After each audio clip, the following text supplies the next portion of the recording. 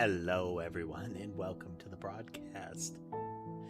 We're going to be continuing our PowerWash playthrough today. Keep going with that PowerWash Simulator, too. But before we do, let's check in with the kitties. We do have Ember on the table, Sky on the side of the desk, Mason on the bed, Sammy in the play area, Sherbet passing by.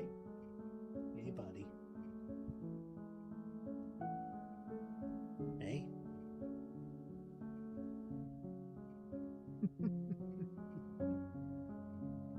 Oh, but good times, good times. Let's get rolling.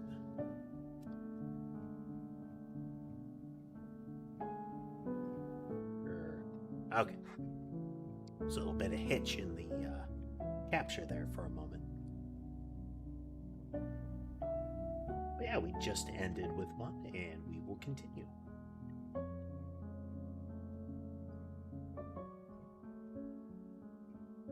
Hey there, Schmuggums. Welcome.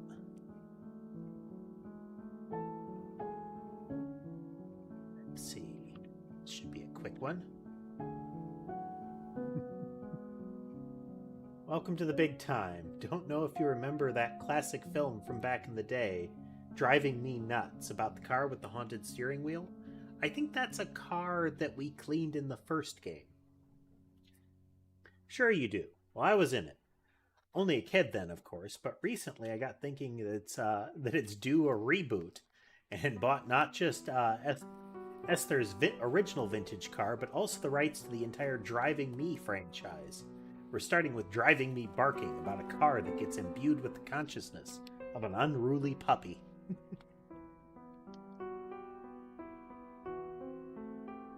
We've just filmed the pivotal scene where it digs up a bone, and now we need it clean. We need it cleaned for tomorrow's set piece at the dog grooming salon.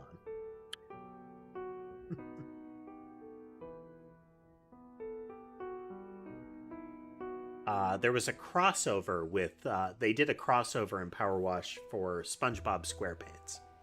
They did a couple of crossovers. Never played the Shrek one. But the SpongeBob one had the invisible boat car, I think it was. And as you cleaned it, it vanished. Like, any clean swaths were invisible. It was a nice touch.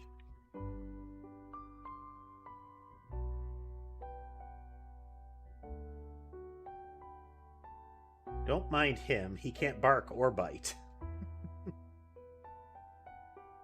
I think we're going to need to use a lot of soap on this one. I suppose it could run you over, though, so be gentle with him.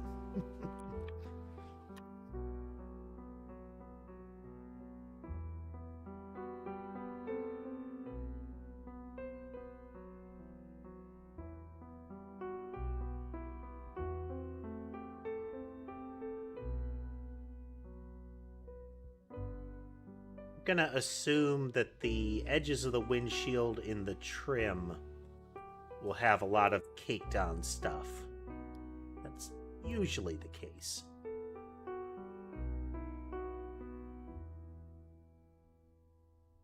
Hey there, Timmy. Welcome. We are just getting started.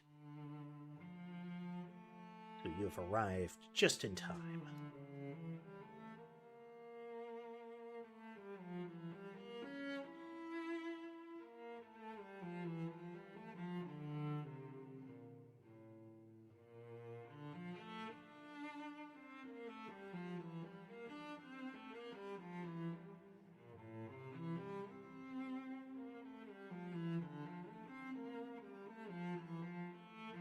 Sparkly.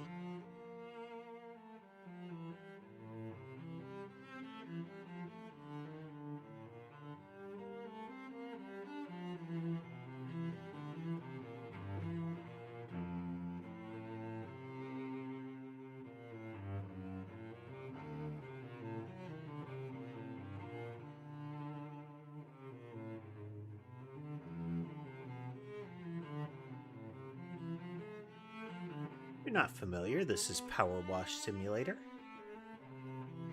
It is kind of what it says on the tin, though I feel it stands high above other simulator-style games in that it doesn't take itself too seriously, and there's actually a full-on narrative with this. Goofy little storyline that carried through the entire first game and now into the second.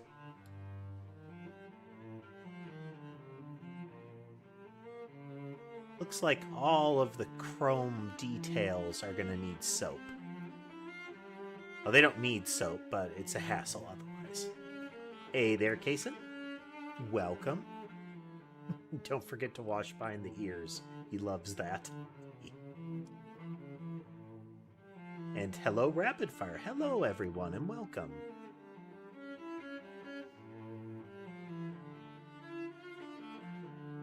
Thank you. That one is Mason.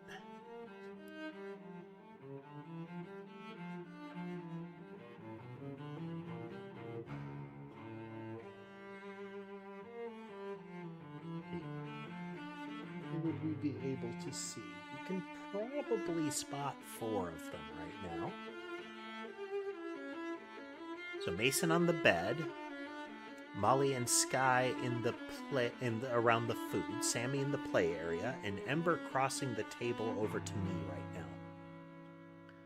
now. Sherbet is not visible.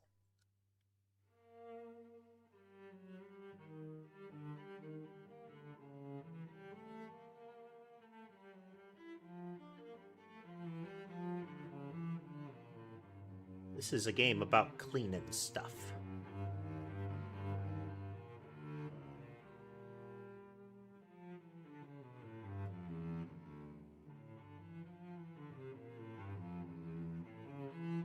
But we try to keep the kitties on camera. If none of them are visible and I haven't noticed, let me know.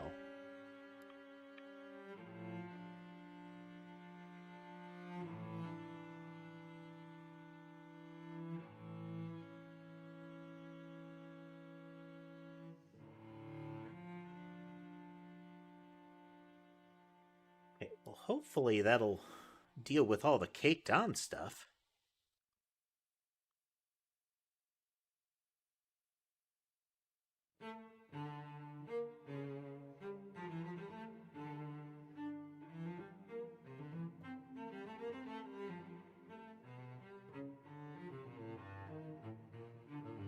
A lot of cats can be a handful, but they're sweethearts.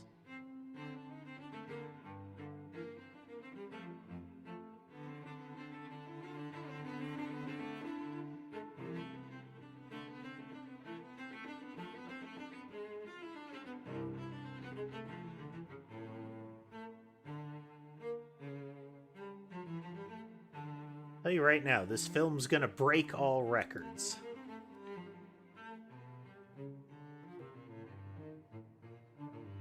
But don't worry, I won't spoil it for you.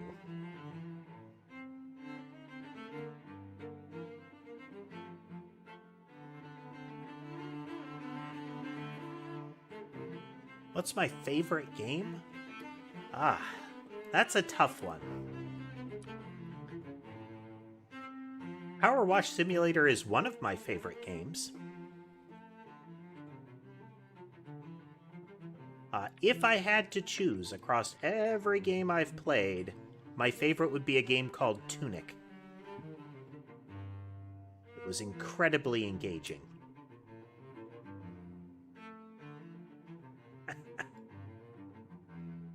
Thanks, Tibbs. I try to make custom thumbnails for games. I do the coding stream so much that I just have a basic one for that.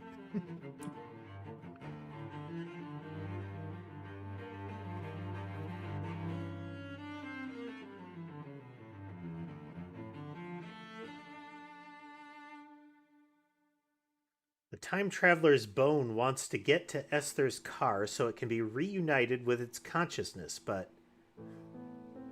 Where is that?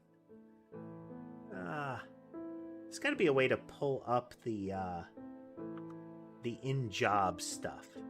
Oh well. Can I play my favorite game? Tunic is not one that I would really replay. It's one that I think is worth playing, but a lot of the charm of the game is in that initial exploration, the sort of navigating the mysteries. Hey, Laura. If you already know all the secrets, then it loses a lot of it.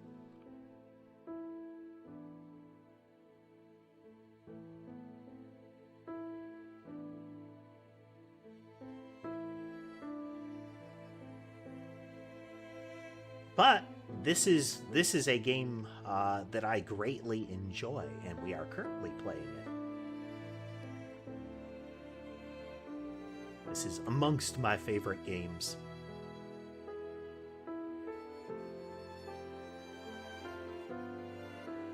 But what constitutes my favorite game is going to change a lot, because it's, if I'm playing it avidly, then I really enjoy it.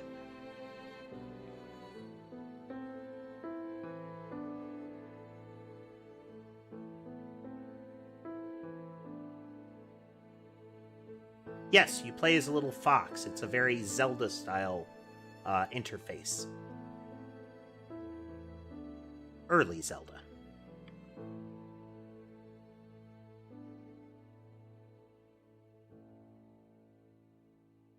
Bumper's still got some grubby bits.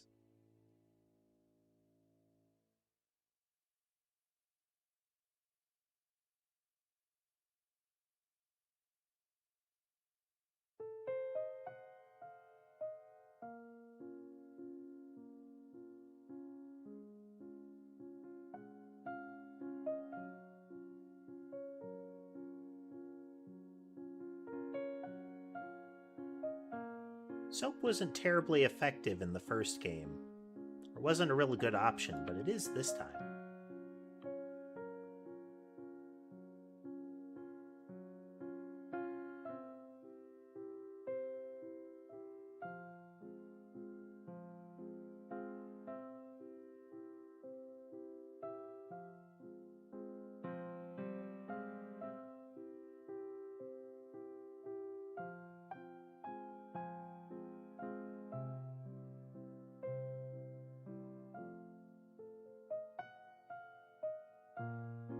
Brake lights, one of the ears, and the nose.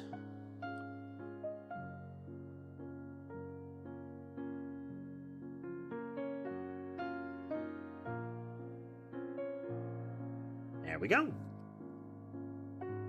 Let's see that time lapse.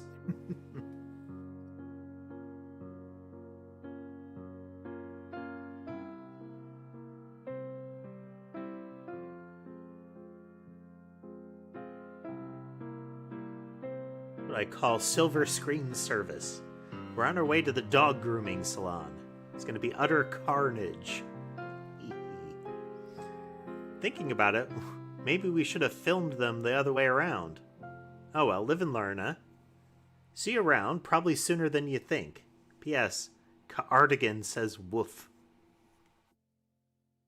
Ever played fighting games? We're setting aside Smash Brothers, which I played the one that was released on Switch. It kind of gets lumped in with fighting games, but I think the last major fighting game I ever played was really Mortal Kombat 2, so I don't really play a lot of them. I appreciate the spectacle and skill that goes into them, but outside of like really casual play with something like Smash, I don't like them. Hey, Dirt Finder, it appears both of us are going up in the world. I have become the new mayor of Caldera County in its entirety. While you are to wash my flagship billboard 30 feet above the interstate, due south of Lubra City. It's cleaning puns all the way down. Have I ever played Assassin's Creed? Yes.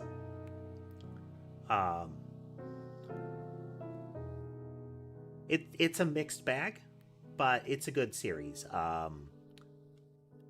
the Assassin's Creed falls into the type of game that I play casually and I refer to as murder simulators. As in, I play them just to run Rampage. The storylines, not so much. Thanks for swinging through, Kaysen. Inadvertently dirtied by a process that doesn't concern you. Must confess to still harboring grave concerns as to your character, but I remain committed to your sublimity as a power washer. It would be remiss of me not to exploit the talents of someone when it's within my grasp to do so. Much obliged. The mayor was a, pseudo-villain in the last one. Okay, we have 2 different scaffolds. I don't know why we would necessarily need... Oh, okay. The lower one so we can get under it.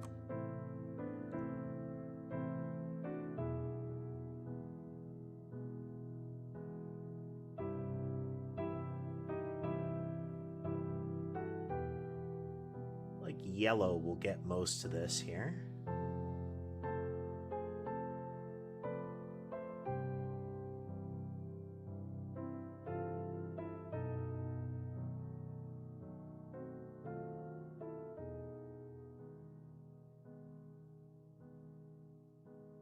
So I will try to chatter during this. It's very easy for me to get wrapped up in this game. Hello, Cruel. I know we've had our run-ins in the past, but I think it's time we let water pass under the bridge, or, in this case, over the highway. Oh. There's Ulysses.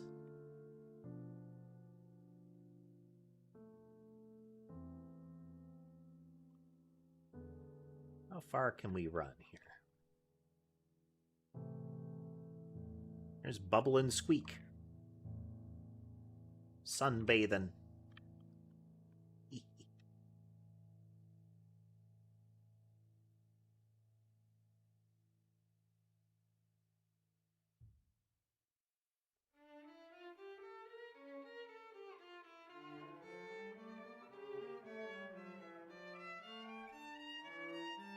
Man, this is an awful billboard. And I don't even need to see what's on it. I know it's awful because this is shiny chrome on the side of a highway in a desert area. This thing has got to be blinding at some times of day.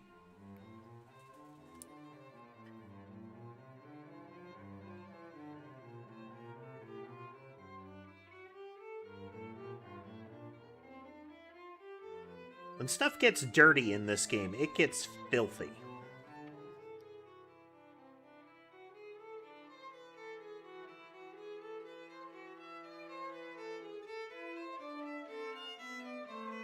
Which I guess for a power washer is job security.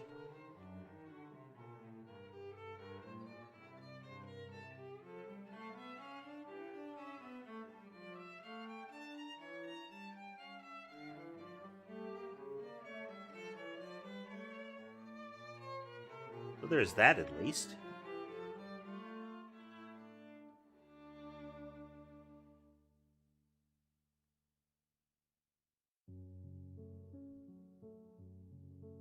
Definitely an interesting shape that we'll be dealing with in this one.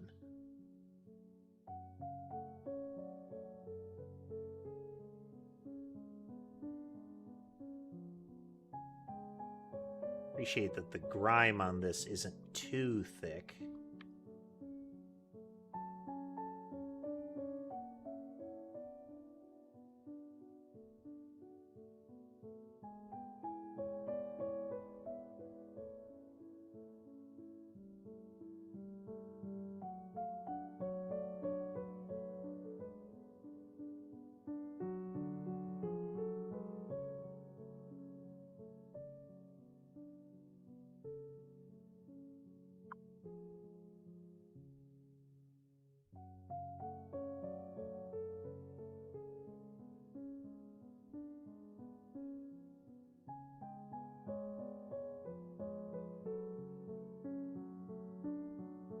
Make sure I get those bolts. Happily, if I do miss one of them in some way, it'll be an easy enough target to hunt down after it.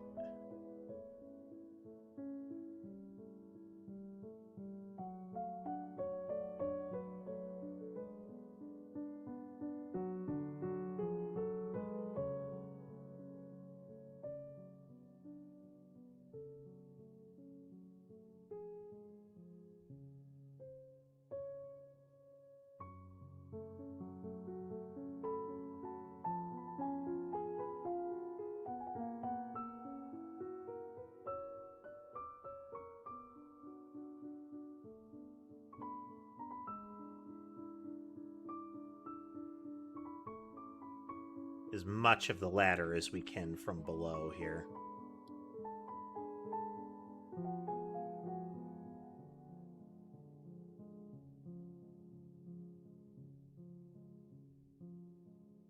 Welcome back, Devin.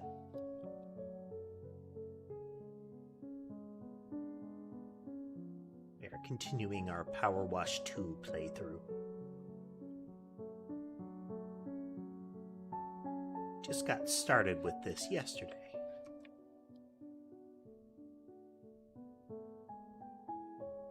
Been doing okay.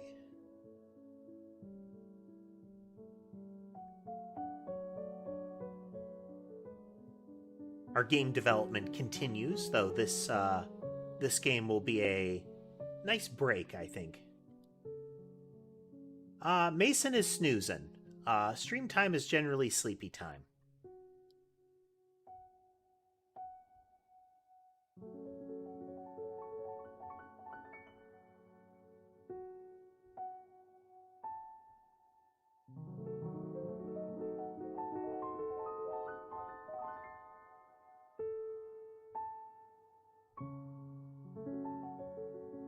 Past day for me has been pretty good.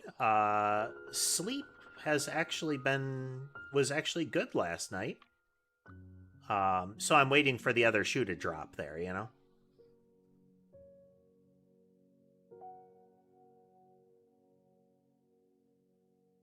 See what sort of cosmic price is due for that.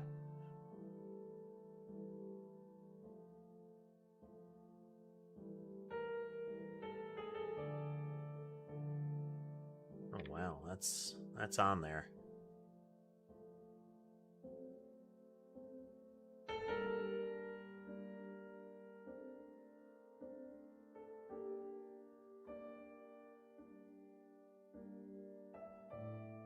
This boat supposedly gets more pressure, but it doesn't spray. It doesn't get as much results from the wider nozzles. Can't say I can tell the difference, but apparently.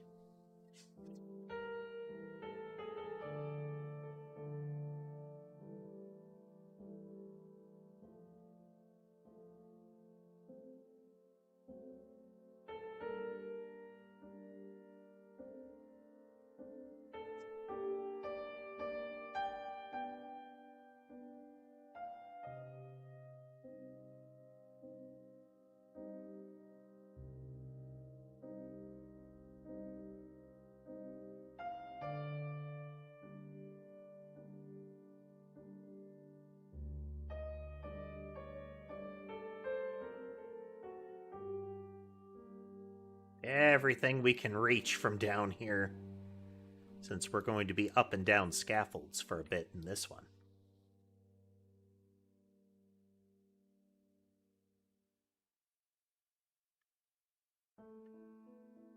Oh, okay, you can fully climb that ladder.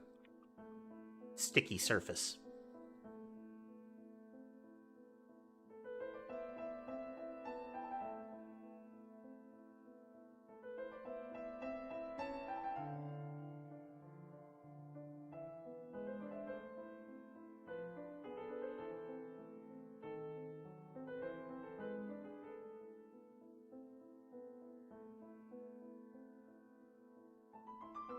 I mean, depends on the fiction of the world in a particular bit of zombie fiction. In traditional zombie fiction, viral spread is body fluid based. The bite.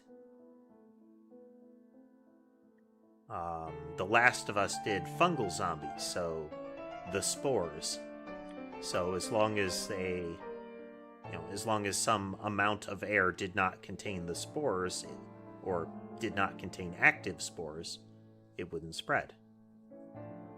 So, like many things, it depends on the rules of the world.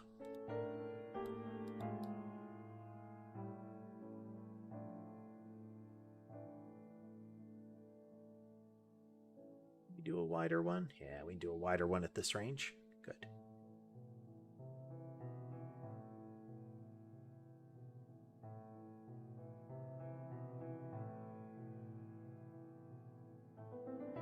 I know that we're getting full cleaning coverage here, but we're getting better,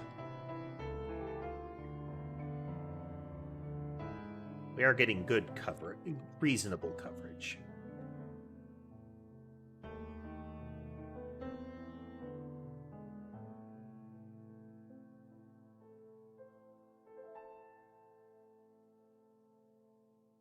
Oh, okay, I didn't get the full set with this one.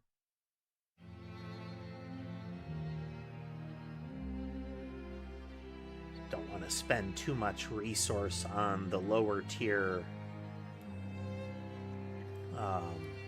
washers, if instead just save up for the higher tier ones. Then buy the lower ones for completion's sake.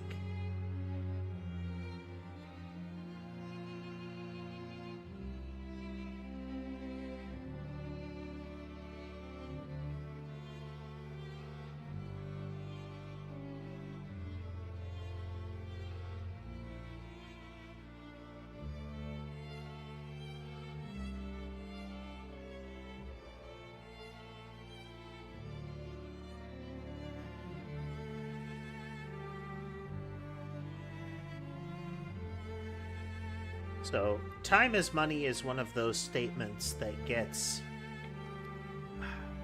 Frequently, it is used to justify mistreating workers.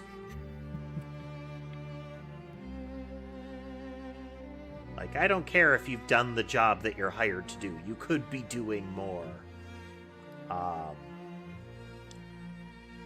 But a way to look at it is time is a commodity. Time has value.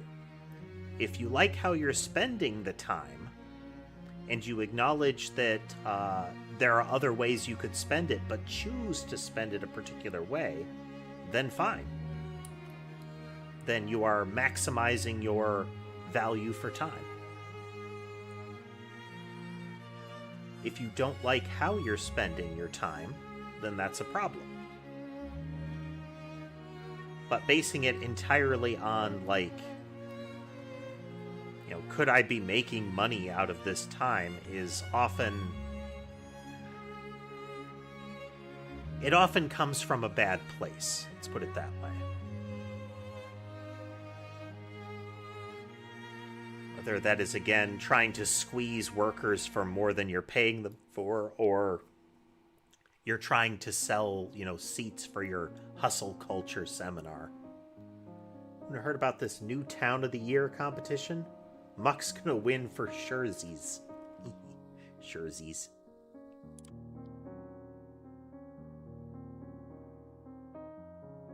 %. What other town has a statue that fires a beam from its pineal gland into a dormant volcano for seemingly no reason? Well, not anymore, eh, Percy? This puts the mayor, this mayor into question again.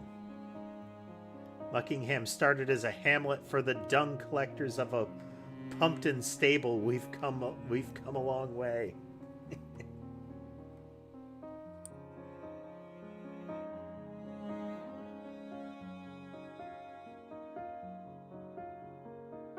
So my guess here is that this billboard is to promote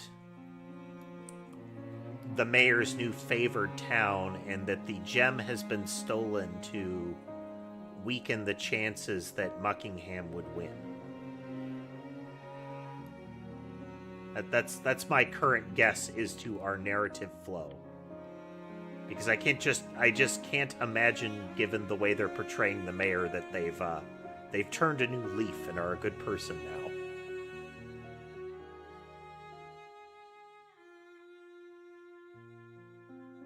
Given that our last engagement with them was them coming up with a scheme that would have destroyed the town in lieu of, mining rights.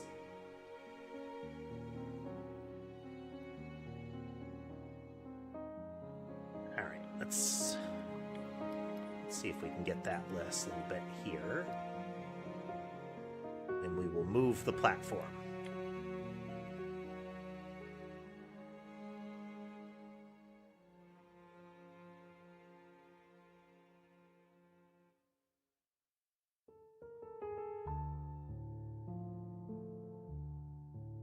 Up and around.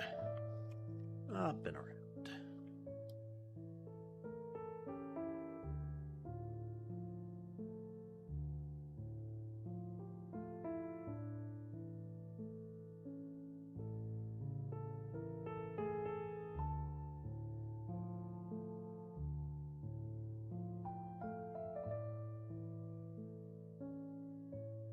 What's the matter, Sky?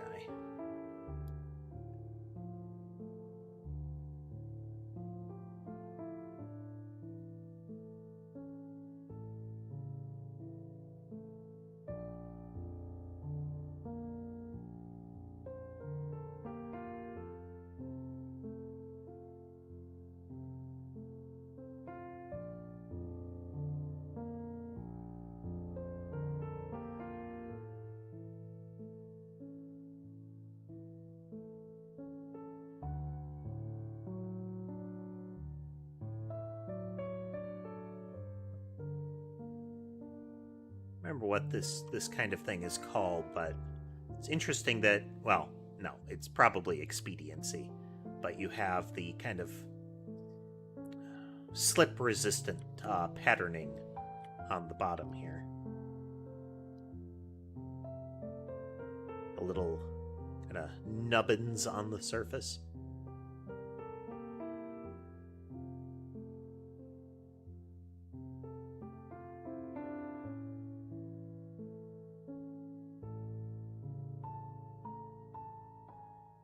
Nice.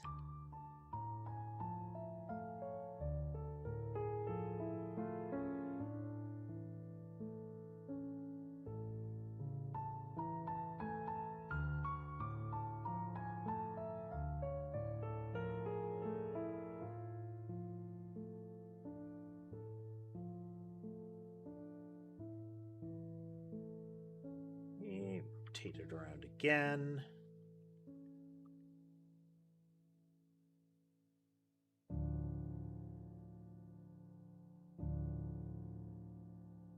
Too far away, I think. There we go. That should be better.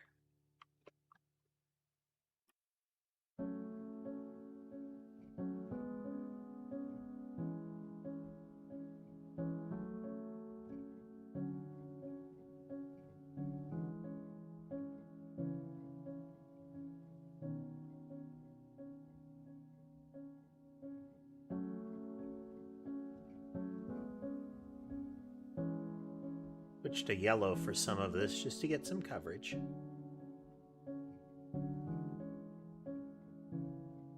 And as I've said, folks, I will try to remember to chat periodically. That's kind of, a thing I should be doing. But it's real easy to just sort of trance out in this game. It's very meditative. Very soothing.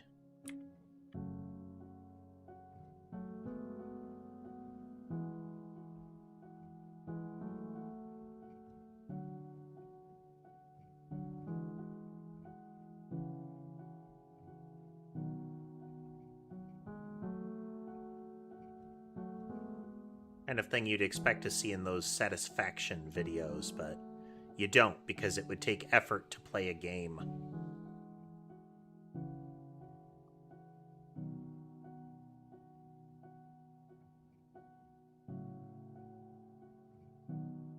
Not to say that all such videos are not without effort, it's just... it's a common vector for content slop.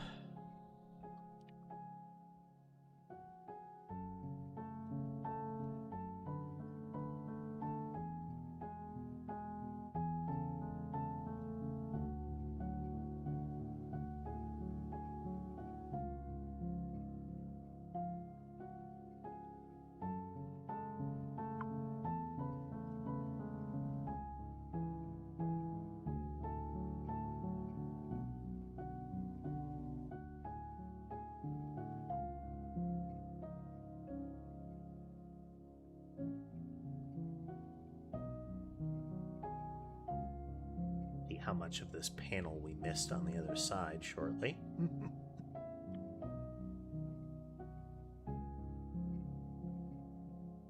Doesn't look like any of it, actually. Yeah. Nice.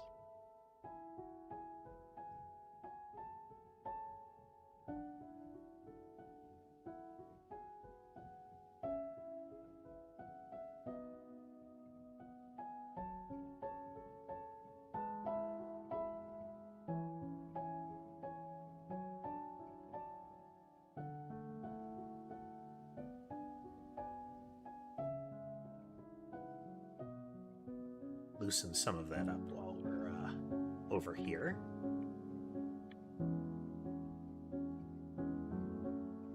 This will work better. Align it the other way.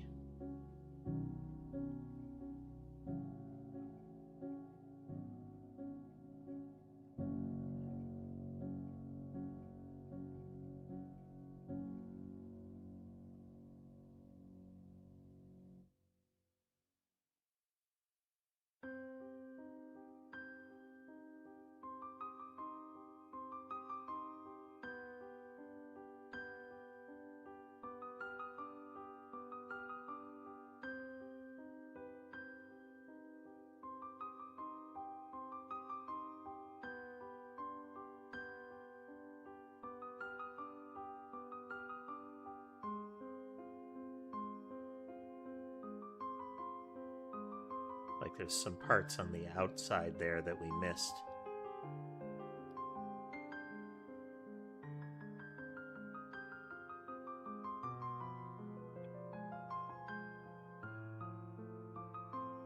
We'll get it soon enough. Soon enough. I figure we'll play this for a while, either until we finish it or until, inexplicably, I need a break from this game. Then we'll get back to our game project, keep that moving.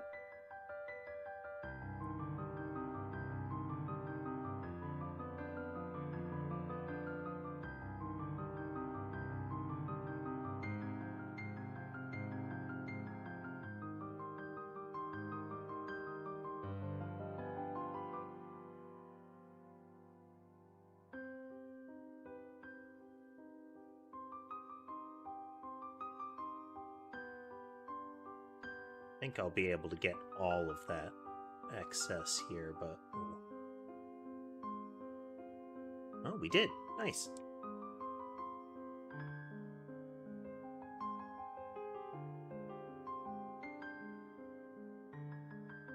Oh, yeah.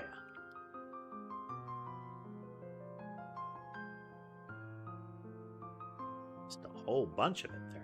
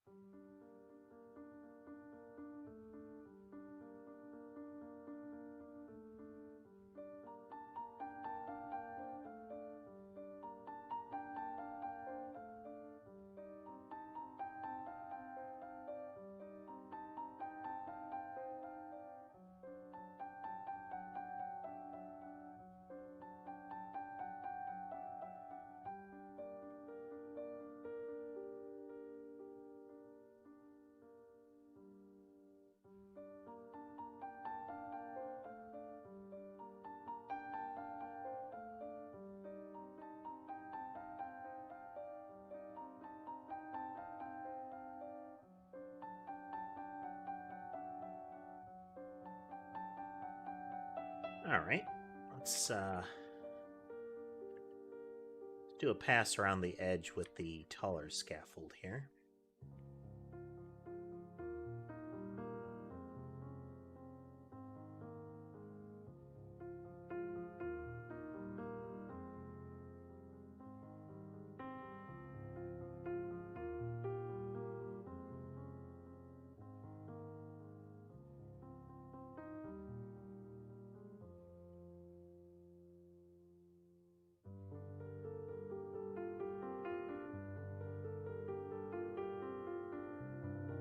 Make sure we get the outside of the railing, since those will be hard to hit elsewhere.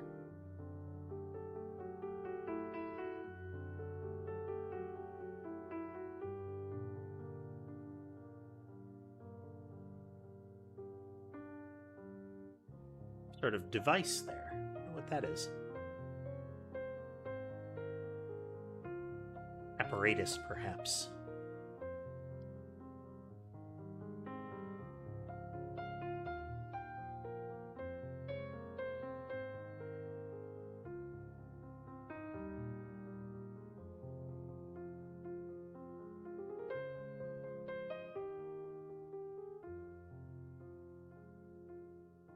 I appreciate the extra ladders they put on these things.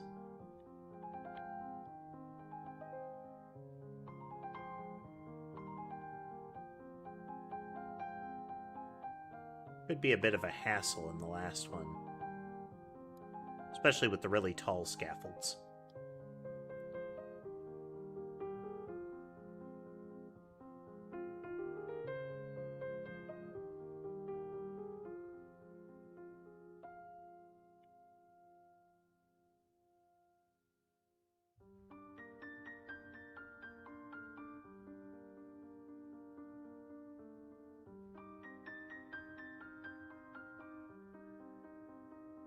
Should be able to use the circle dealie once we get up here. So do you think, what do you think of my Town of the Year initiative? Like a dose of healthy competition to ignite a community, wouldn't you agree?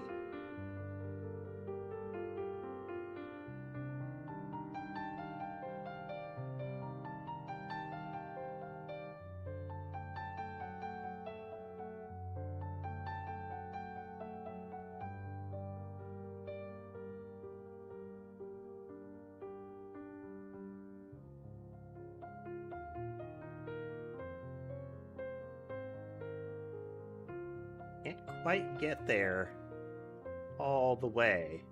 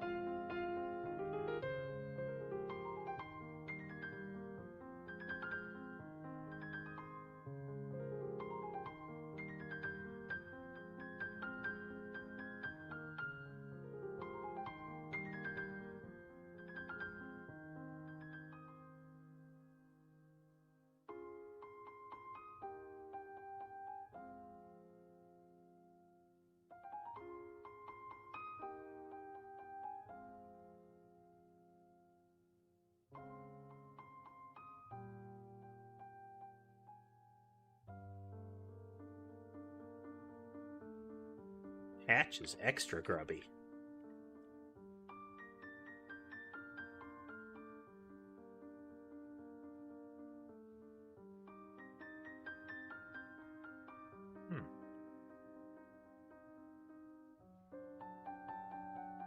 Yeah, I can pick that one up. There it is. Hitbox for the pickup part was kind of wonky.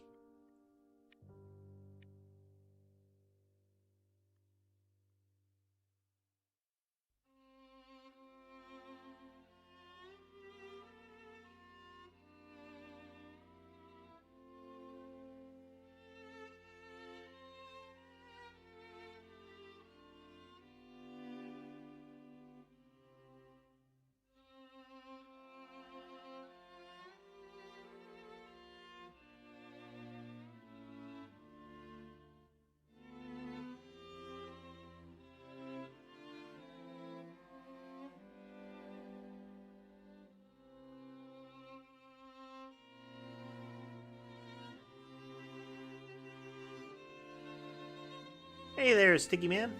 Welcome again.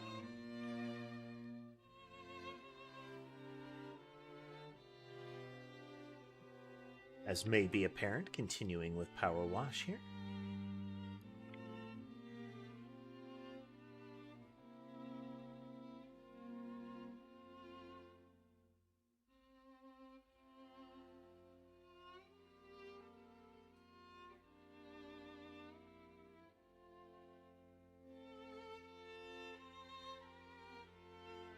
Huh.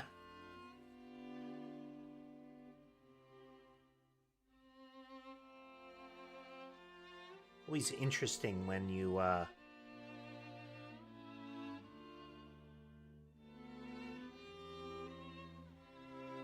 interesting when somebody has encountered the music before, you know?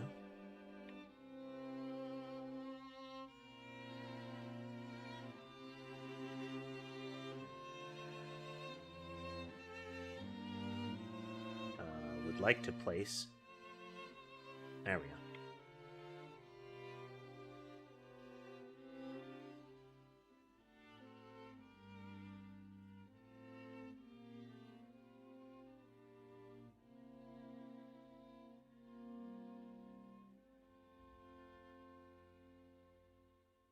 Used all kinds of music on the channel before, but it's more or less settled for the last long while on this sort of more somber music.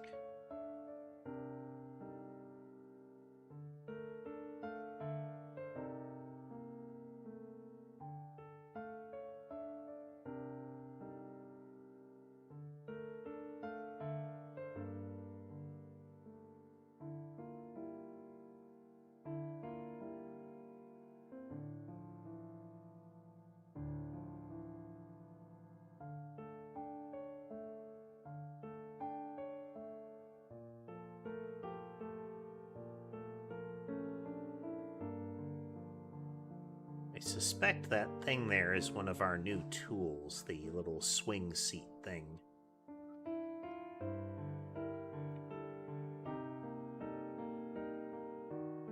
We shall see.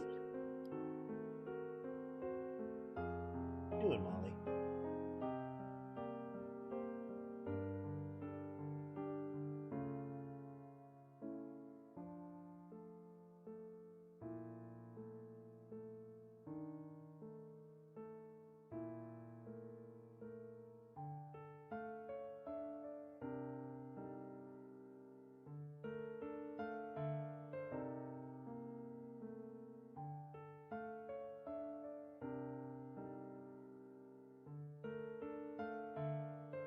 Get all the edges here.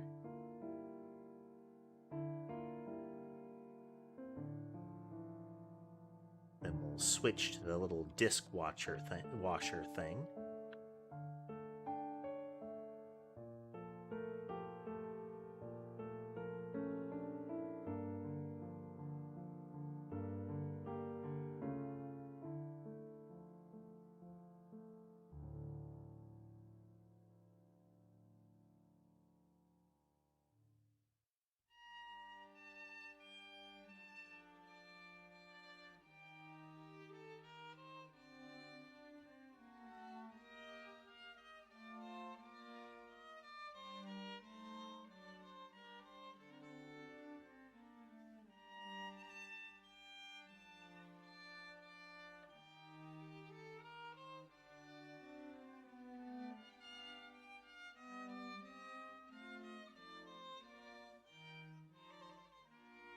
There's a lot of music that does that same thing to me, Stiggy.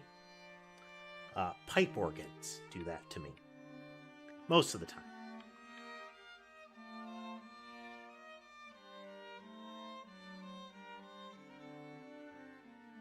At least the music that you generally associate with a pipe organ. This is a billboard, Tess.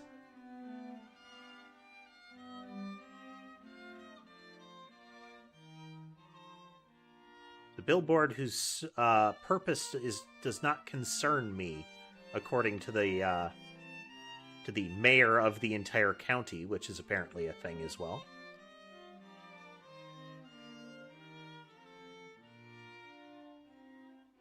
A billboard where they've used an excess of chrome in order to blind drivers, it would seem.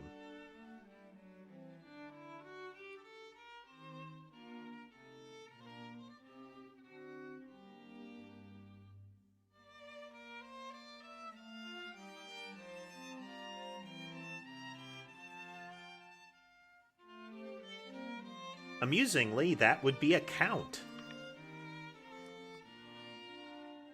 You know, just like a duke leads a duchy.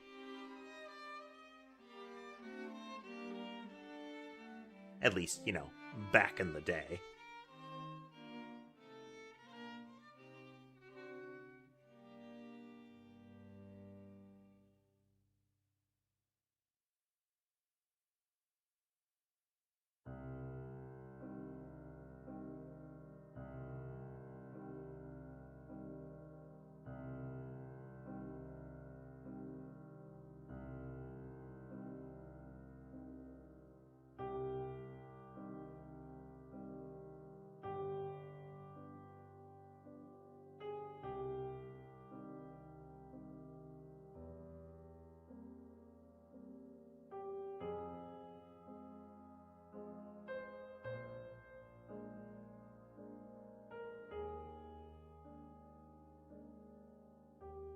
Get under this. This looks like the little kind of crane seat thing that is a new tool in the sequel.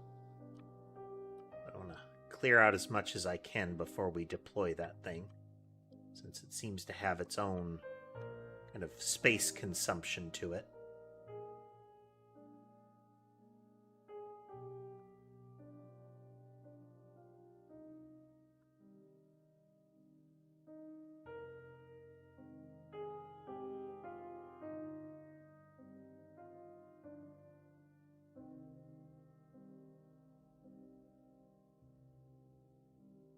By the way, Dirt Finder, I need my cat back. I said, he was a villain in the initial one. The photo ops are gearing up, and of course he'll be needed for my promotional tour of the county with his hat on. His cat wandering around was a constant kind of gimmick of the first game, but additionally, his cat, like, the things he did for his cat were indications of the sort of corruption and embezzlement.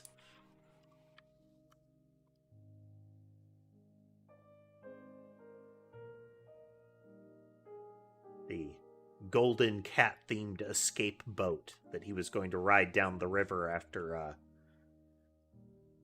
his shenanigans with the mining laser destroyed the town.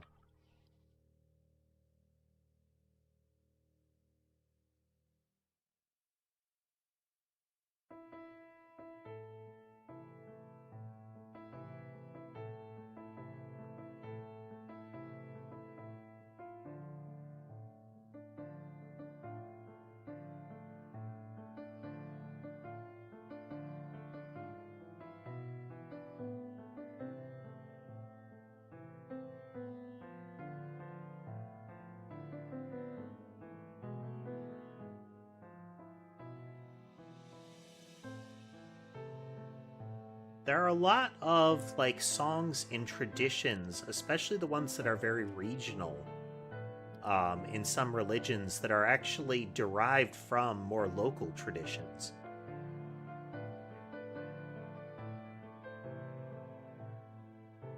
There are a lot of elements of religions that have become kind of global just because of, you know, availability of global media.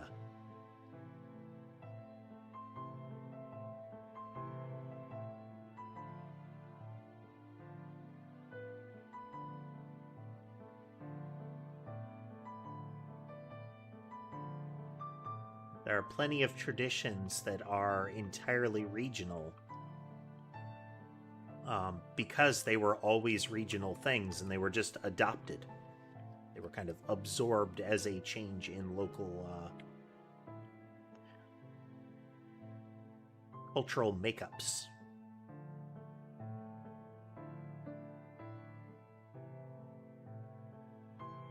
So, you know, you'll have the things that are incredibly traditional and associated with a given religion in one place and not at all in others. Like, in a lighter way, how Kentucky Fried Chicken is often considered like a Christmas family meal or a Christmas tradition in some parts of Japan.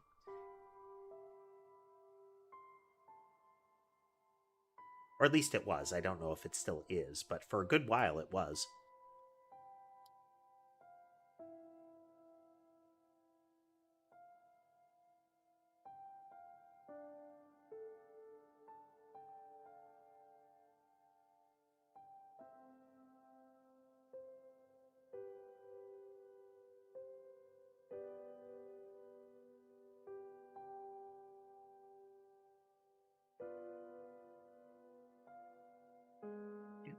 Do.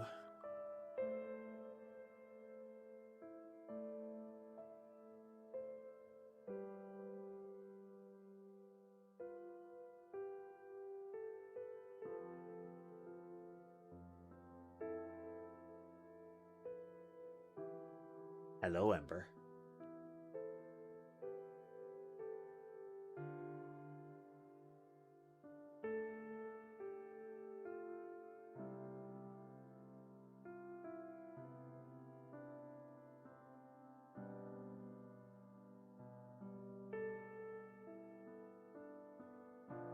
Hello, Ember. Need to choose how you're going to sit, ma'am.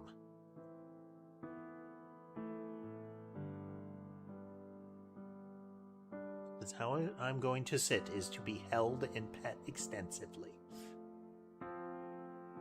Hello, Zario. Welcome. I'm wrangling cat while simultaneously playing PowerWash here. Missed that entire swath there. What's up with that? Ma'am.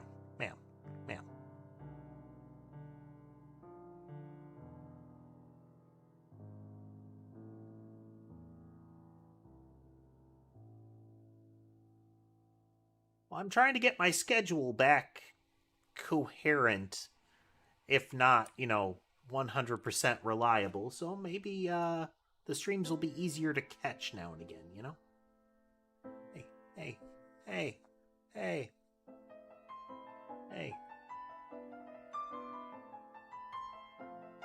Ember is being quite demanded. Demanding words and things.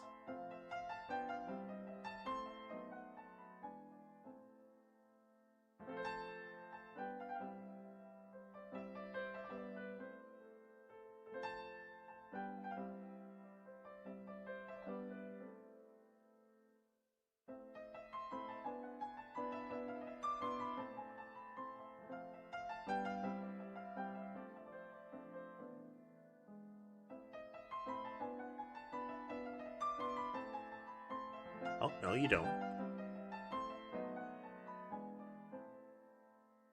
Ember will pull down the pop filter on my microphone if I don't keep an eye on her.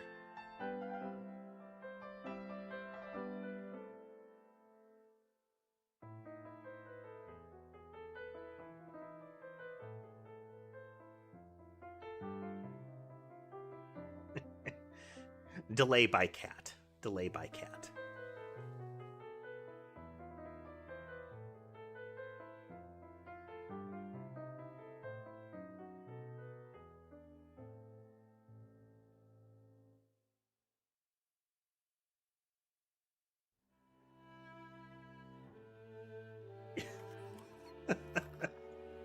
That last camera lurch was her flying onto my chair.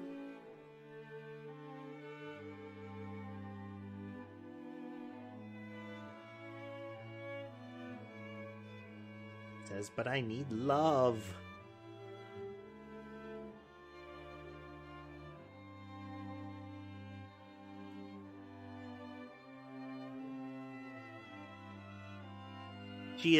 Ember is snuggliest during stream time. Most of the others just get increasingly sleepy. Sky will occasionally pop over to be a nuisance.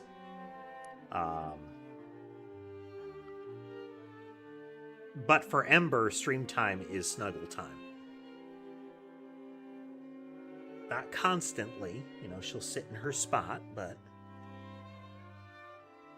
Ma'am.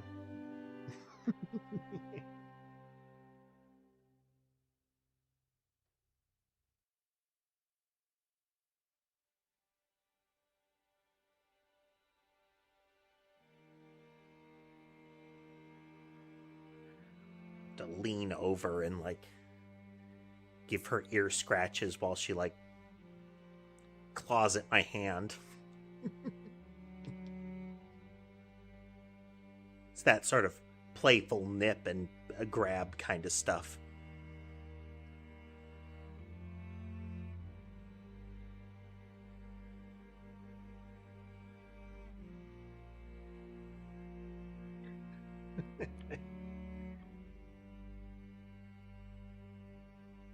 Alright, how'd this thing work?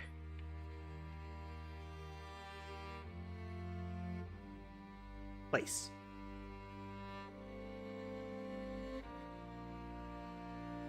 Oh, neat. Oh! Okay, space jumps out of it. Noted.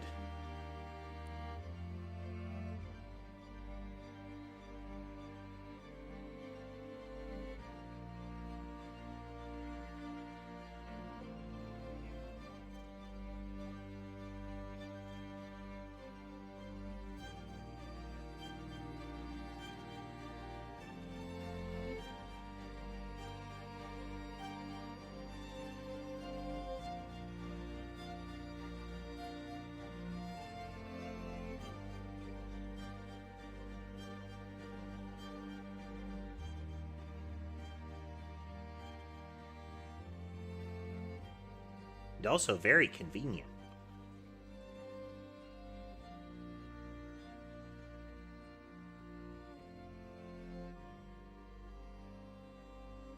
I suspect we will not be frequently given this device.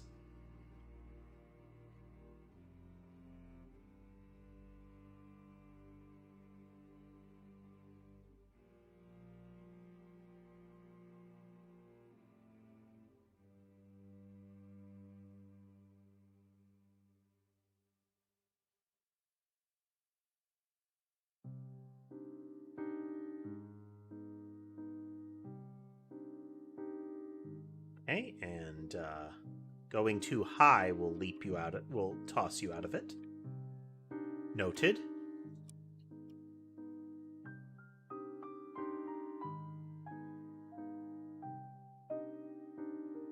Hello again, Amesna.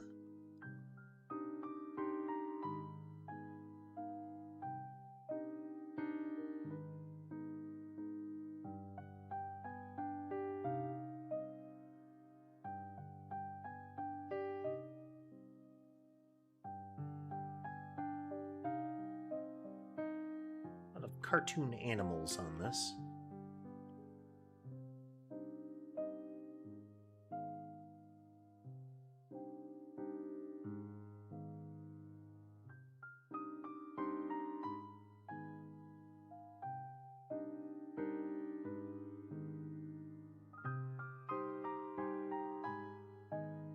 Complete a wash task while abseiling. Abseiling? I don't know.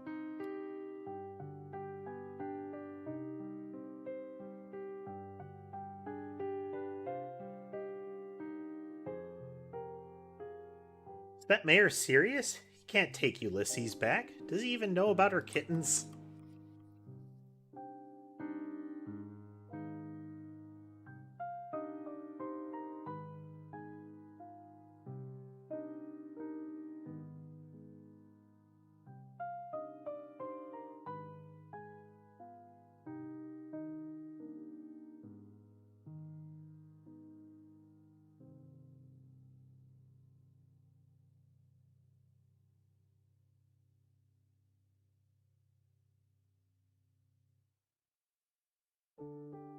Ember, no.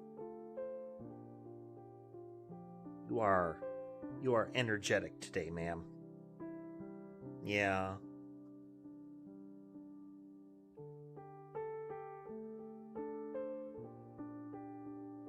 the noise filter is very effective and is necessary because there are some house noises on the regular that are very disruptive.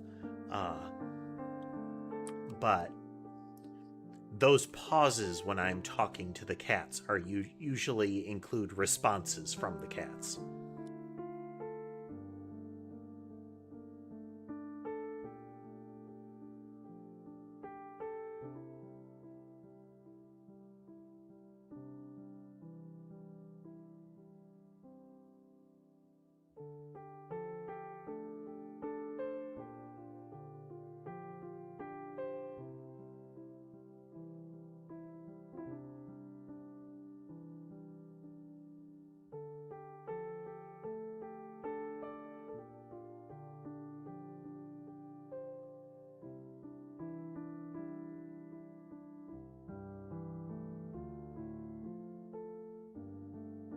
Raised letters seem to have a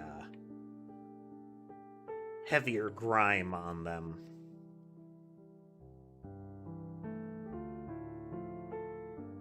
So we have deployed foamy soap.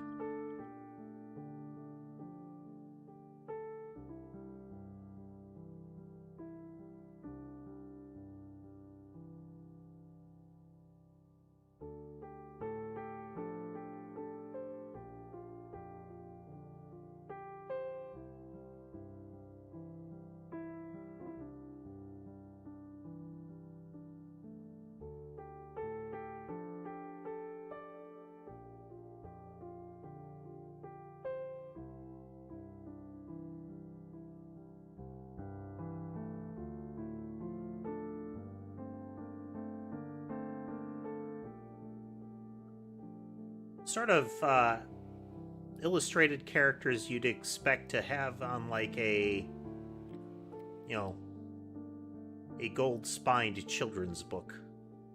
I don't remember what those are called. Are those even still a thing?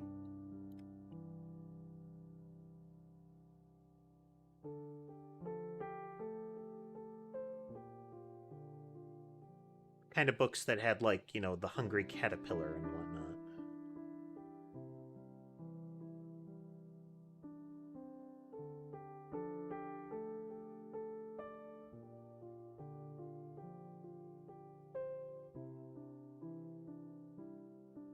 Or see spots in the like.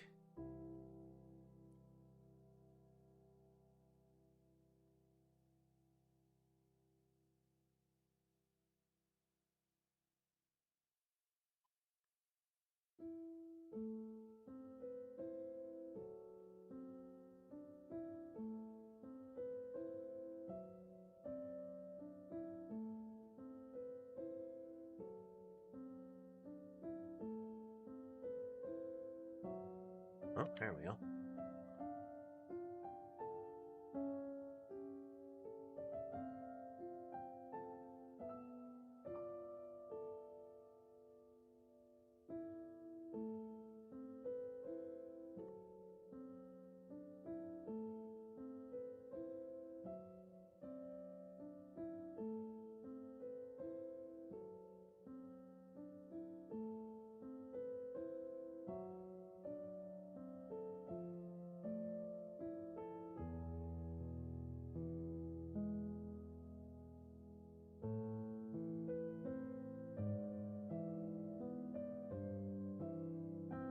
A nice little touch, the little abseiling rig.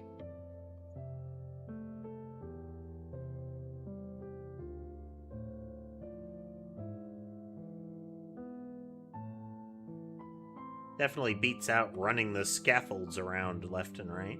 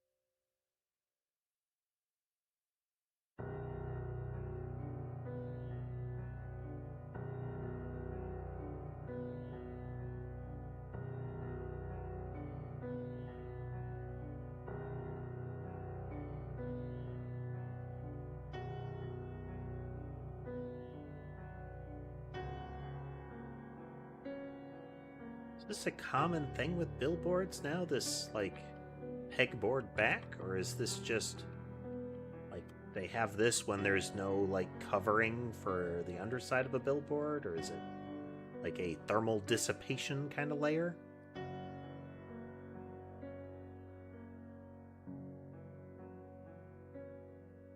I'm not up on my billboard tech.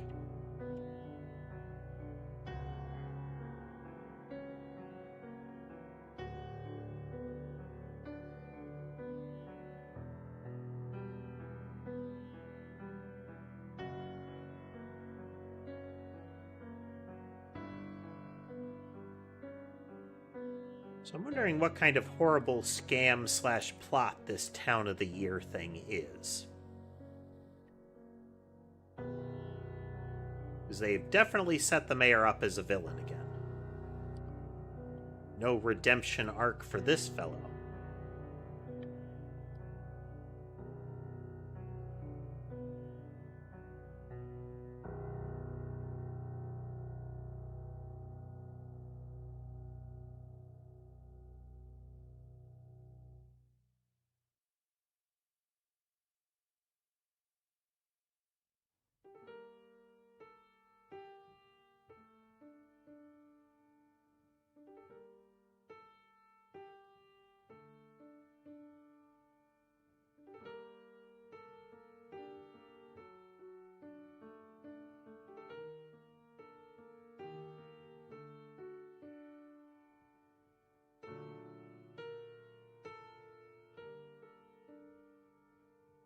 You can't put it there.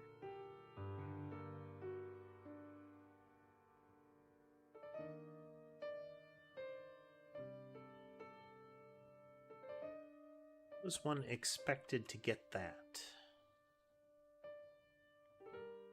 Well, we'll go a little at a time, I guess.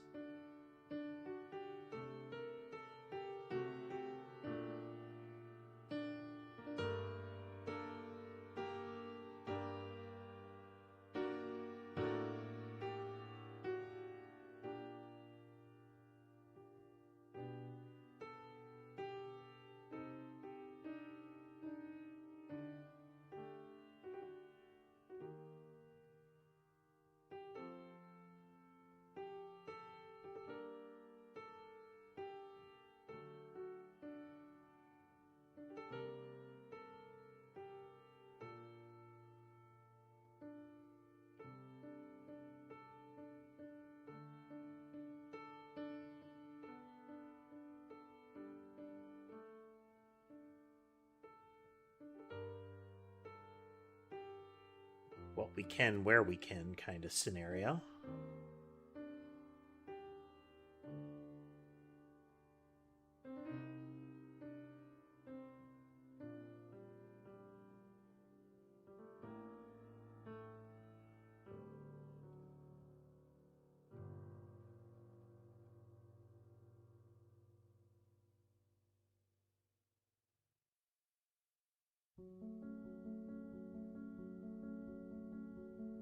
I guess we could climb it with the without an extension on the nozzle and get them on the way up.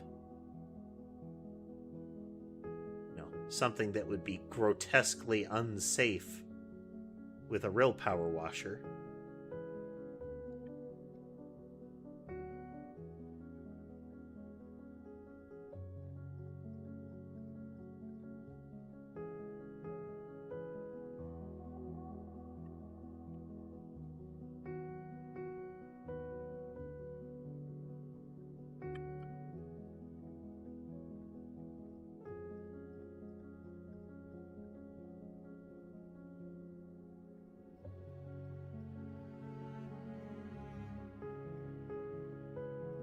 The twitch is from when I get too close to the range of the washer. So whenever it passes over the step, it pulls in because it's too close for me to use it.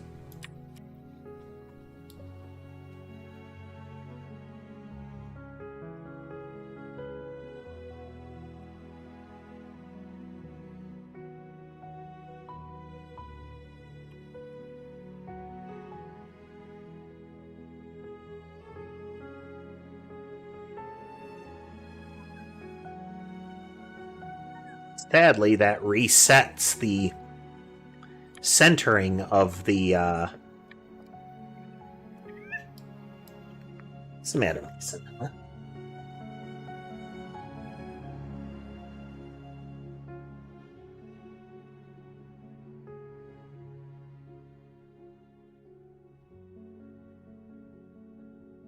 And demands reassurance.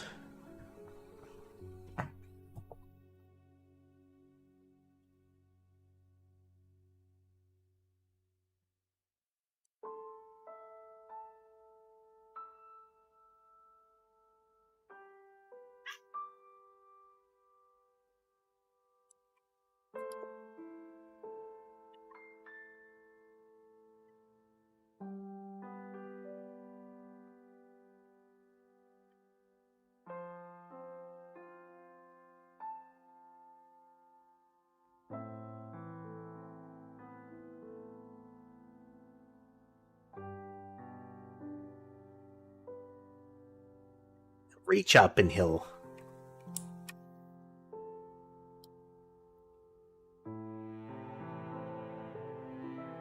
Oh. Don't recall when that happened, but sadly the PowerWash sound wasn't playing for you folks. Oops.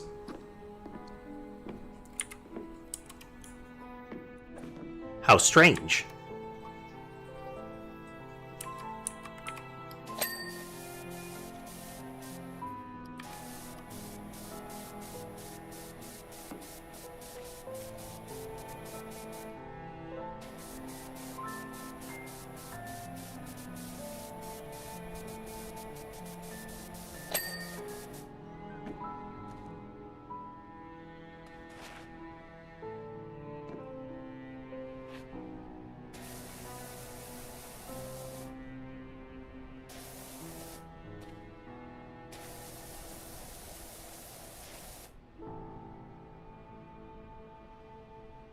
Huh. Alright, let me try to fix this.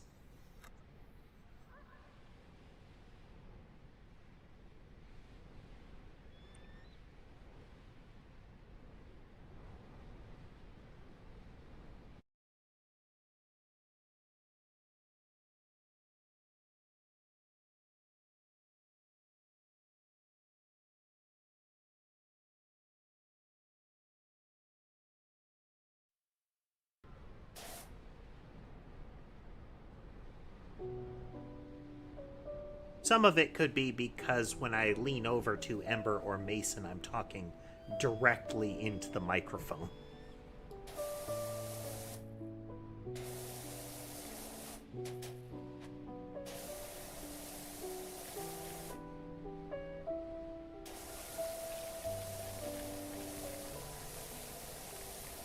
It's weird. I don't know why it happens that way, because like I said, when I pump the sound back into my headphones, it doesn't happen, but maybe that's part of the equation, is that the headphones don't pick up the distortion. Which would still be weird, but, you know, here we are.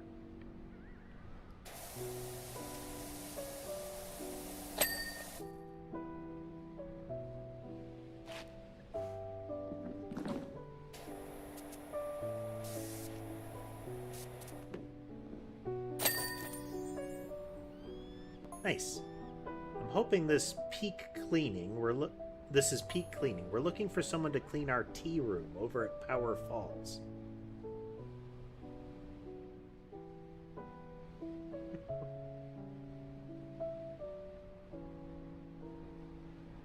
Ah, it's not showing the scaffolds.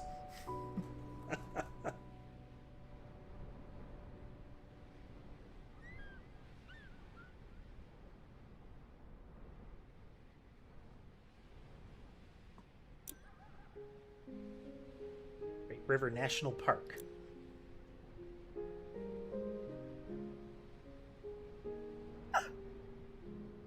Isn't it astonishing how the universe works? We just finished our annual karmic mud flinging workshop, and we're looking at our wonderful tea room covered top to bottom, when my assistant asked if it would ever be clean again. I laughed and said, "Of course it will." And at that exact moment, a flyer for a power washing company blew into the courtyard and stuck itself to the wall. Whilst the mud made that one unreadable, it reminded me that we already had your number from Harper, who we'd had a great time at our workshop.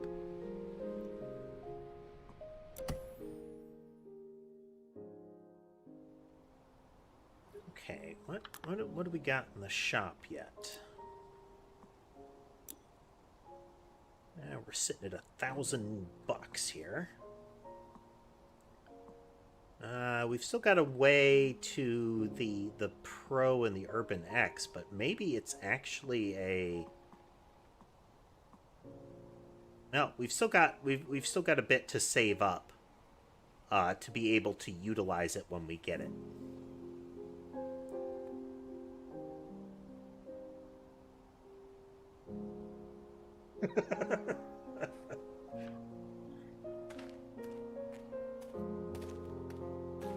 I didn't check for a gnome in the last one, but...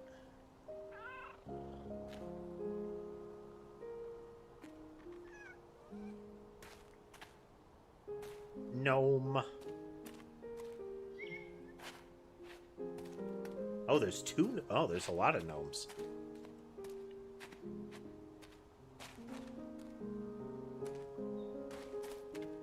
There's a lot of gnomes. Pile them up.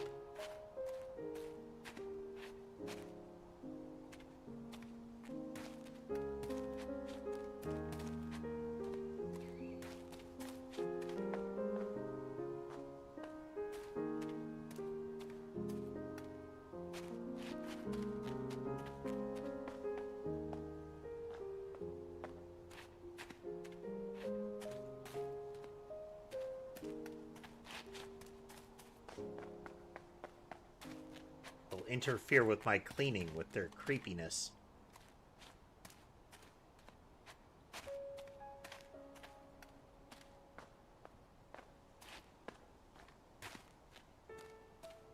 Recall way back on Nickelodeon, a long time ago, Nickelodeon.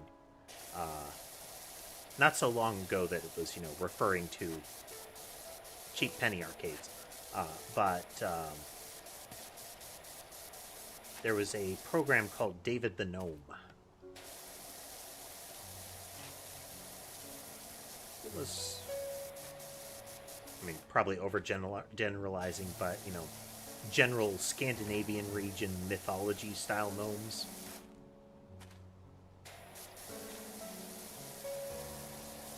The region that Tolkien initially got the idea of trolls from. Trolls that turn to stone in the daylight.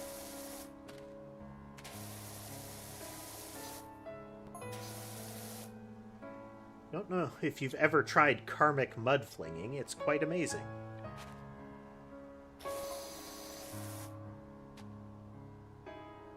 First you think of anyone who has ever wronged you. Then you fling a big dollop of mud, pick up a big dollop of mud and fling it whilst uttering what we call the expletive of forgiveness. No, not like general European red caps or anything. Just like general earthen mythical spirits.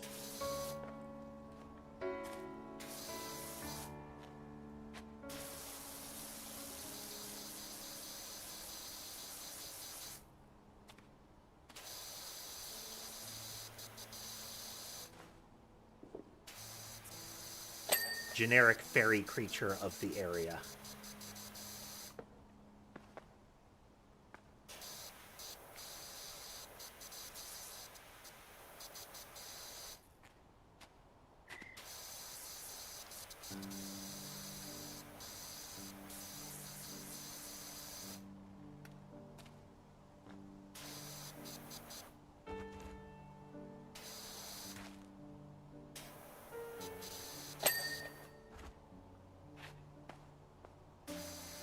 Red caps are different in that they wouldn't be these pointy caps. Red caps are usually presented as floppy caps. And that is the mythological murder fairy that dips its hat in the blood of its victims. A variant of them show up in the Baldur's Gate game.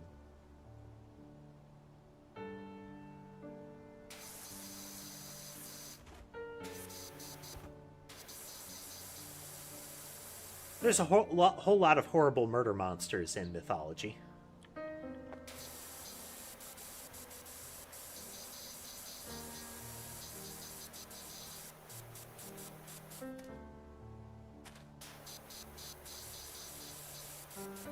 There's a lot of, like, you know, effectively fairy tales were cautionary tales. You know, the don't go out in the woods, you might get hurt. Often delivered as don't go out in the woods or the horrible murder monsters will horribly murder you.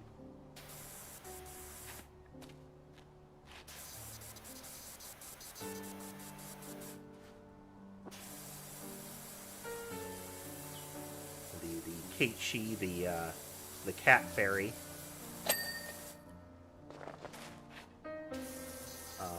I believe that one is potentially one of the origins of Puss in Boots.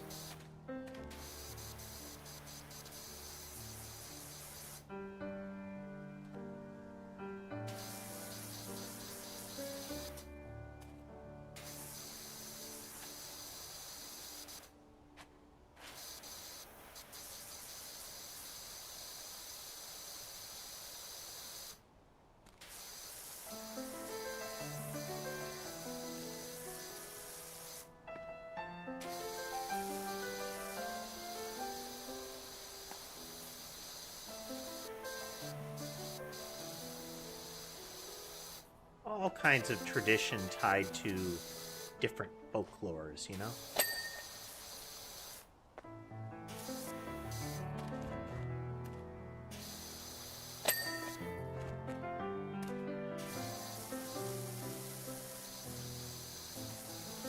Those sort of why do we do this thing sort of traditions.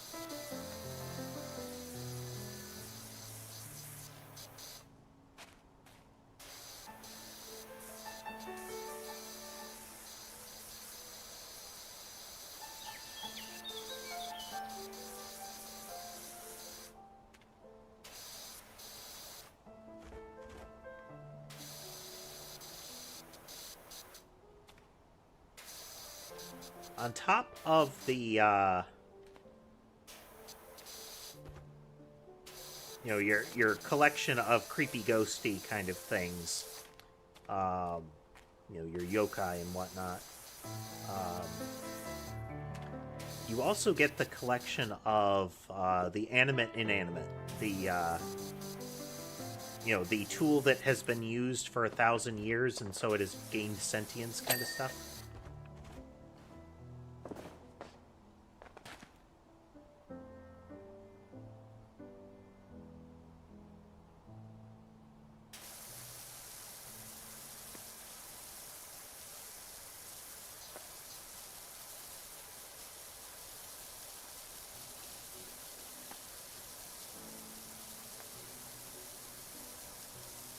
Traditions for why do we treat our tools well? Well, if the tools get old enough and we've mistreated them, they might try to kill us.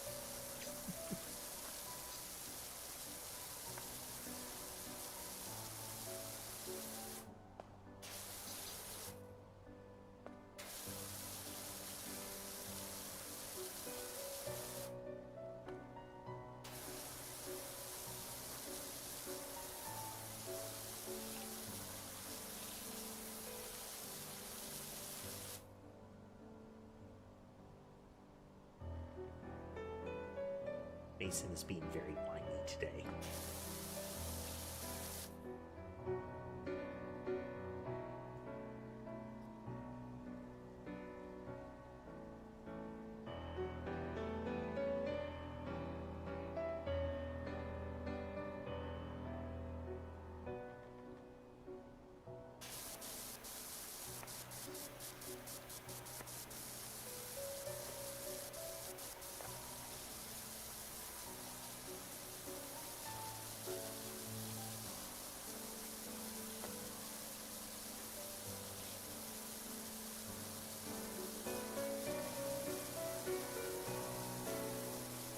winter solstice mythology in various areas.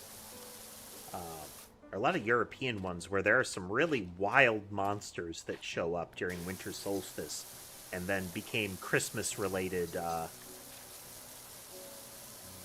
critters as a result. Your crampi and the like.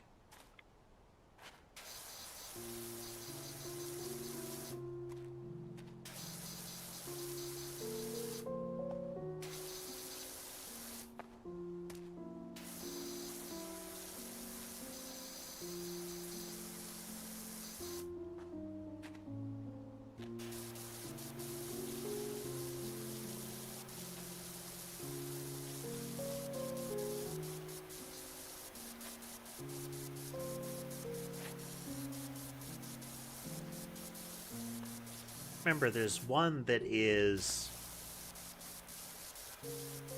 It's at least Baba Yaga adjacent as far as how it was described. And then it's she has her children, the Yule lads. They're like little evil fairy things that all have a bit of particular mischief that they do. You know, these sort of, if you don't do this, one of them will do this to you. And they range from like minor mischief to like horrific maiming.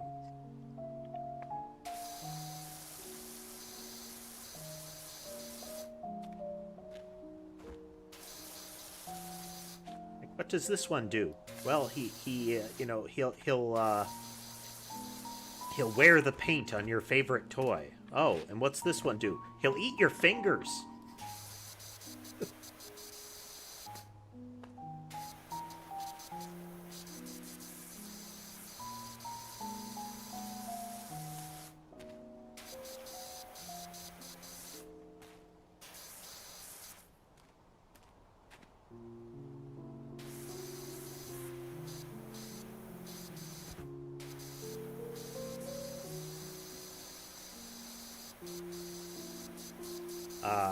The things that fairies will hurt you for, or, you know, comparable creatures, is a good way to get an idea of what the values were in an area at the time, you know?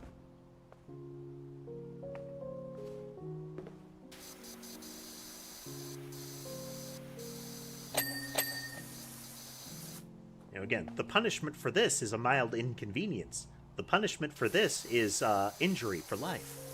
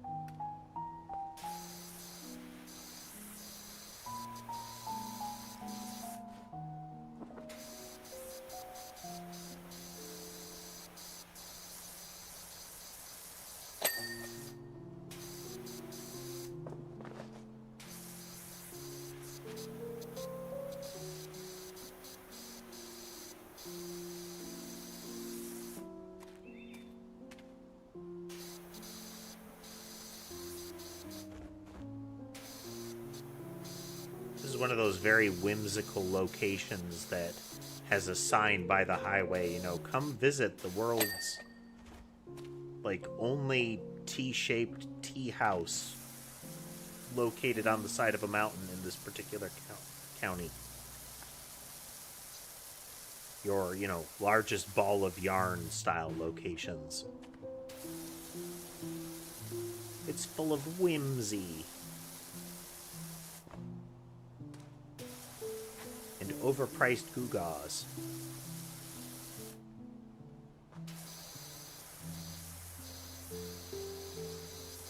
And if you're lucky, doodads.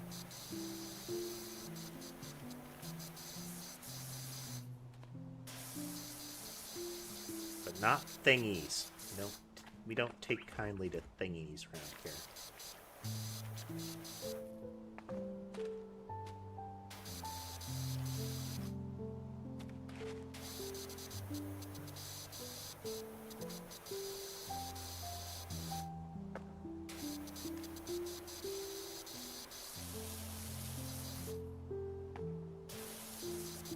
Proper God-fearing doodad and gewgaw territory. No thingies allowed.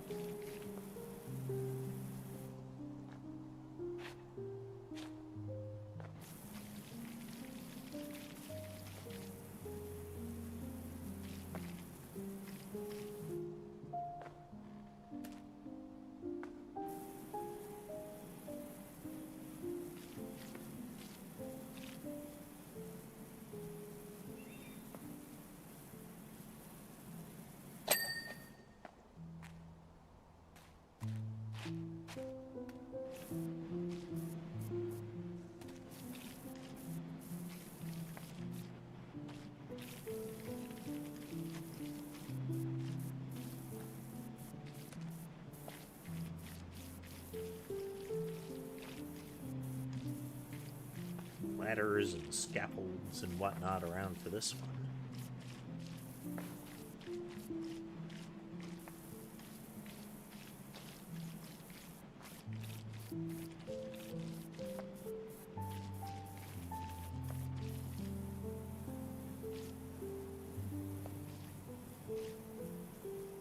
Alright, floors in segments, so switch to doing it that way.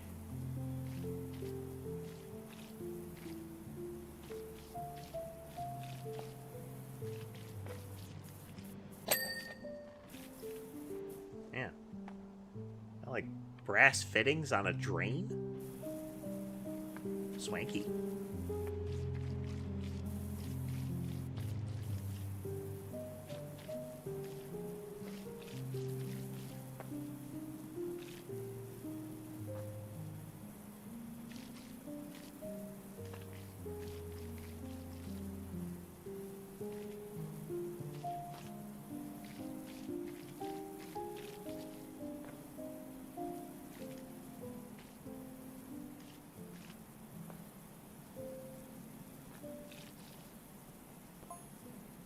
Hey, Wishy, you're down at the Tea of Tranquility today.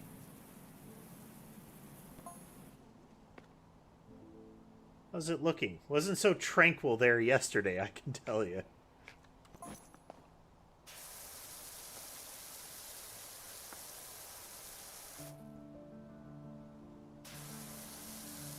In fact, be a way to bring that back up.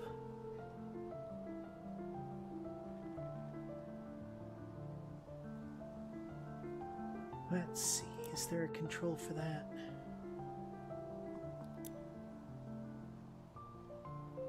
Not the task list.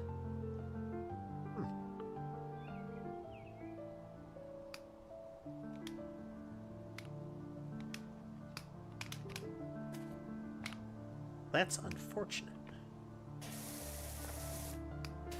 Some of those little text messages are a lot of fun.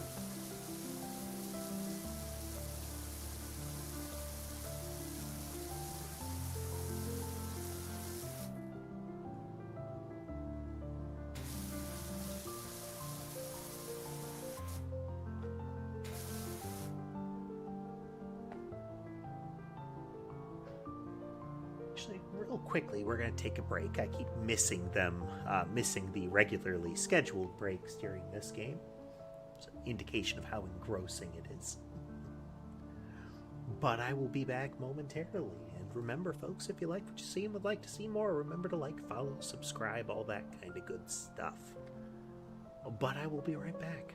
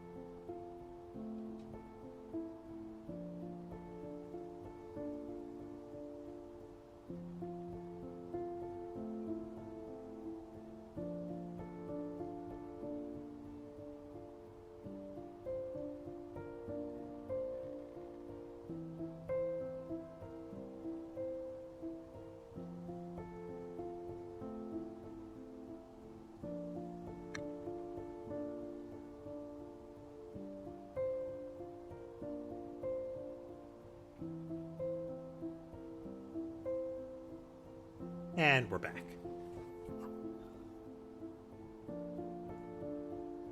Alright, let's get this part here. Had to top up cat food and water bowl and all kinds of stuff converged.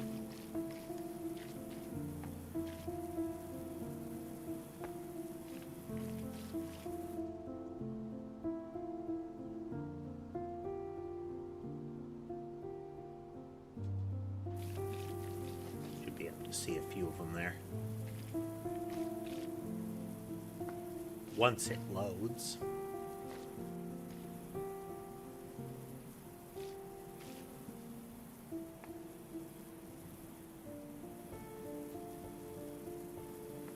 Cats can be real picky about their water, so, and especially if you give them dry food, you need to make sure they're drinking plenty of water.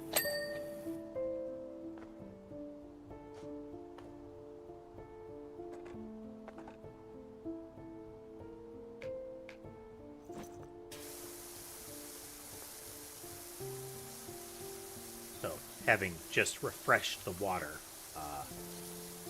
several of them went over to get a drink. Molly and Sherbet, though, will run over there to eat food pretty much every time I put some food down.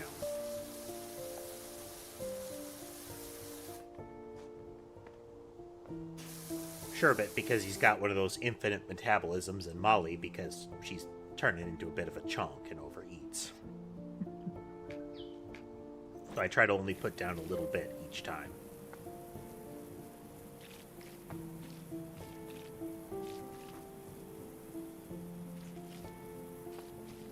Lets them understand whether they're full or really hungry or not more easily than if you put out a whole bunch. Because you will get some pets that are just full-on gorgers. They'll eat whatever you put out for them in a sitting. And if that's too much, they can make themselves sick to their stomachs by just trying to eat all of it because it's there. Hey, Donald. Welcome.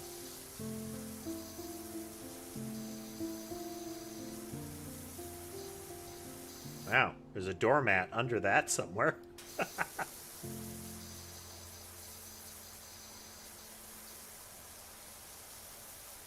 So much filth.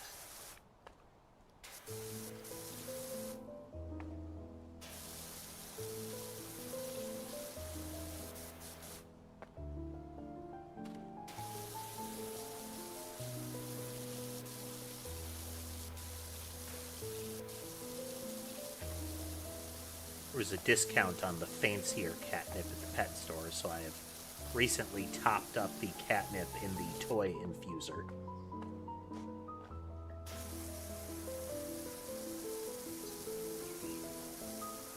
To no small success.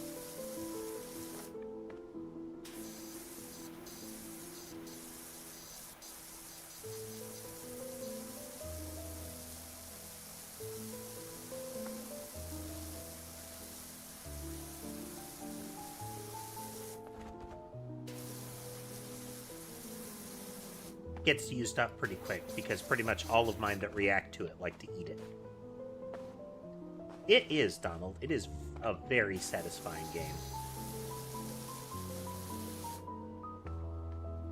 I feel like it would be bad for the health of plants if you power wash them into the dirt if they are in directly like this. But clearly, what do I know?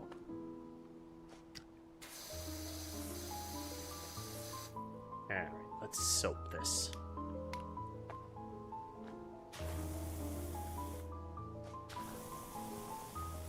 Hello, Molly. Hello, Molly.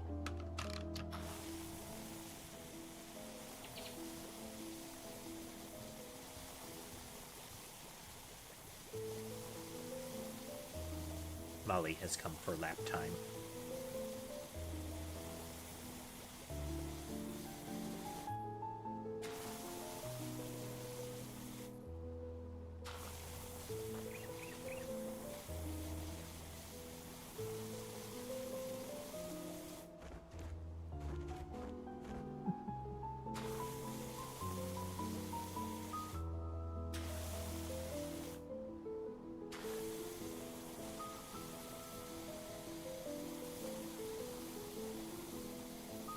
exterior of this was pretty resistant, so I'm just going to soap it down.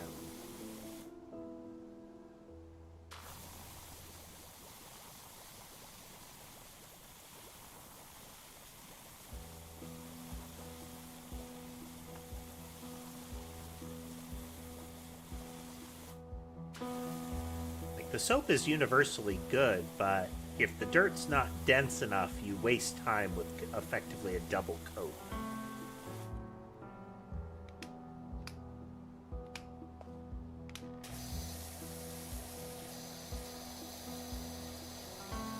But if it is dense enough, you can save a lot of time.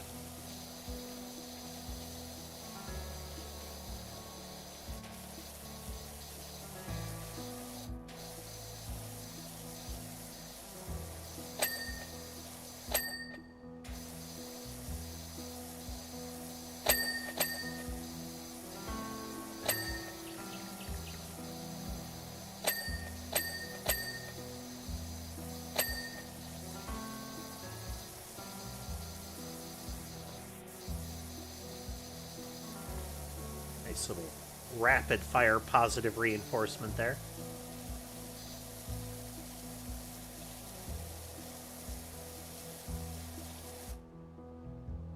I have a lot of hope for improvements with GTA 6. That would be nice.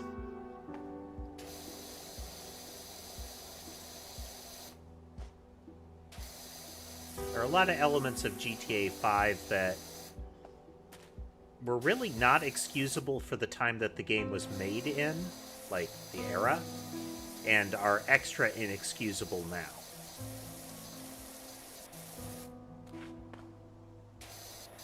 Like, the user interface of that game is appalling.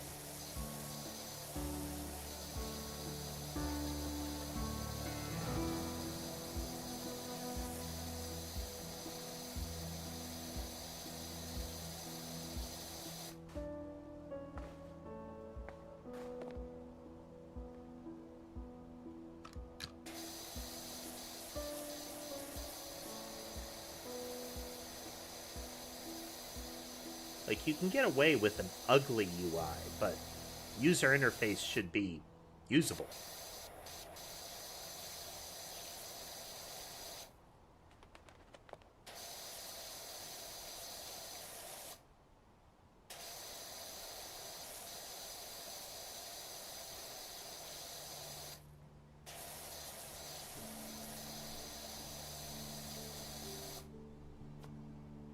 Facilitate the use in the user, you know?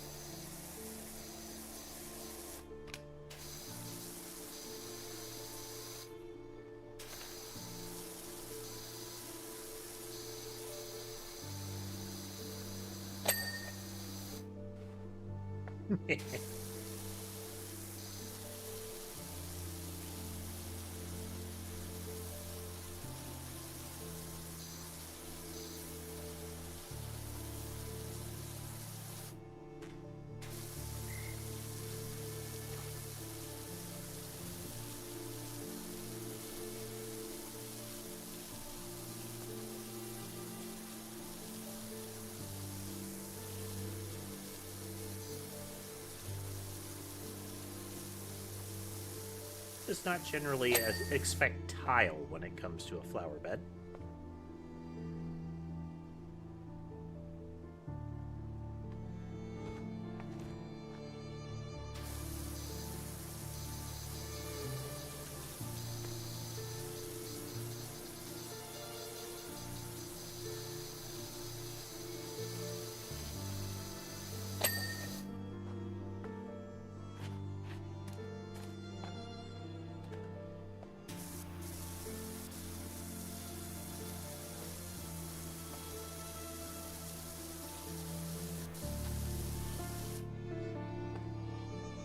Out all the edges of the ground here, and then we'll get that done, and then we'll move on to tea house proper.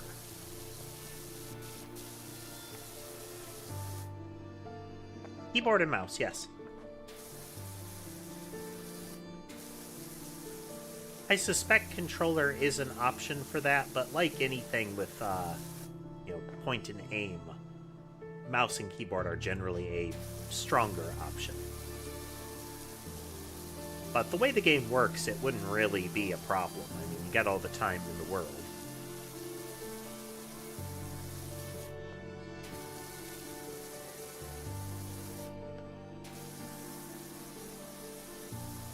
Now, see, for me, mouse and keyboard are much easier on my wrists.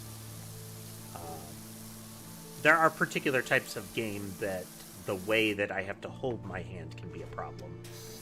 But gamepads will cause my arm and wrist problems to flare up within a day.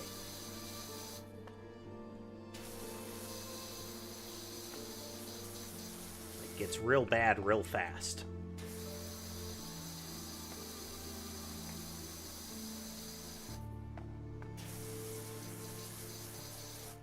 Varies per person, you know?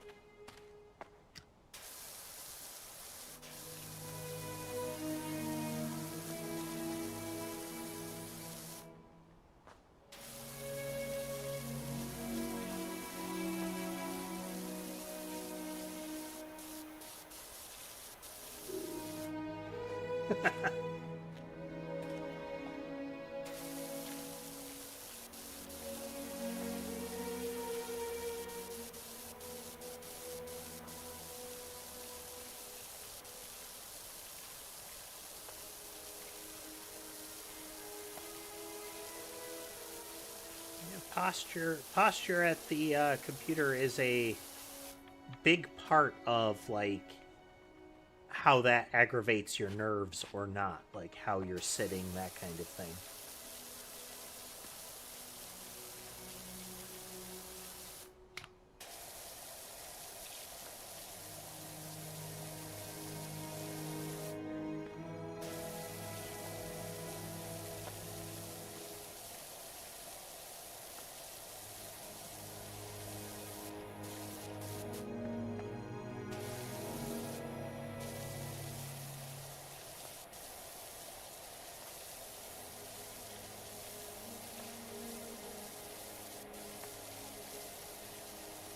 I will say you've definitely got more options for how you, like, can situate yourself with a gamepad.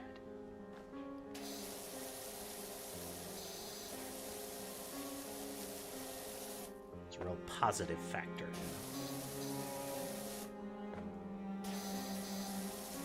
Those are some big footprints.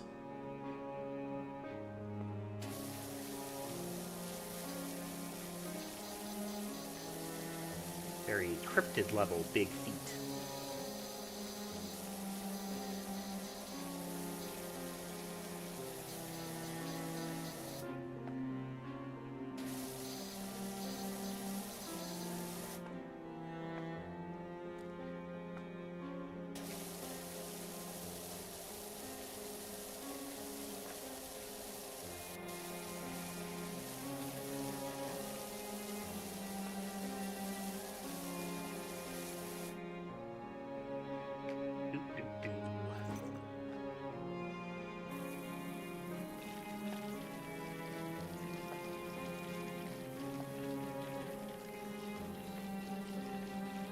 One element of gamepad that I really appreciate is analog input.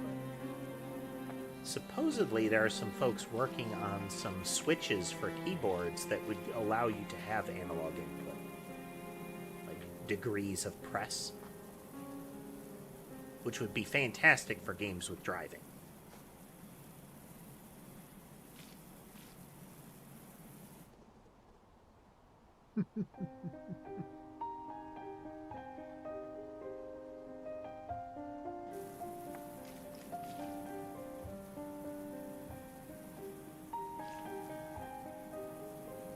Just see Sammy on the right there.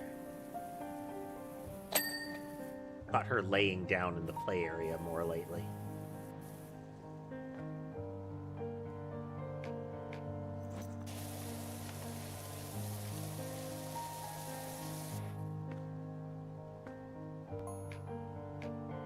To be fair, 95% of it was due to this huge fella from the boonies.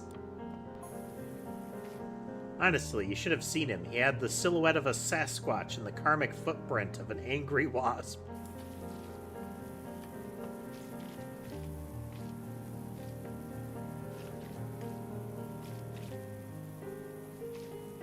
It would explain the big feet.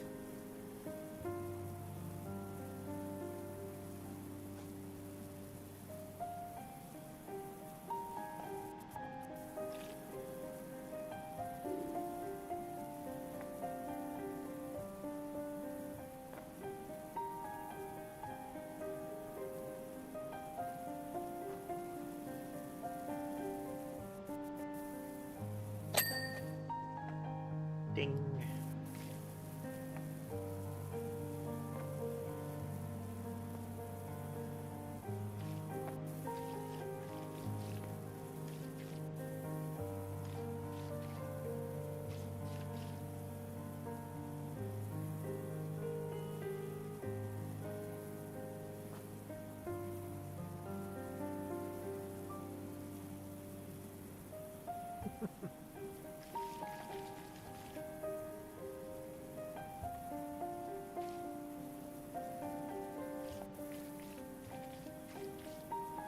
I think it's the same sort of mental stimulus, whether real or simulated. This whole clear the shape kind of vibe, you know?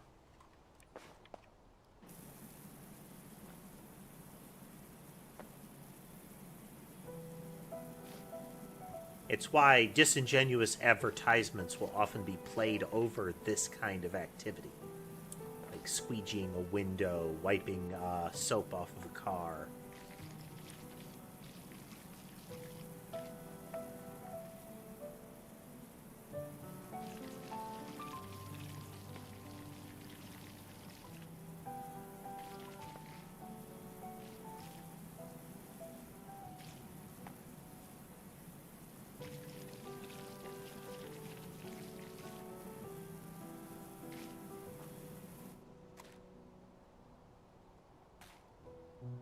Something just sort of clicks for the little pattern recognition brain to have a shape cleanly revealed.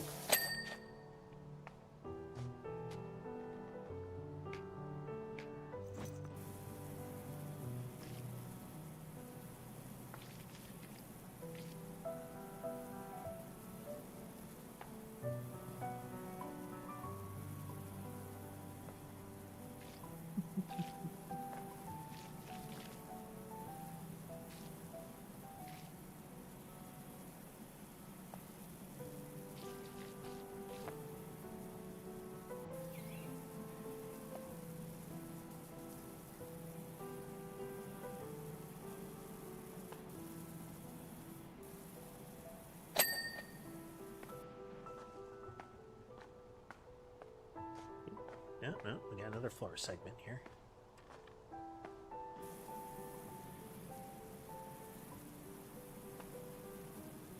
Saying yesterday, they actually have tools like this little disc thing. The ones I've seen are like big floor waxers. Much heavier duty than just the gun, you know?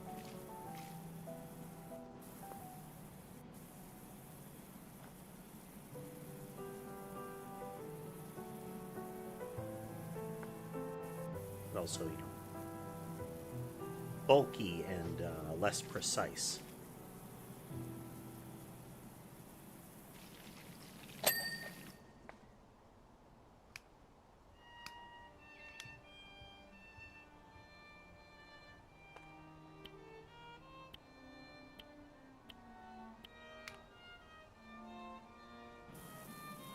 Bigger version. As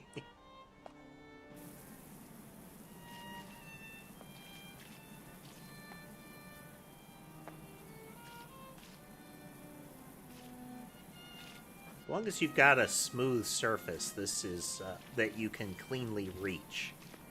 This is a good tool in this game.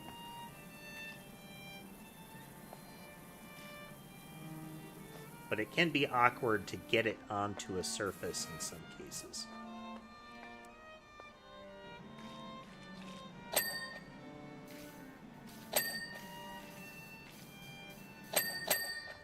But if nothing else, a reasonable way to cover a lot of ground is like a preliminary pass.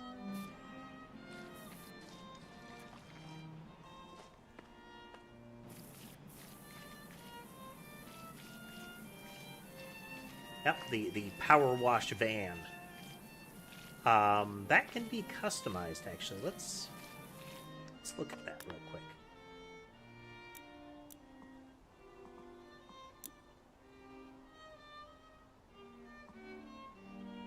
Van cosmetics.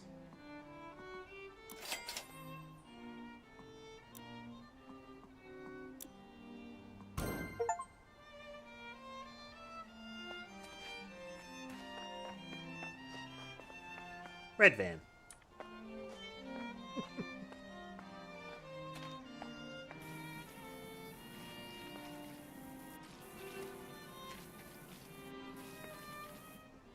Now I'm curious.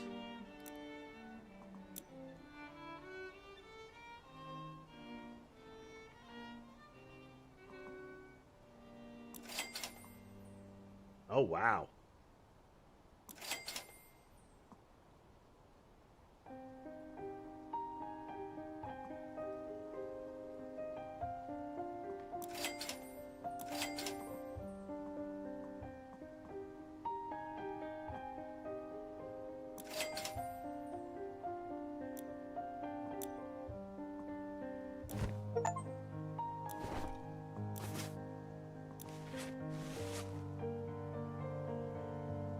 Red. You can't see yourself outside of the replays in single player. Now the real question will be, does my character in the replay change clothes like some portion of the time through it, you know? Or does it just use your current outfit as your avatar in the replay? We're gonna find out.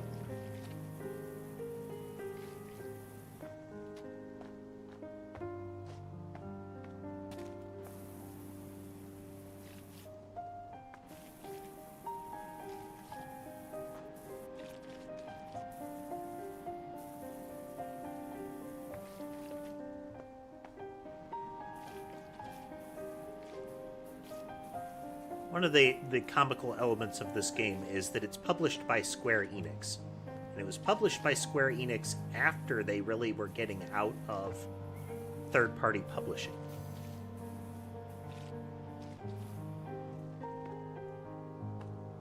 It is one of those, really? They're the ones publishing this kind of aspects.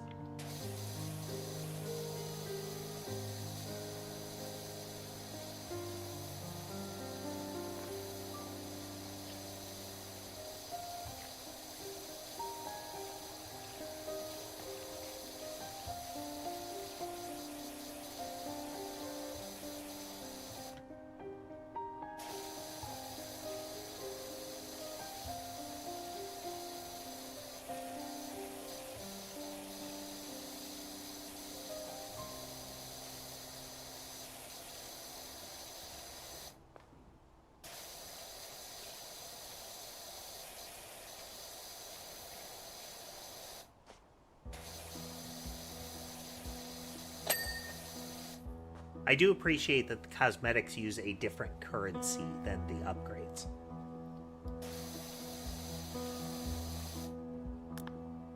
So if we look, the washer equipment uses the dollars. The upgrade, the cosmetics use the little power wash monies.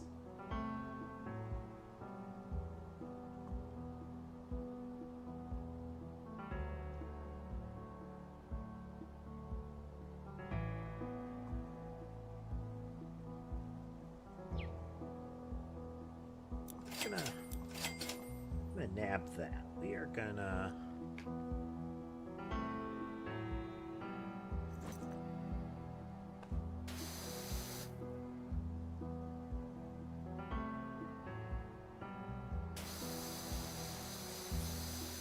We're gonna do incremental upgrades. The monetary values for the upgrades are high enough that I think it's worth getting the intermediates. In the first game, it was easy enough to just save up and get the best one. Maybe I'm just misremembering the cost factor, but...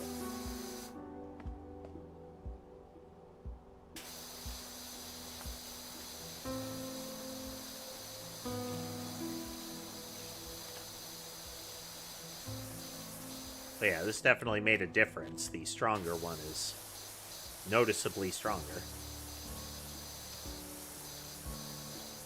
Worth.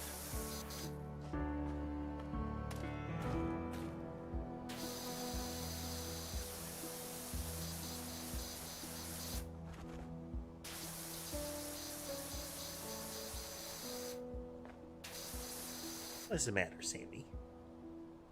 Yeah. Hey, Claire.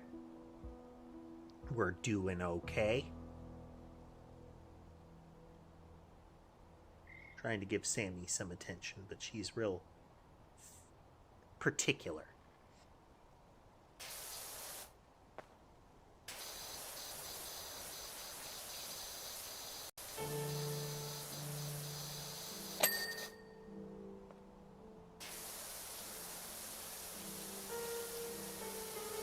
They have you climbing all over stuff in this game.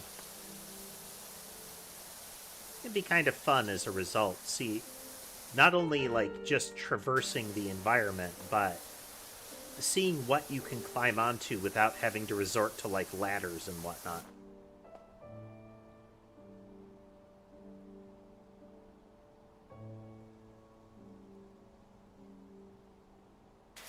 Yeah, as an added wrinkle there, the YouTube is back on its kick of trying to use everybody's @ handle instead of their instead of a chosen handle.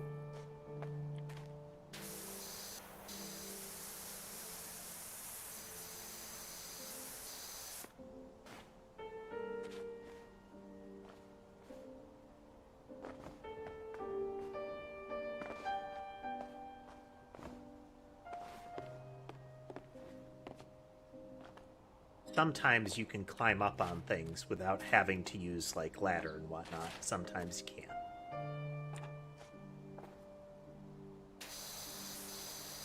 Sometimes it's just a matter of getting the right angle to do it. Aqua Regis, I wonder if you're free to wash down my shooting gallery at the Wengerloof Carnival.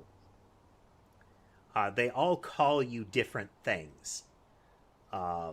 In the first game, part of the gag was the guy that was helping you promote being a power washer kept changing the name of the business with each like person he contacted. So they seem to be persisting that gag.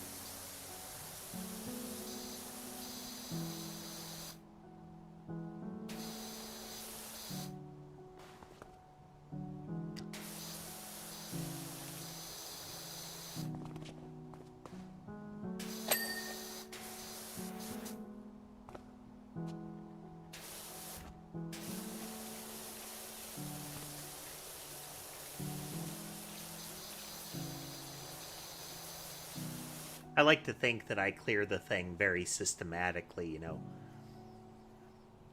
segment everything out, clear it a bit at a time, but it's very easy to get distracted by, ooh, I can clean that now.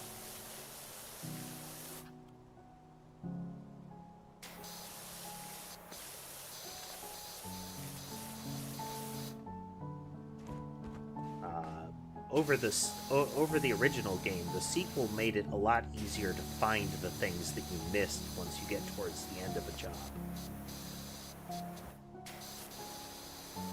So that need to make sure you cover all of the ground right away is less so.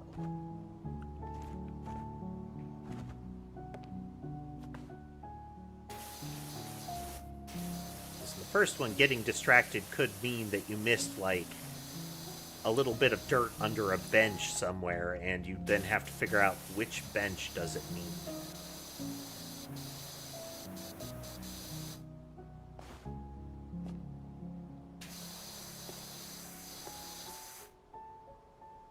Yeah, they got moss and mold all over this place. They claim it's from some sort of, like,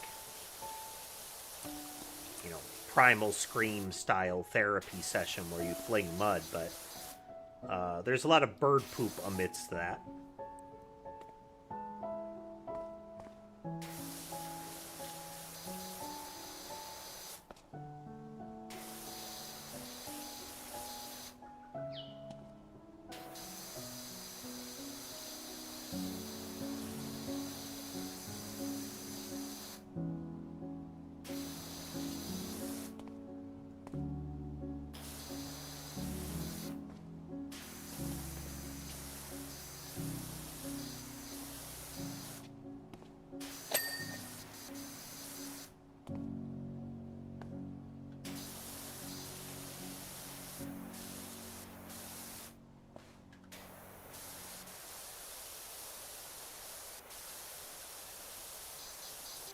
Time lapse on this thing is going to be all over the place.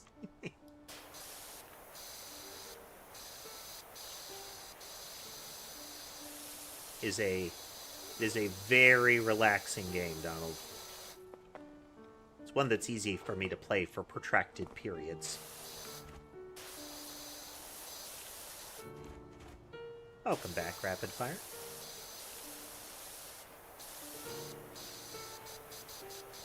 The power washing continues.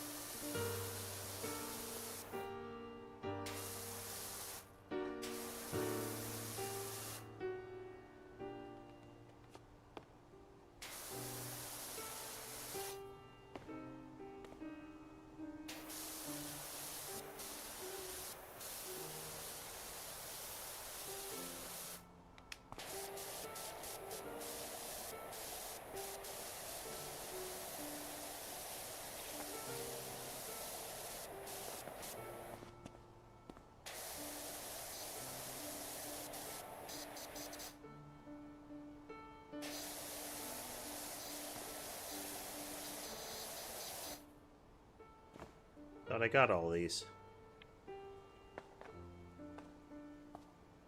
Be back to take you to meet your brethren soon.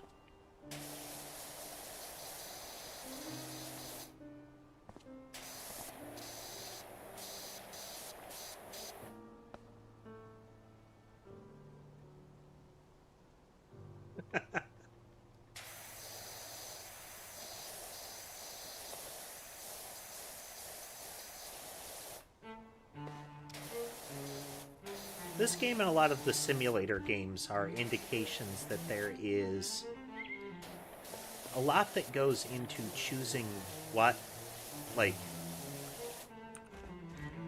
the goal is to make a game that is enjoyable, and sometimes enjoyable isn't something that you see out of mass market games.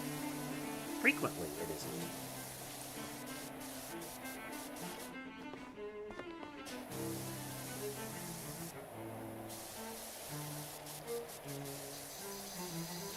Because for some folks, this is like peak gaming, you know? And some folks might find this impossibly boring.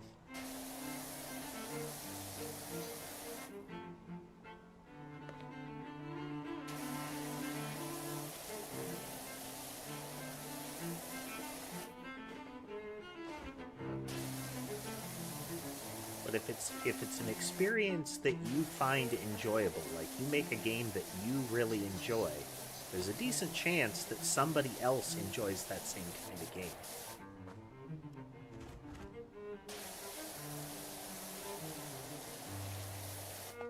But if you make a game that you don't enjoy, then maybe you just made something unenjoyable, you know?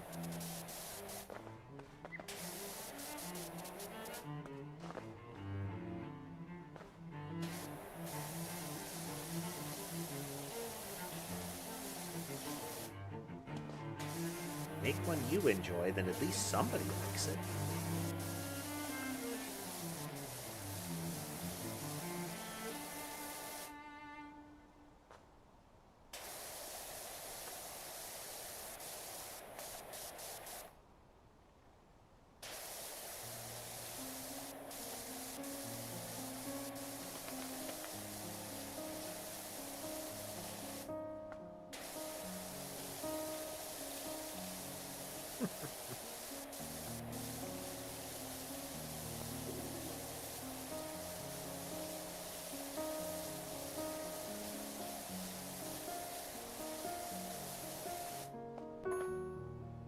So, what of you, huh? Gotta love working to that backdrop with ruthless all snow-covered and serene.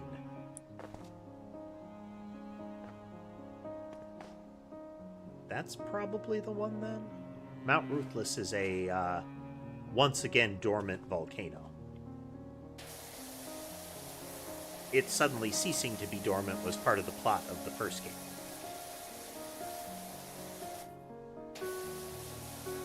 Those that haven't heard it mentioned, this game does have a plot.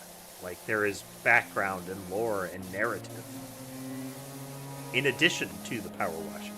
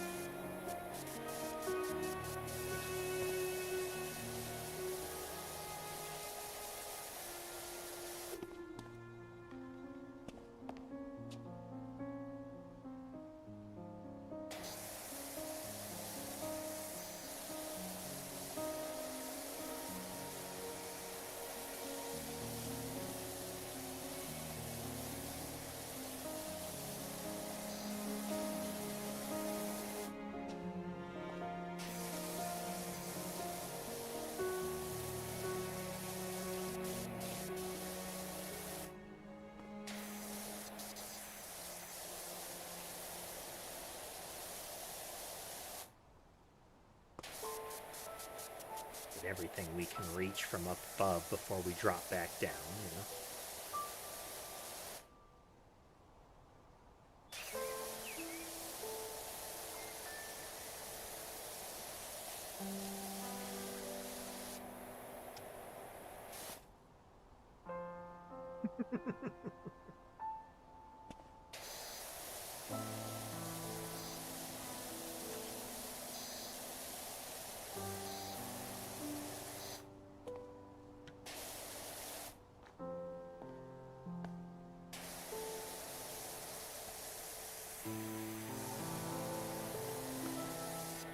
At least the walls of this structure are very, like, smooth and shiny, so the muck strips right off of them.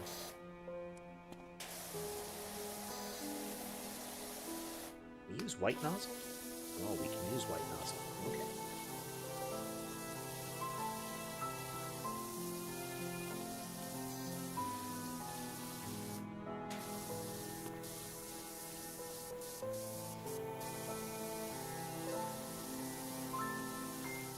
Not perfectly, but at the range that we're using the nozzle, we can definitely use the widest one.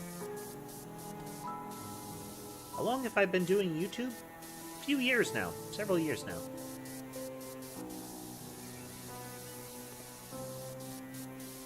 definitely least few.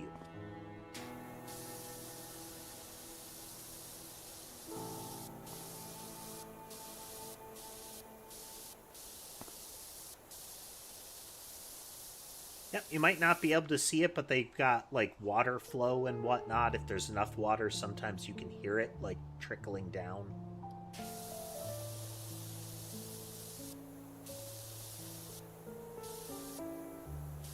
They improved the, like, spray of the water off of the nozzle and off of the surface when it strikes.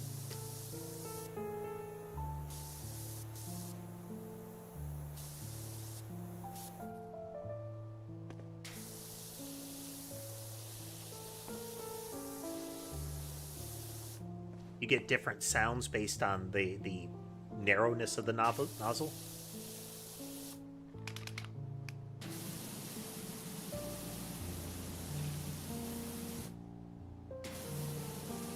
Get a little bit more of an impact sound there.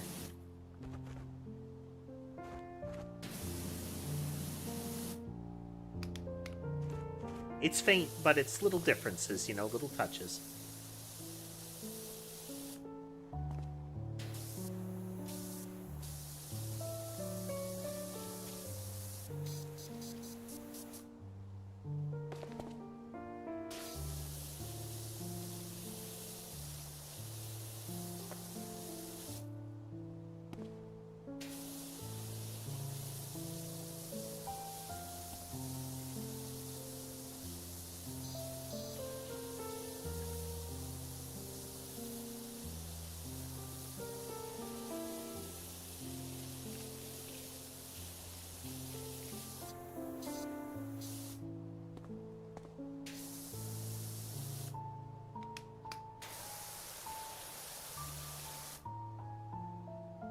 Shift on up here. Yeah, let's soap this.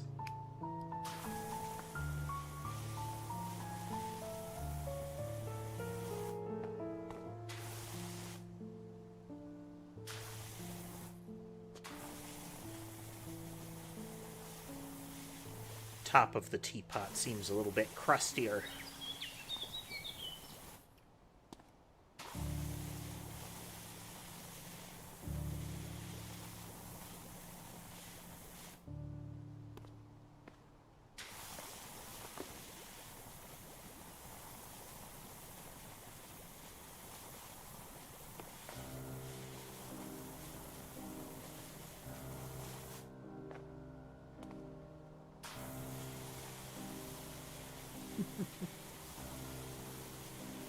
Some of the simulator games are pretty good at recreating an actual activity. Some of them are actually really bad at recreating the actual activity.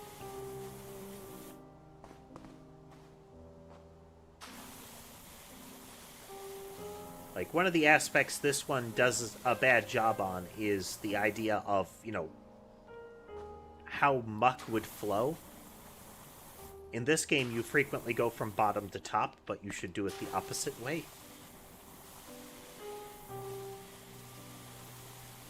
So that you're not letting like, dirty muck flow back over the clean spots.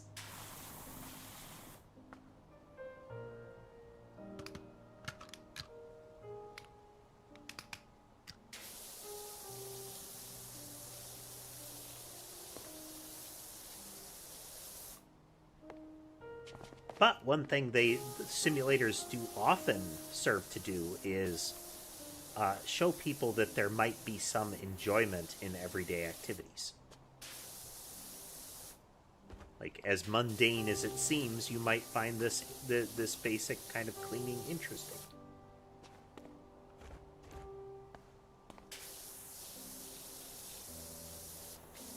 Or you might discover that you hate it. Either way.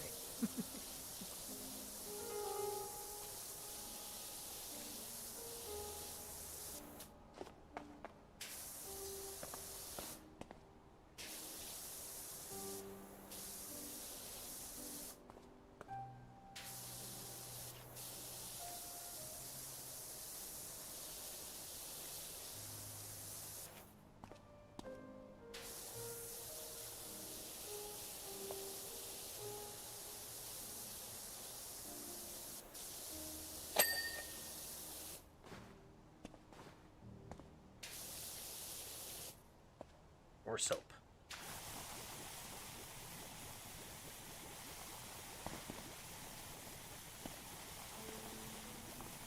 The soap that you use in this is effectively like scrubbing bubbles. Kind of disrupts the surface. Like a reaction when it hits the surface. It's not just it's not something that you scrub in.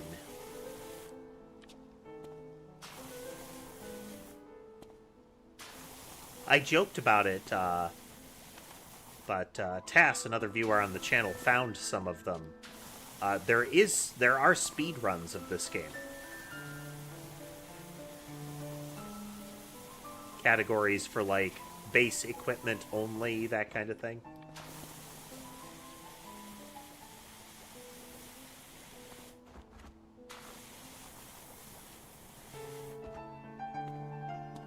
Not too surprising. I mean, unless the game has something about it that impedes the act of speedrunning being a consistent operation, there is going to be speedrunning of it.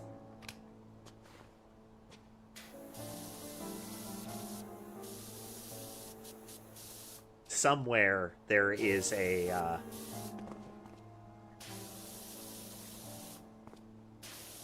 there is a, you know, Hello Kitty Island Adventure any percent run.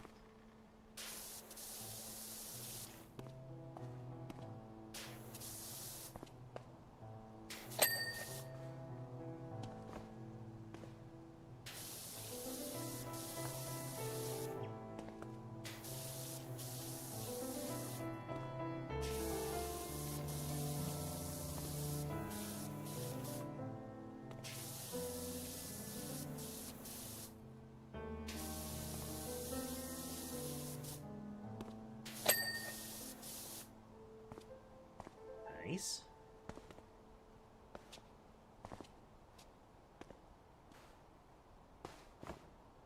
Come on. Oh, okay.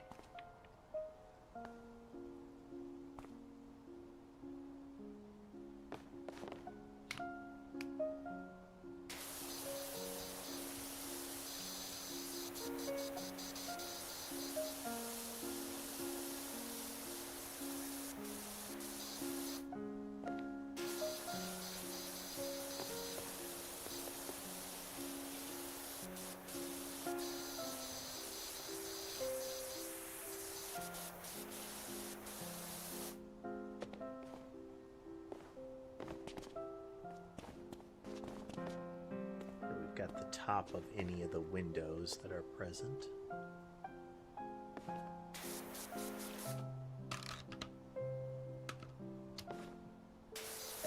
Have any of the reach extenders on this yet?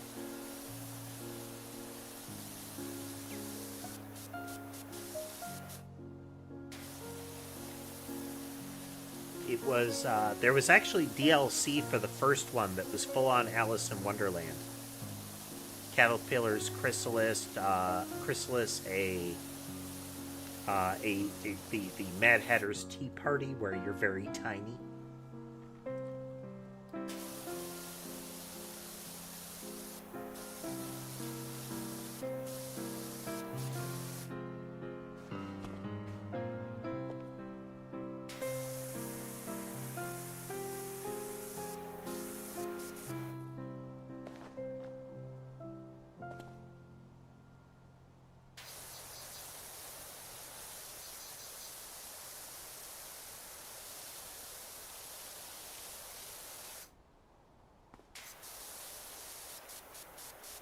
We get all the stuff that is like on the upward edge.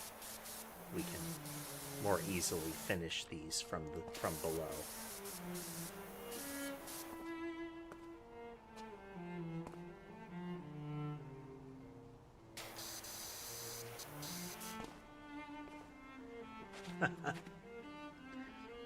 Well, we played that as part of the first game.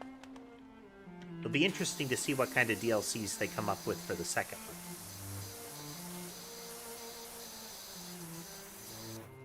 What was another one?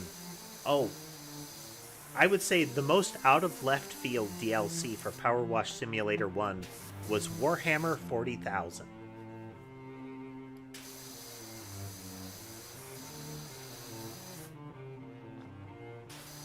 In which you play as a member of the Adeptus Mechanicus cleaning machinery.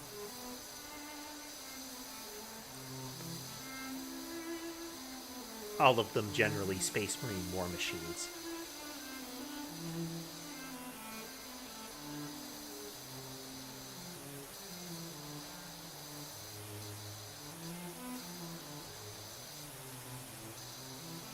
But still with a bit of the snark that the game is known for, where you have like a superior who is dumping the cleaning on you, but it's making you look good to do it.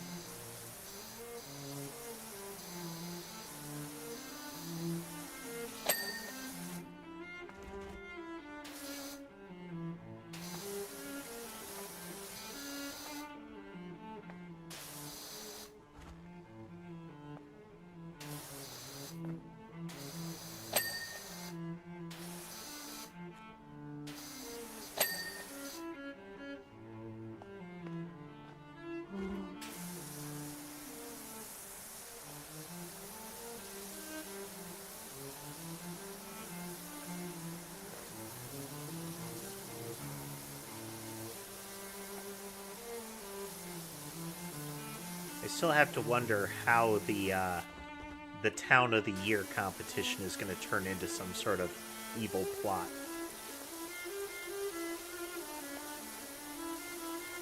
I haven't had to use it yet much, but this is what I refer to as the filth pulse. Makes any dirt show up in it like a yellow, like that big yellow color.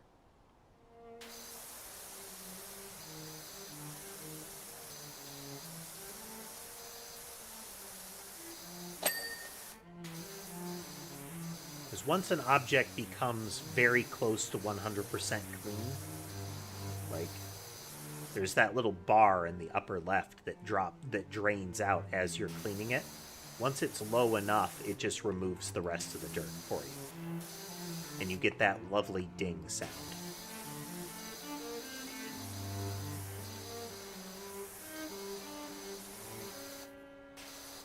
They've got a real, like, Pavlov kind of reaction going on in this game a lot of the time.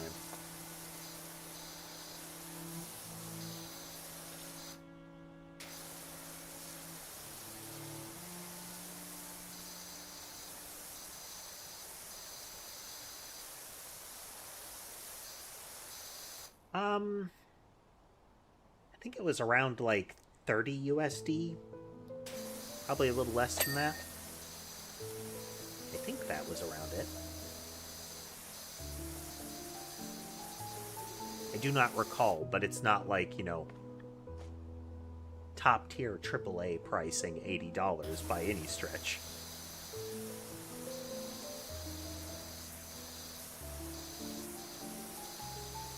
By top tier AAA, I mean top tier pricing AAA, not quality.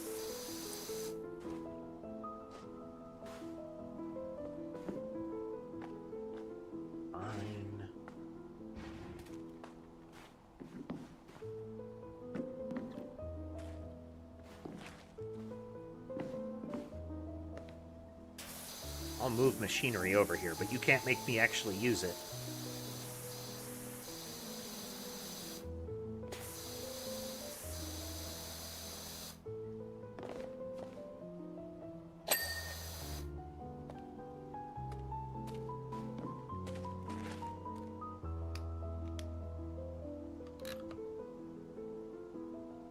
Can we afford one of the lengtheners on this one now?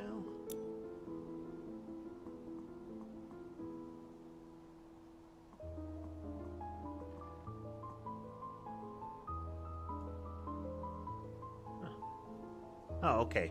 There's just straight upgrades to the Swirl Force. You're not buying a different one.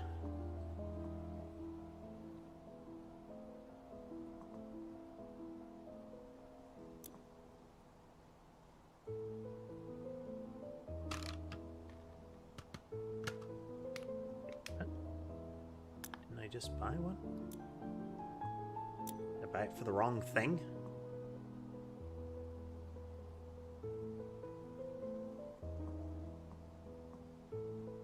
$1,800.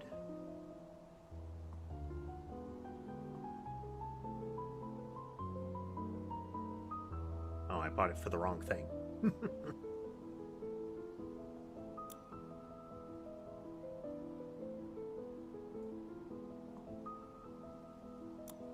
Oh. They sold a washer? What?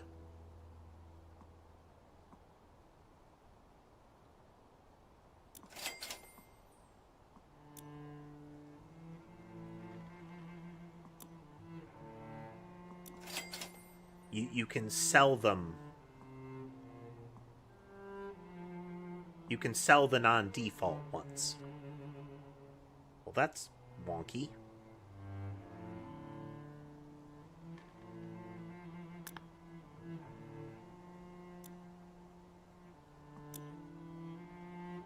I guess it's so that when you get an upgrade one, you don't need to keep the prior one, you know?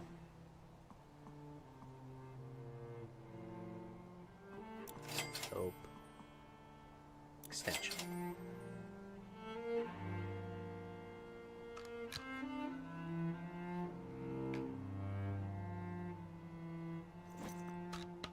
There we go.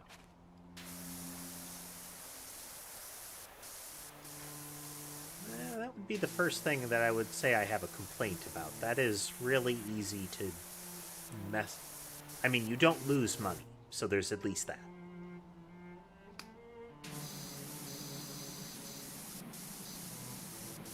Still more awkward than it needs to be.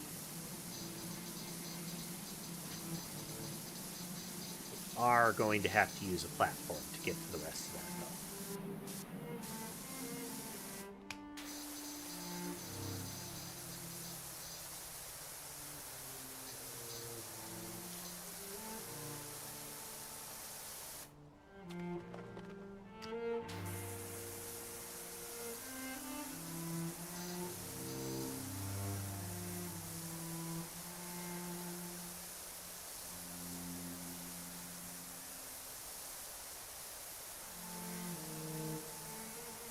Yep. Even when it's a game that you're just watching on a stream, if you have the resources,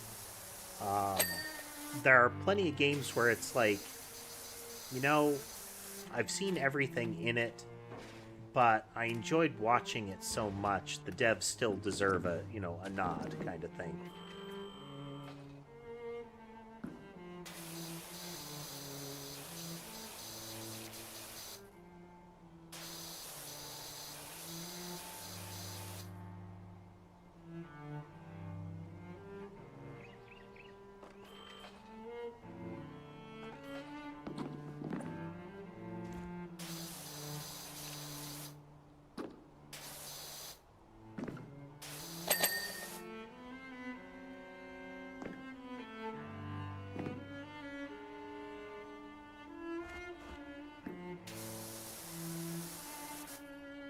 Roof knob.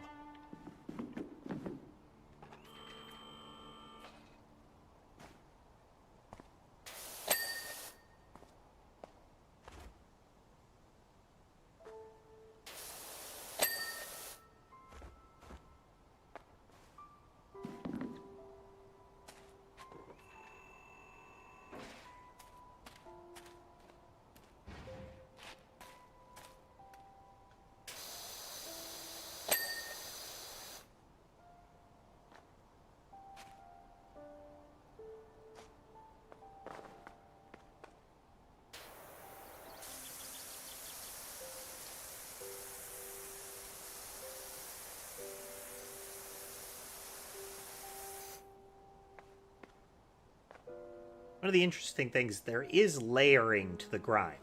So there are elements of it that are more resistant than others. There are elements that you might want to use soap.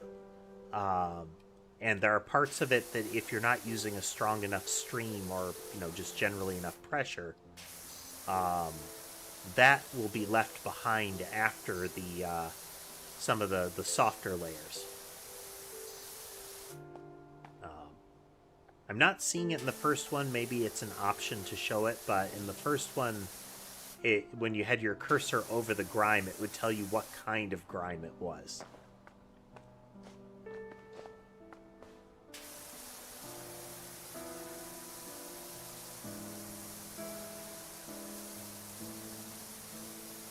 You see this orange targeter here. That's new in the second game. That's pointing to elements of the cleaning that you're not done with yet. Like, you're not done with this part. It was very common in the first one to get to the end and be like, okay, what's missing? And you'd have to rely on this list, which they have also added the ability to filter things that are done. One of the little teacup chairs isn't done yet. Thought I got all that. But apparently I did not.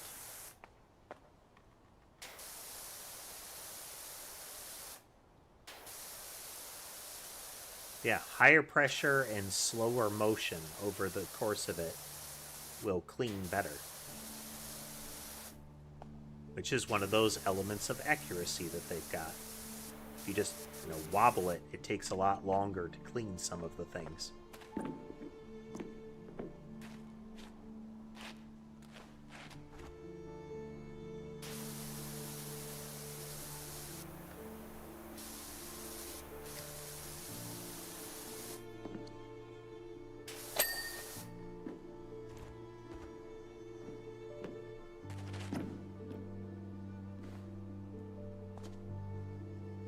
Okay, that doesn't count.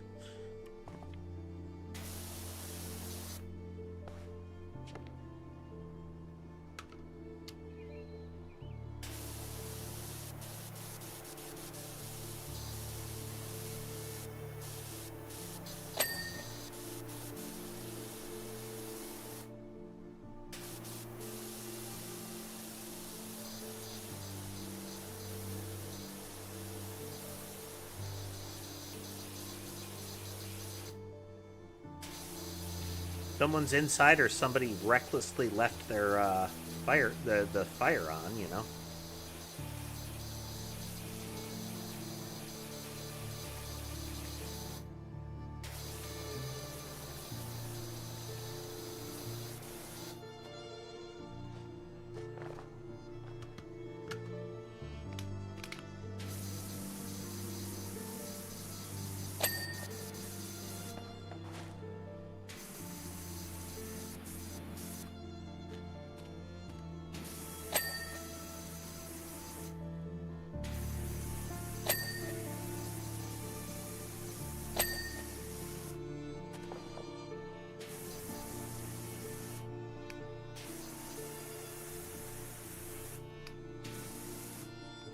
If you watch, this stuff is heavier.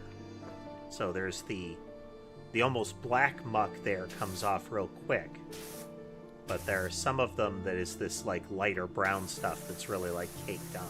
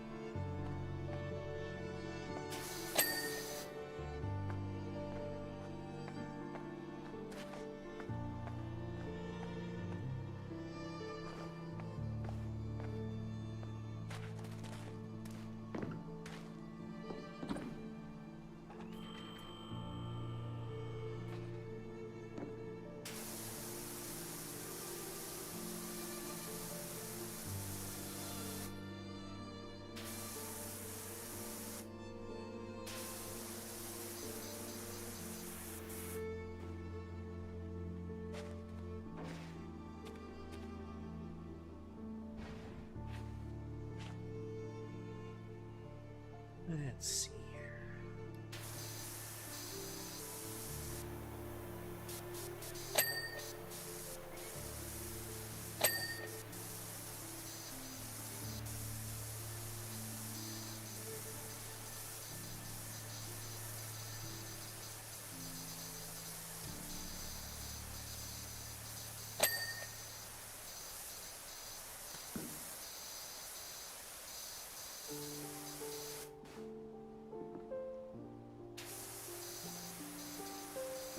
Sometimes if you get the angle right, you can kind of hit around corners a little bit.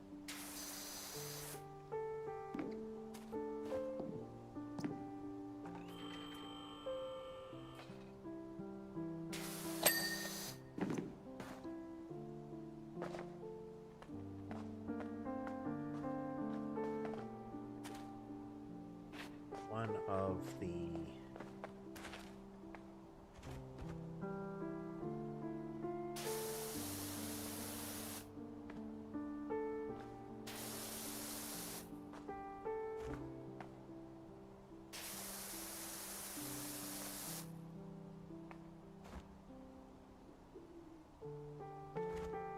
No fall damage.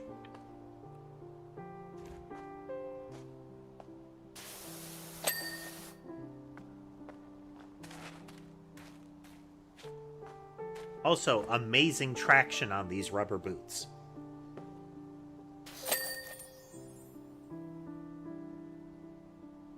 Alright, time lapse. Okay, we're in the blue uniform here.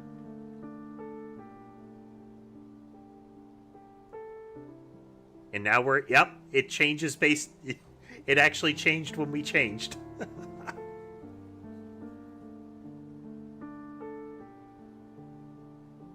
Restored balance to the tea rooms. Stop by any time for a steamed bun and lavender tea on the house. The shooting gallery.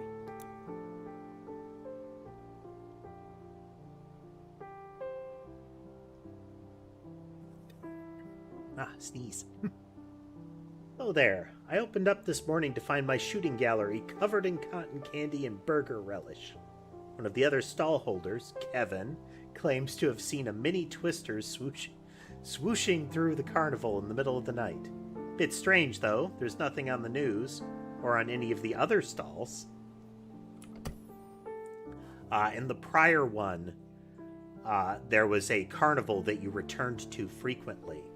And it kept being mentioned that the whole place got trashed, but each individual stall owner contacted you after the other stalls got cleaned and made them look bad.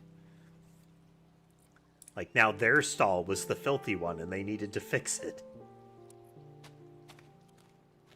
Alright, where are the kitty cats this time?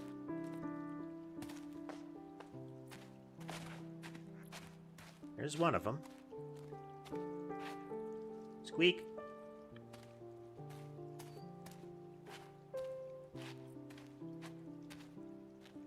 Bubbles and Ulysses are the remaining ones. On the last one, you were able to do things like turn on the Ferris wheel to access other portions of it. I suspect we'll end up doing similar in this one. That's Bubbles. Now, we know in one of the prior ones, the prior mayor, one of the prior villains, they were the original owner of Ulysses, the cat with the blue collar, the mother of Squeak and Bubbles there. And they said they wanted Ulysses back. So the question is, have they already kidnapped the cat? Nope, there's Ulysses.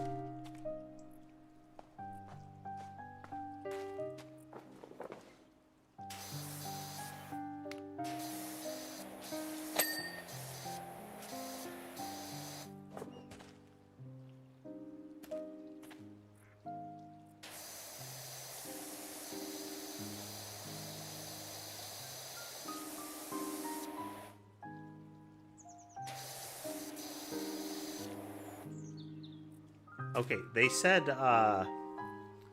what was it? Pickle relish and cotton candy. I'm guessing the cotton candy is the purple?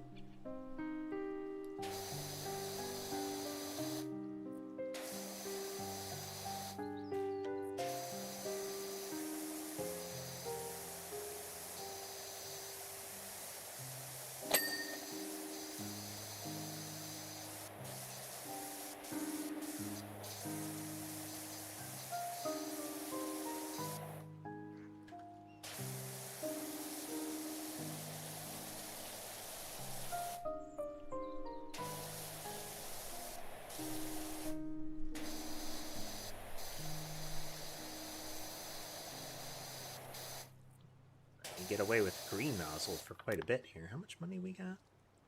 Not a lot. But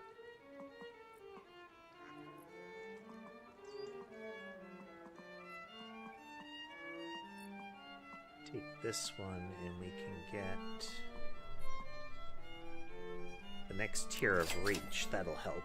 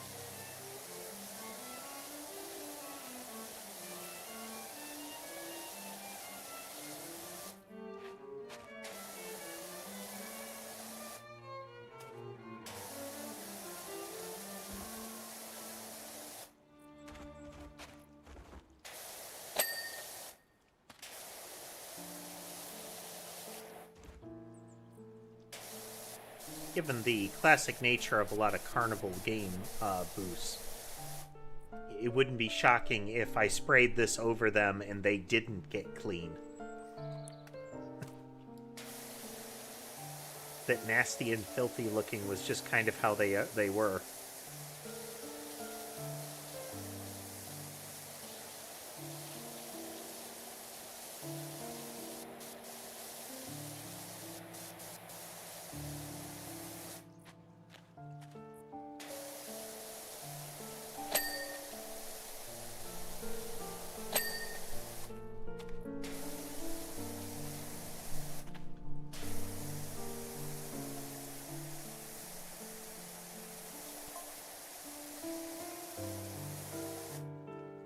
Washing my stall with an actual proper power washer. It's like taking a monster truck onto the bumper cars.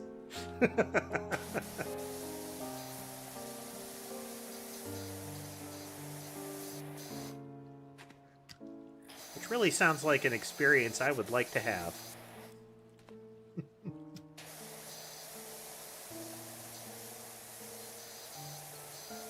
If only for that first moment where the rest of the people are in the little bumper cars and they see the monster truck into the ring.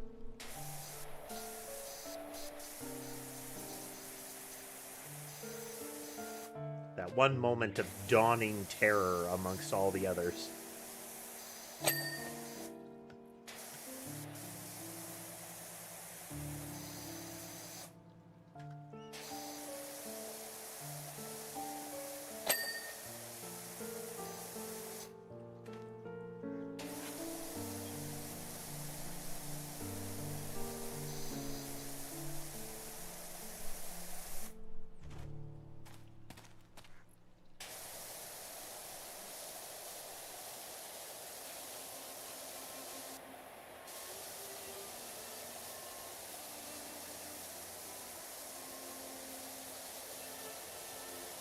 Wonder if we'll get the same gimmick where after we clean this one, we'll get contacted by the others.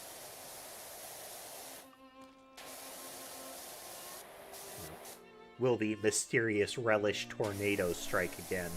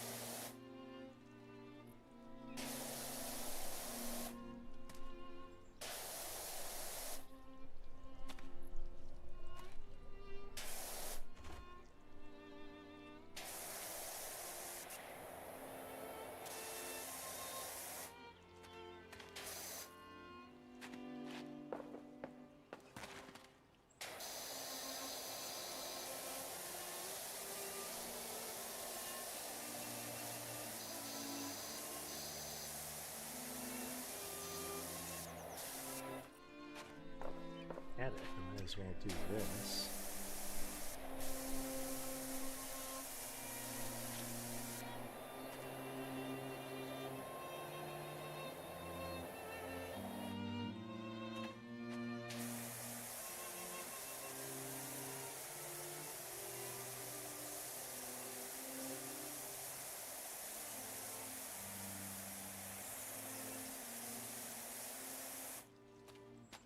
Get this all clean too.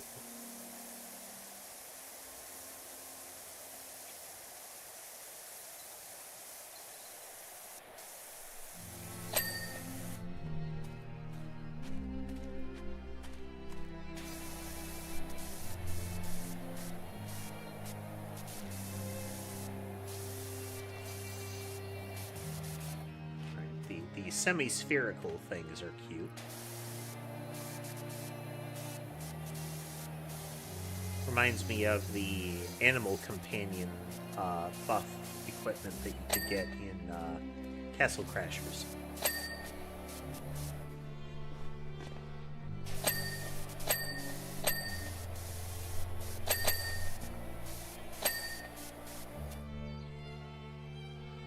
Ball plushie. Aptly named.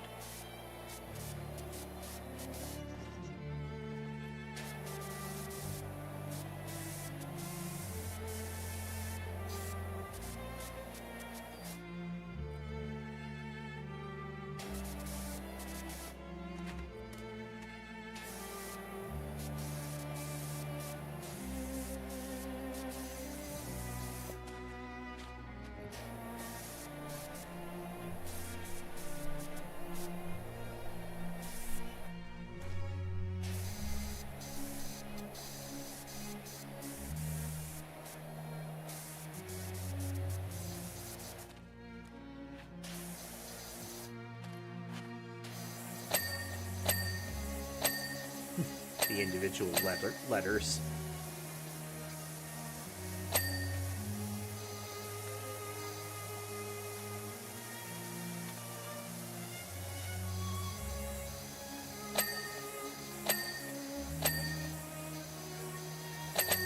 The booth is PowerWash Simulator,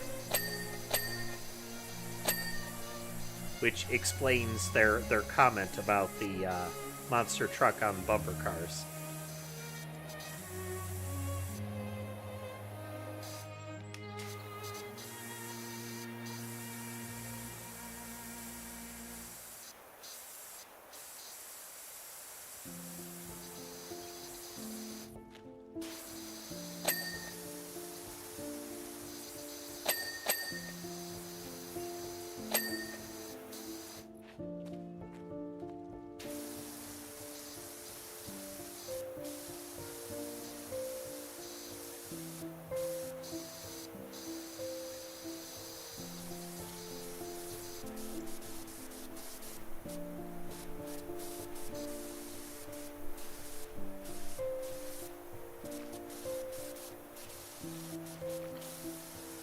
Little bit of physics on the plushies. When you're hitting them with the power washer, it pushes them.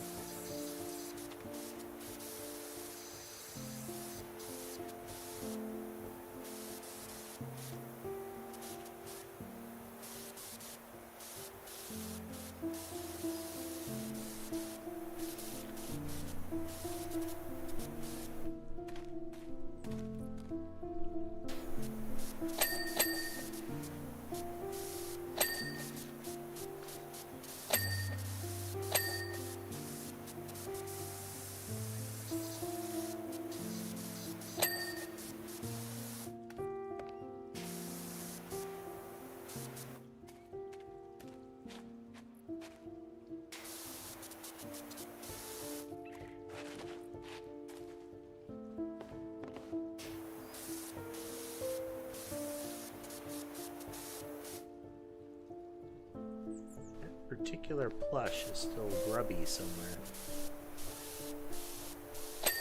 There we go.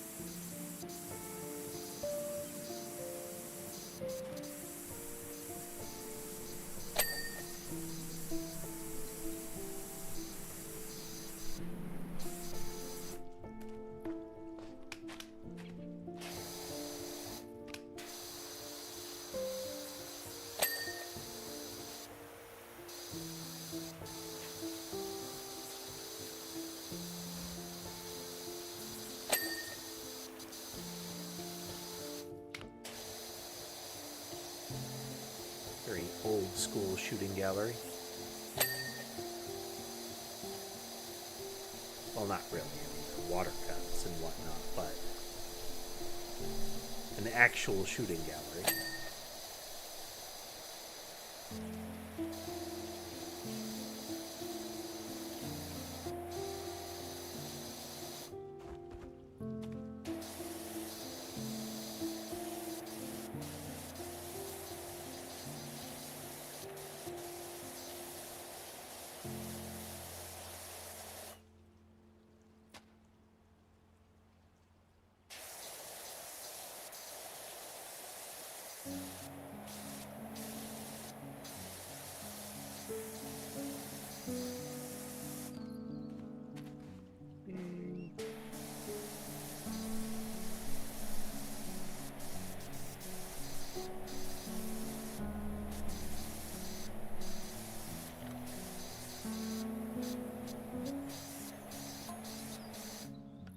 What we need, a power washer at an attraction that was already brazenly wasting water. Yeah. Kevin had issues. Sorry, Kevin, what?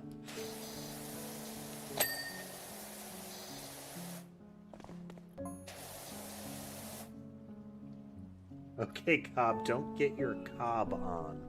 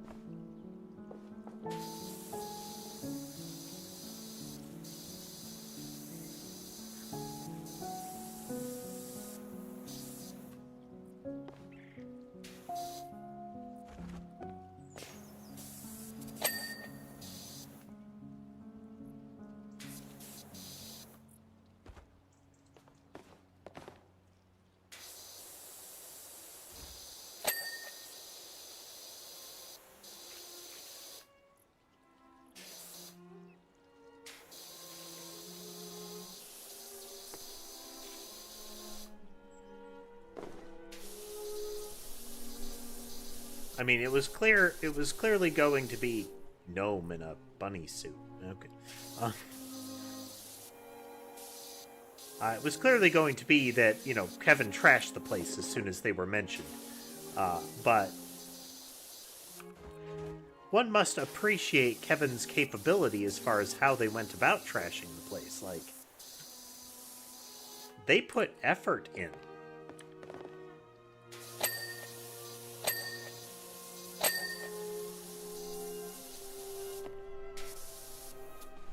Some artistry to the vandalism, you know?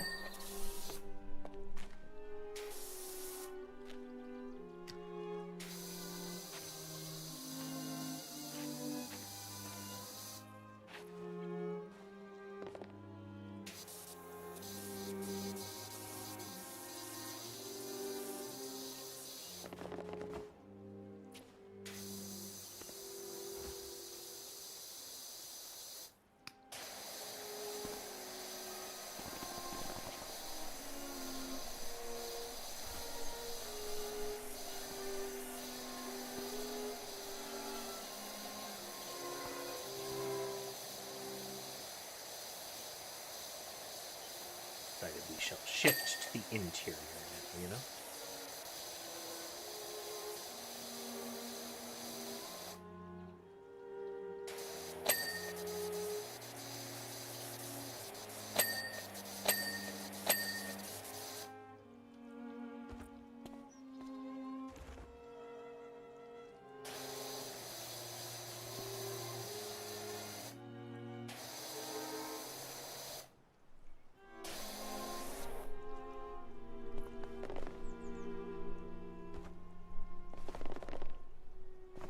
Part of the table is not clean. Over here.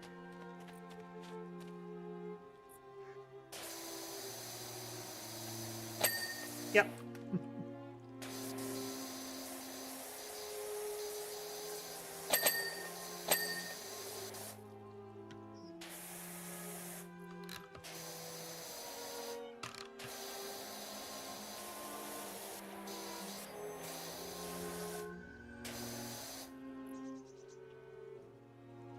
Bird call there.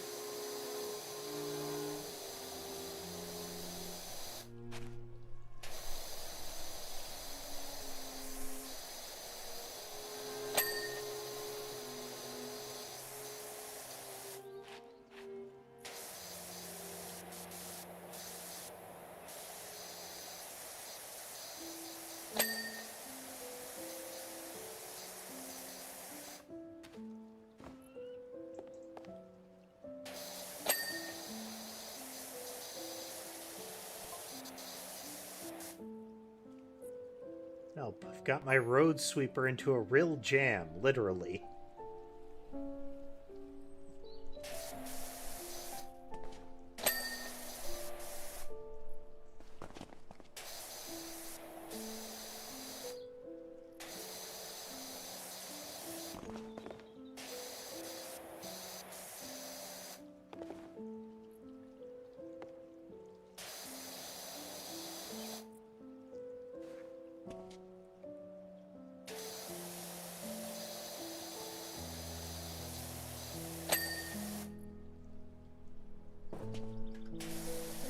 Now, you unlock jobs before completing a level. It's a matter of, like, kind of completion points, not clearing the whole level.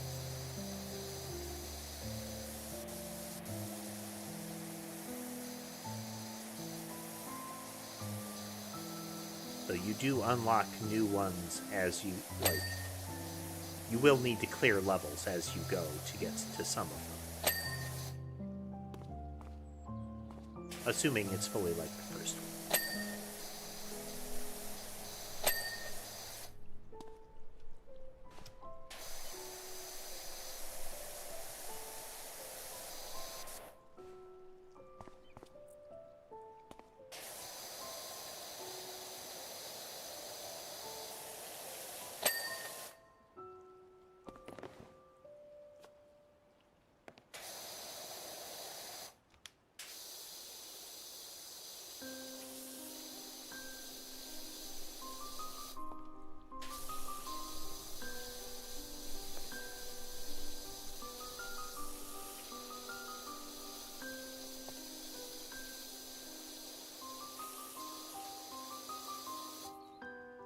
I do like that, again, the new tools are not a necessity. They are much more of a, it's in your best interest to use them, but you don't have to.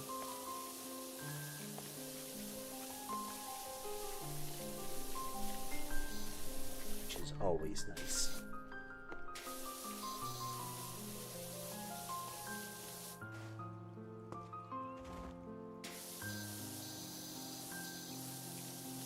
That tends to go hand in hand with making upgrades tangible, is that the fact that you can complete it, but it's clearly harder than without them, makes the upgrade feel better.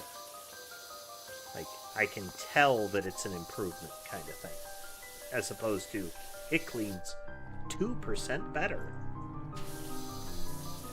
Like, okay, yeah, technically upgrade, but still.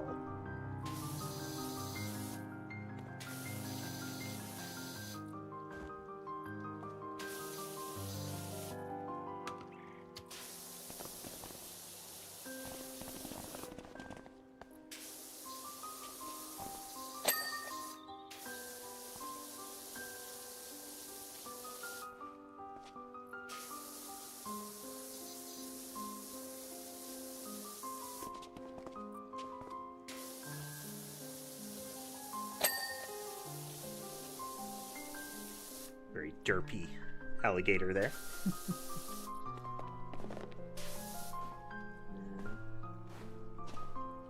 Yeah, I think that's alligator.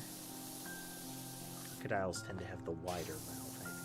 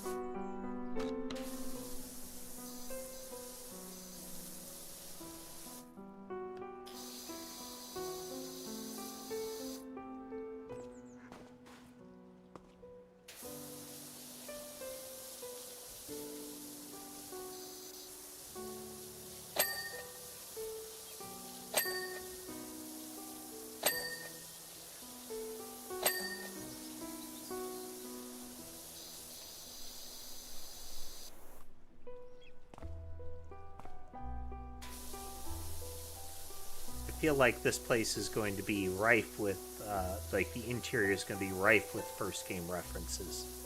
Because this looks a lot like the temple. And we have the UFO over it.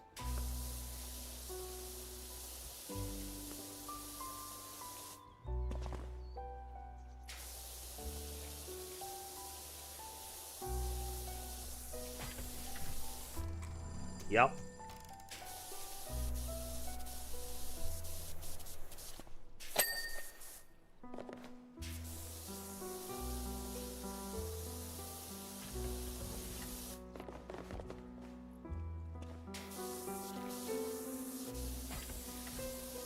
When you shoot the target, it opens.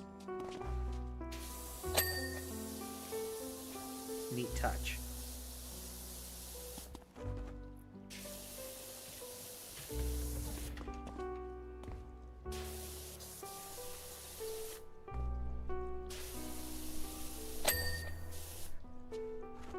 Yeah, it's the Sea Palace.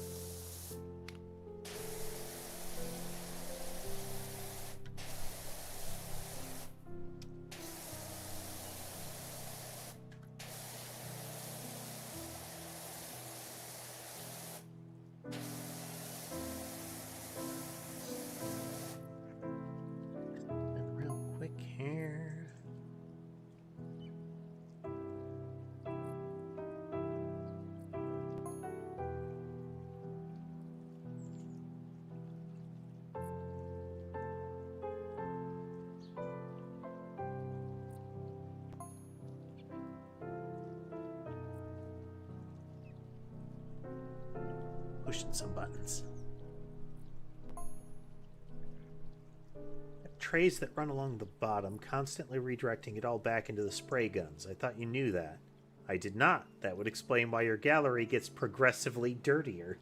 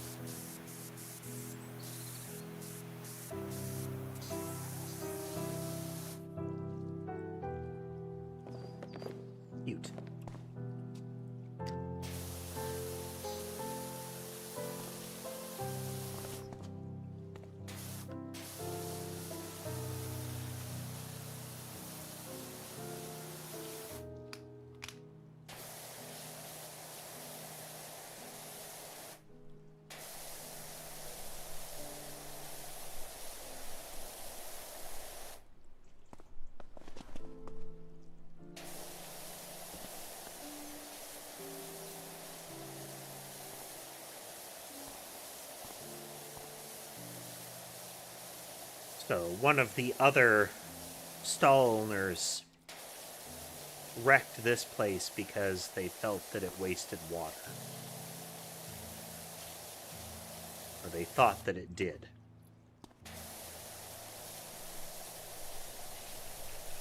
And now they're explaining to him it's like, no, it just, the water kind of loops through it.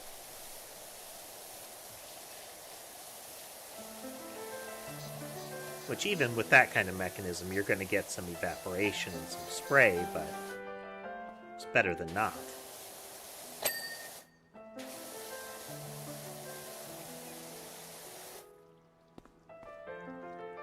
This was a local, like, almost like a church or like a sacred order kind of thing. And I can't remember what the mayor did to offend them. But they ended up en masse going and egging the mayor's mansion.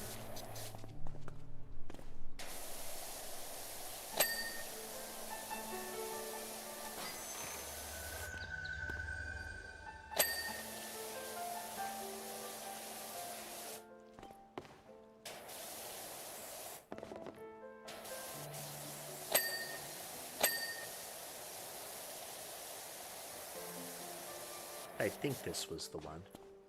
Had the same architecture, but it's been a bit.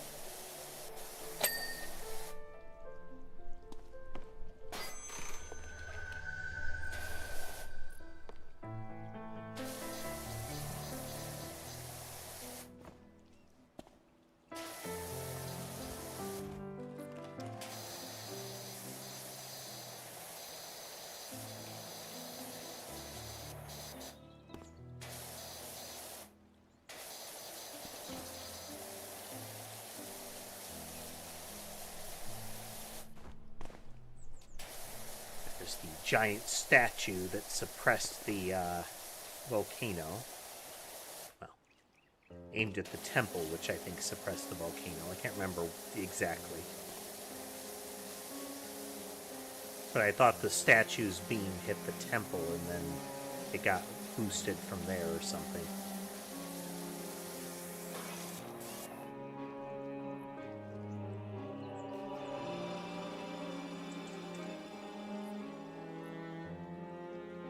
Turns makes a beam sound. On the volcano, we can see the jet here with its little laser gun. That is what was causing the volcano to go active again.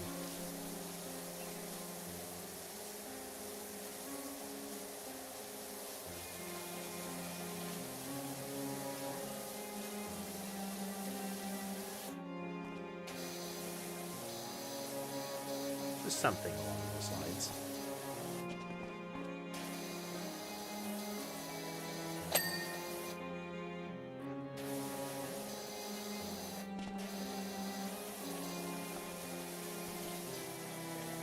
It's a cute little nod that the all of this is like the details were not known to everybody, but the broad strokes of the events were.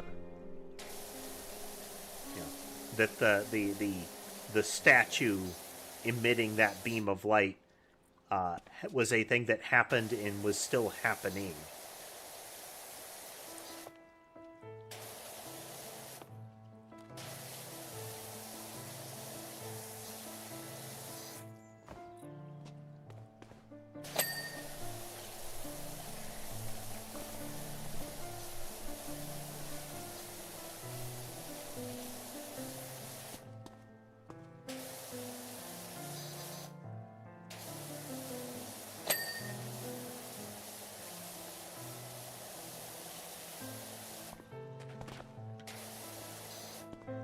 What the first instance of insistence that mer creatures wear seashell bras was. Like, where did that originate? Let alone the why of did that originate, but...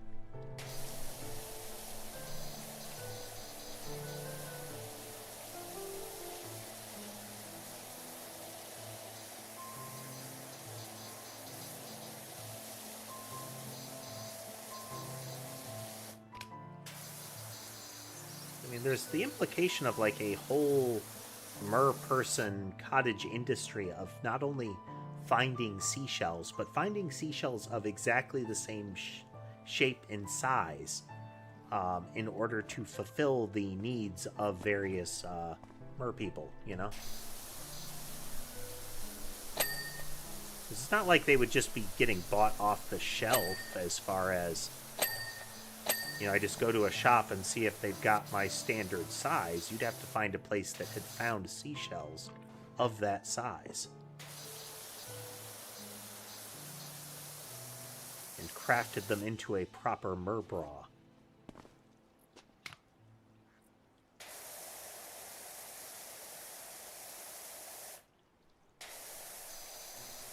Nobody thinks about the economics and logistics of their fantasy imagery.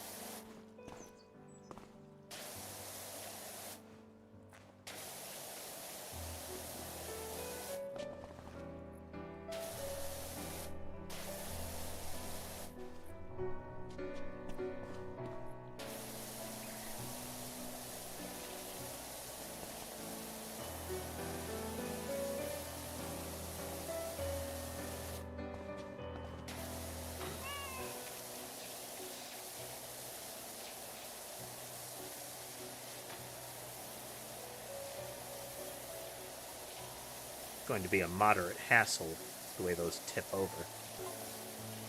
Exactly, Kevin. I have to bleach the the bejazzle out of it every third Sunday. I see. I had previously attributed the noxious smell to Fumarole Power Station.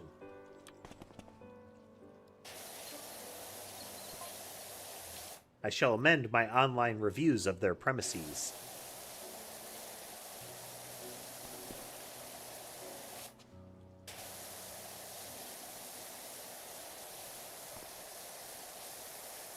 I wonder if it's coincidence that they went with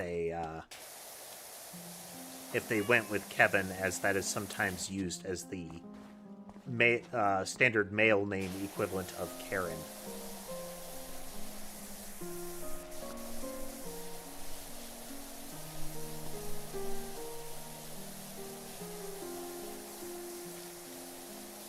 Many kitty.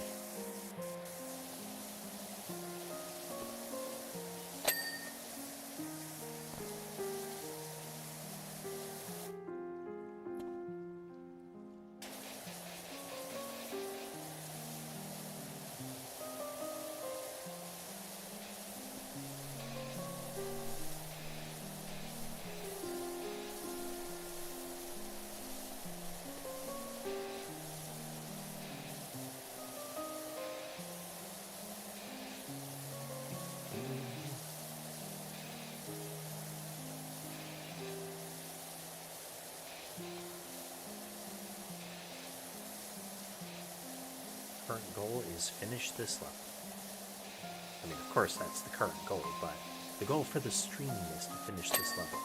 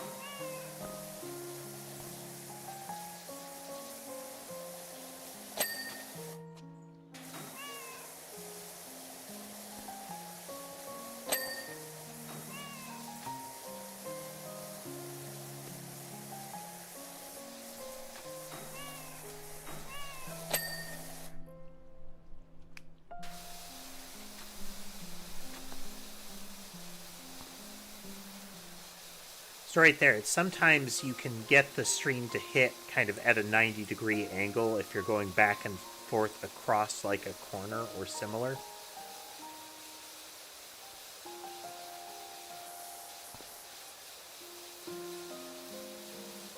It's another one of those. I expect that they built the game to allow that kind of thing, to give you a greater margin for, or to tighten up the margin for error. Like, that it would be harder to miss little bits of it, you know?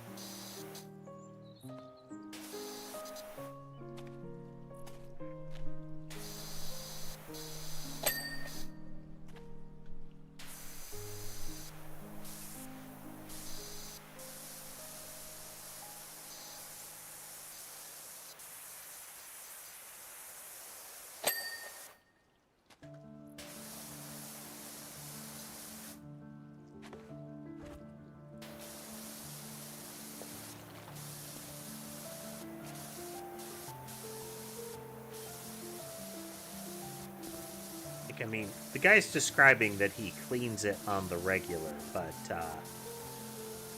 again, the cotton candy and relish, that the person that ransacked the place put effort in, like substantial effort into doing that.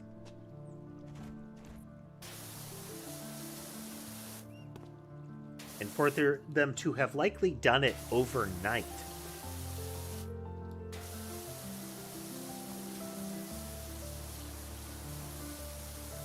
They must have rented some sort of, like, you know, the kind of device that you'd use to put down the fake snow flocking over a large area kind of stuff. There would be specialized machinery involved in making this kind of mess.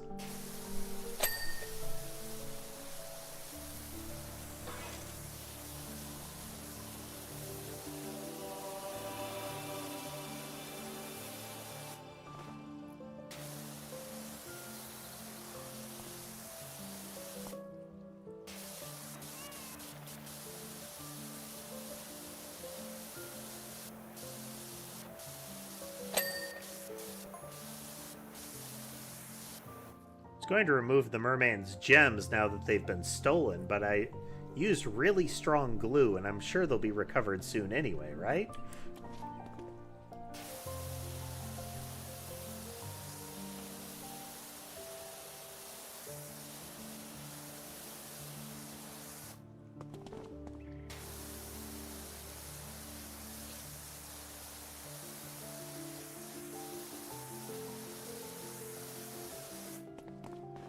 Recall this statue having the classic, you know, elementary through high school notebook doodle S/8 looking thing.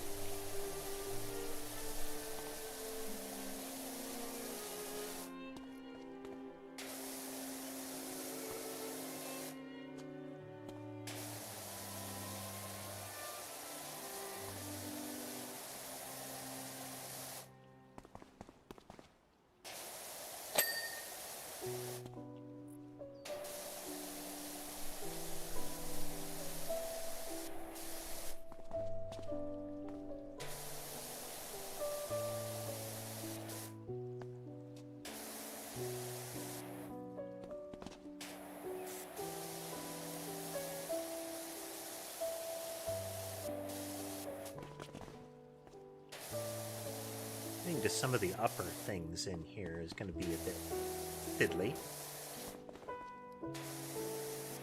Low ceiling and all, you know?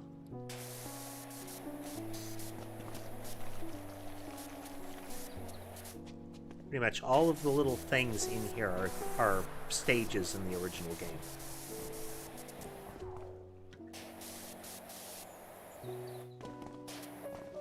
I mean, except for the volcano, but, you know.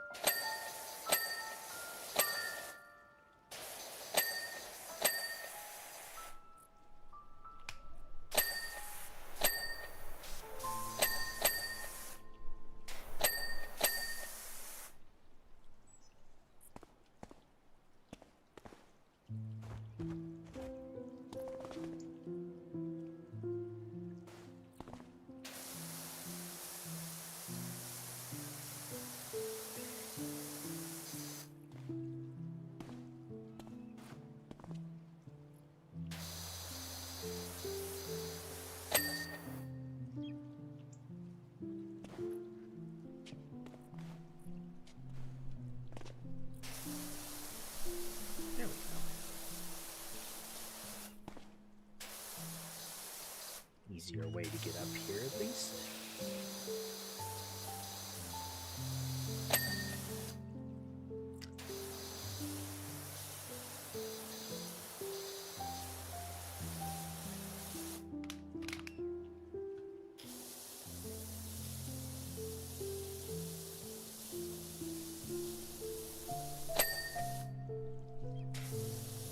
Nice.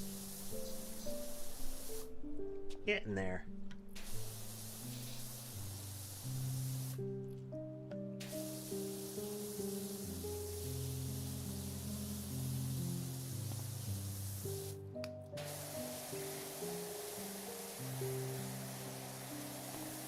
Coverage with the green.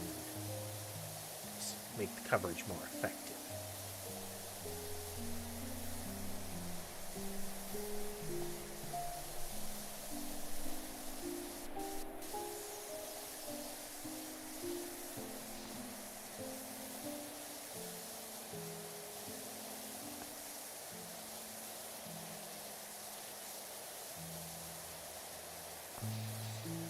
recall a reference to a Bigfoot kind of thing in the first game, but I can't recall if there was more to it than just there were footprints, you know?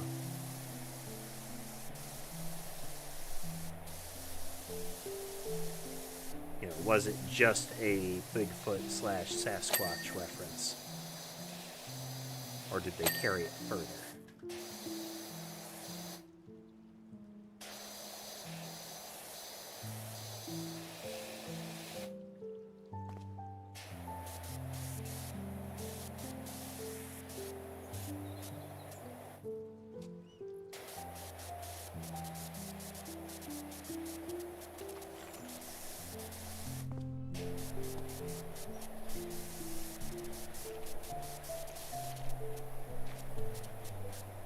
Presence of this little part of the little power washing stand implies to me that there was at least a stronger reference to it, but like I said, I don't recall. It's been a bit.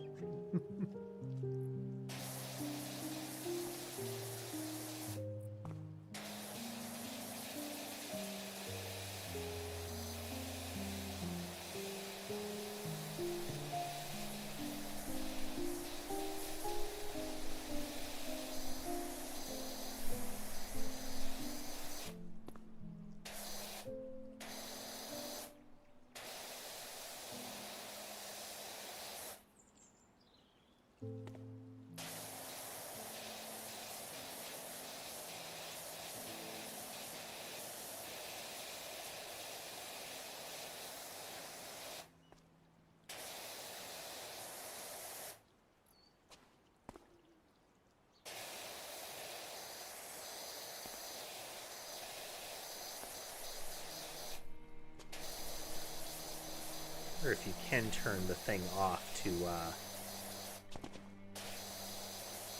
prevent you from constantly getting bumped by the targets. Hello, someone. Or someone.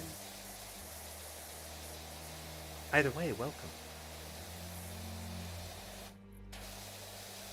Playing PowerWash.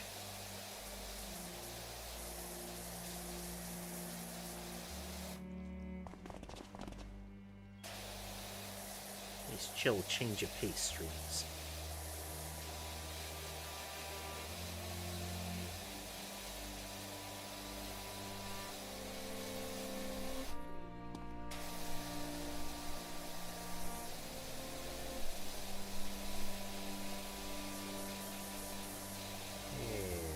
Yes.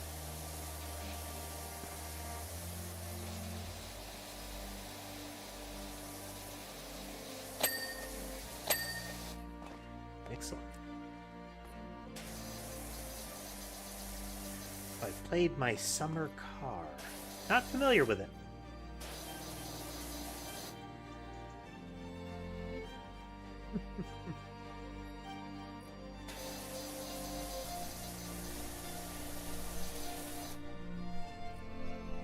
If I had to guess, that sounds like one where you're like fixing up a car in a garage kind of thing.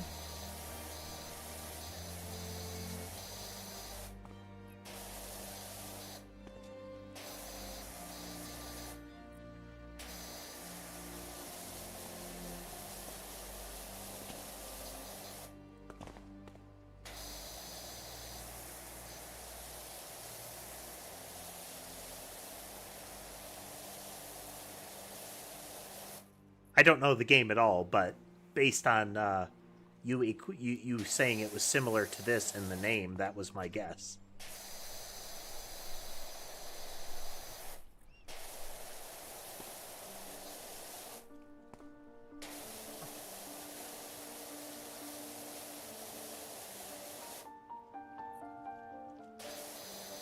Lore has emotes and he cannot be stopped.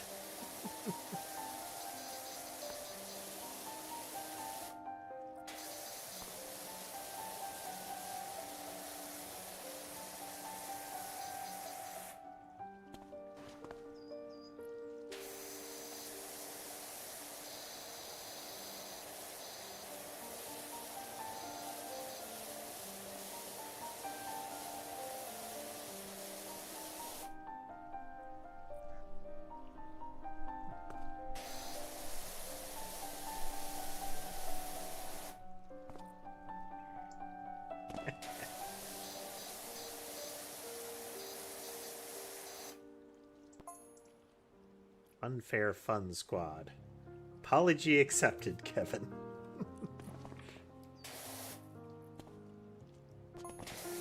That was not an apology, Cobb. It was a carefully worded clarification.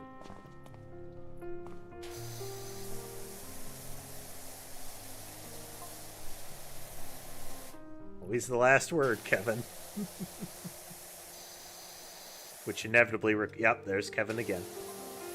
Not at all.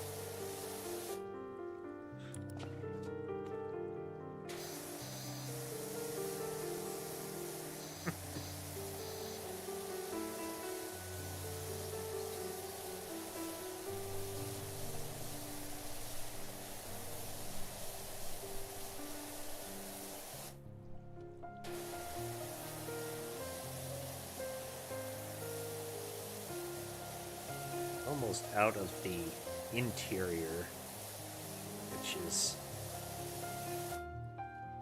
such a confined space.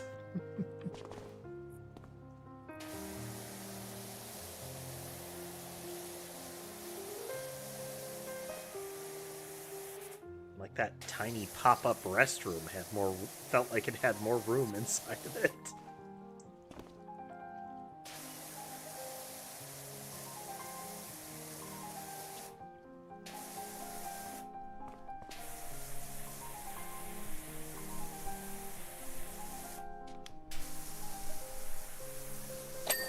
Plush.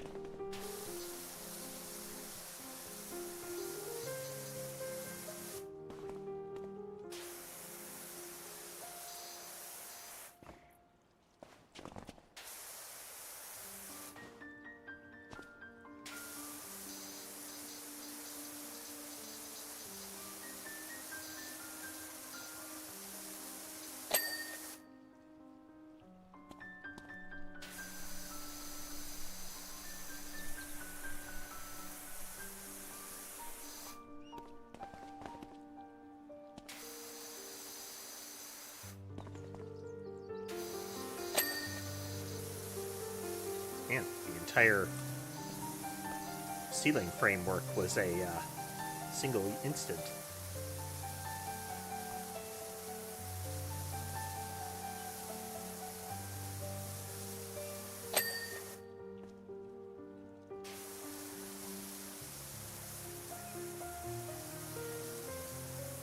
Almost. Well, we still got a ways to go. The exterior is still quite grubby as well.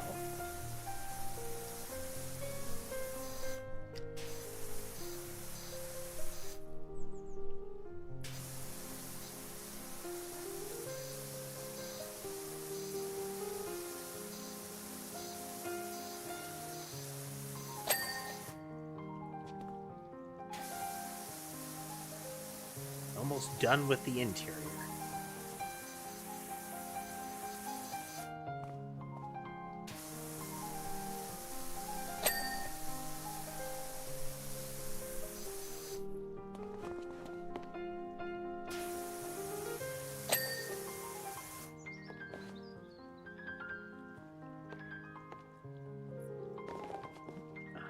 Outside of the little forest level.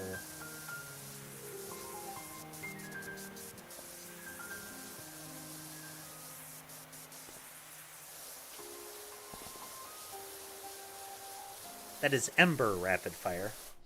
That camera is one of the ones that's relatively zoomed in. Ember is the smallest of the cats. Like, no contest, she is smallest. Hey there, Neon.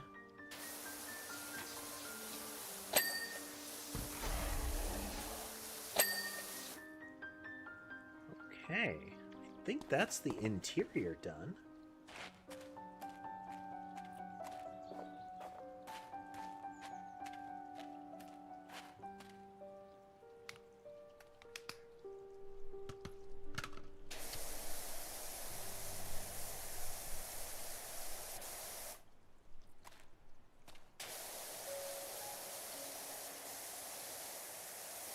Continue the cleansing of the exterior.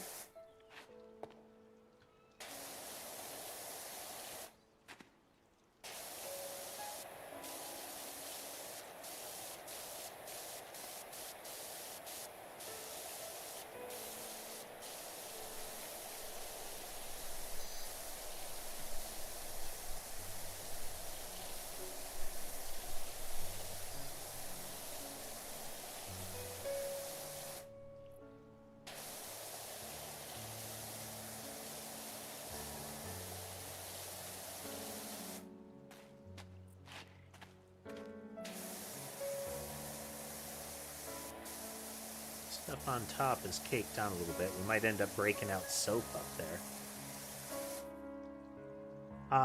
Rapid Fire, I am streaming on Twitch as well.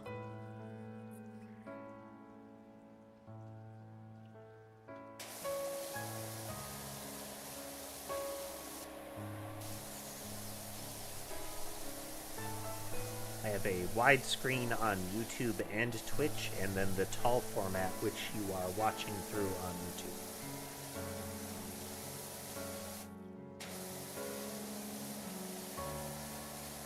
Maximizing coverage.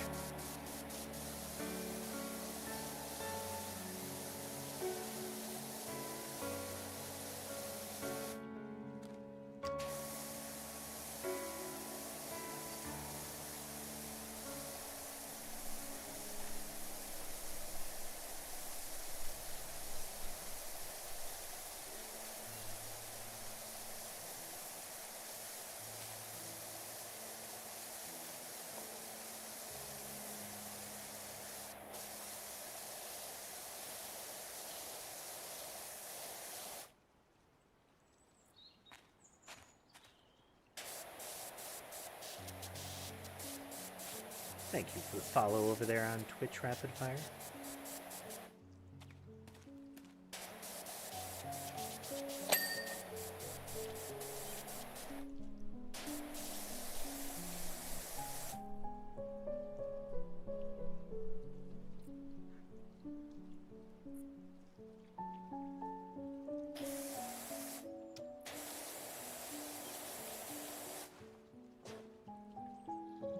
Sort of. They're looking at a thing.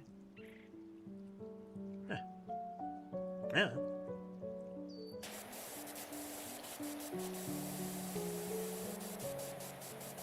Checking my notification list for something.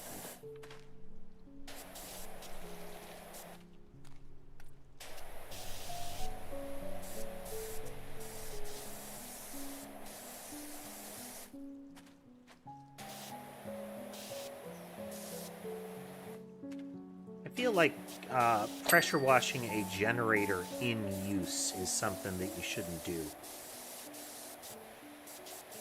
I don't know if that's the case, but it just feels like it should be something you don't do.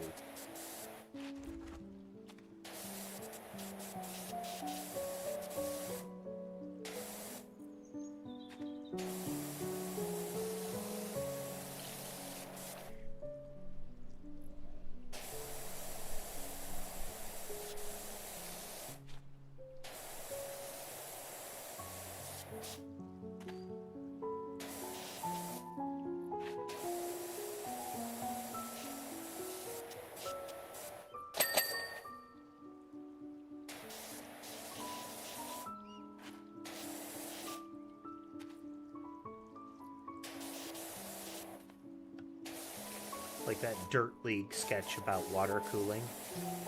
Now they keep overheating, even if I add more water. Liquid cooling systems are just broken. They don't work.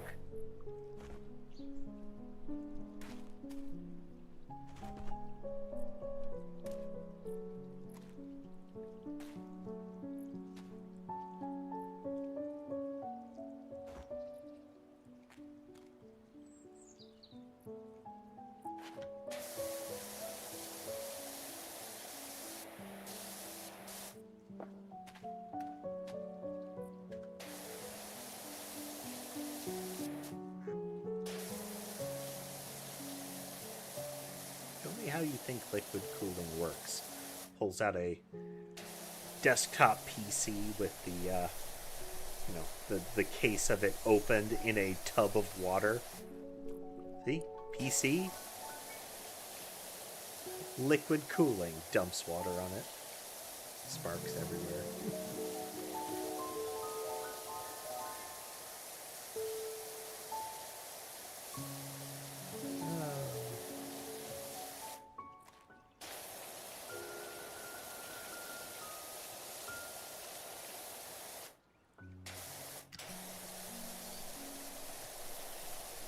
League content can be spotty, but they got a lot of real gems.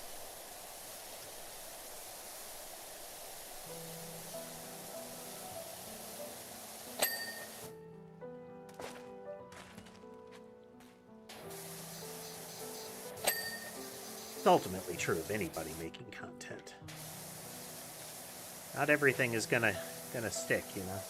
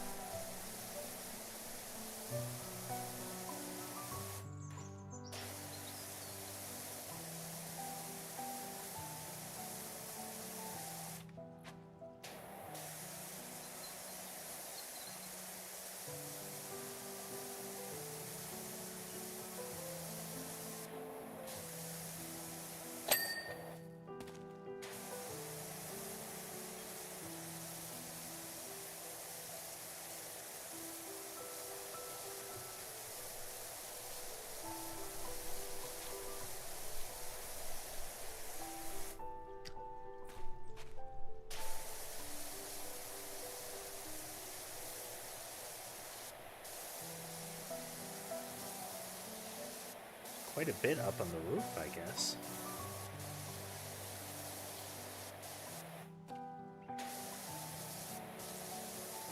This exterior, maybe, 85% tops, I would expect, once we're done with it.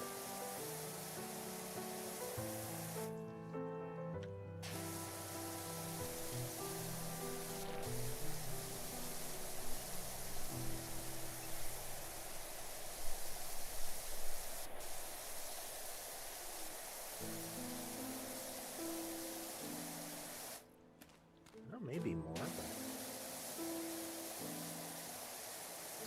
So I know we still have, like, the hangers for the ball stuffies.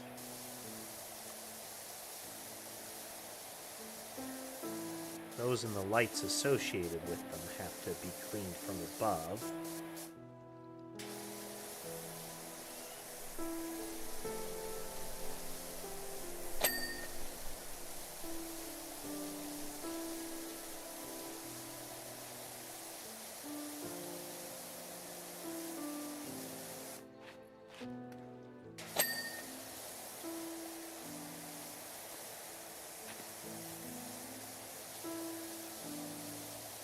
Wasn't too far off.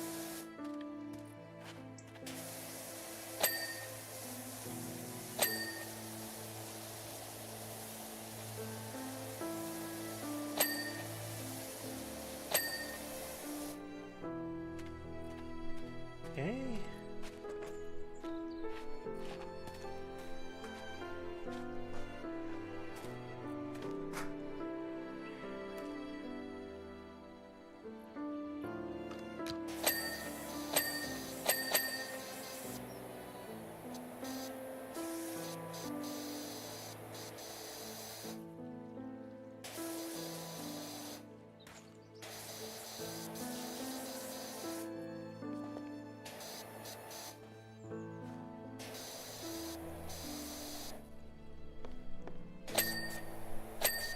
Another one of those games where occasionally I find myself kind of craning my head to try to look around the flat surface of the screen.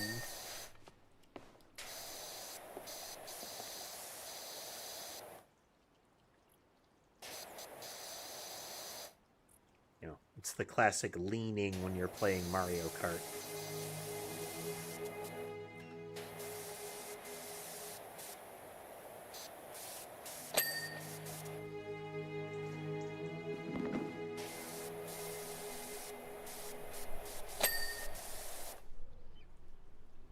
It does nothing, but it feels like it should.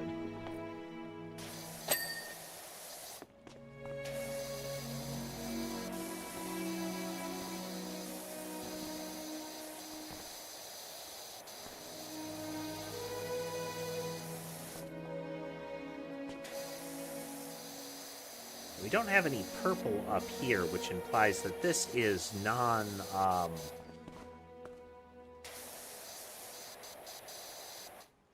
mistaken argument related ground.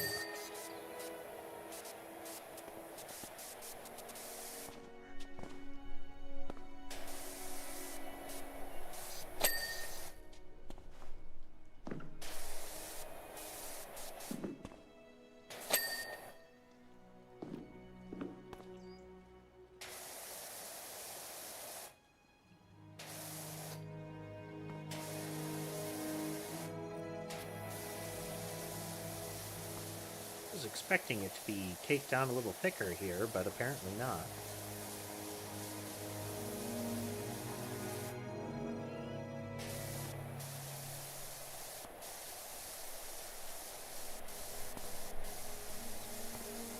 I wonder if this is smooth enough that I'll be able to use the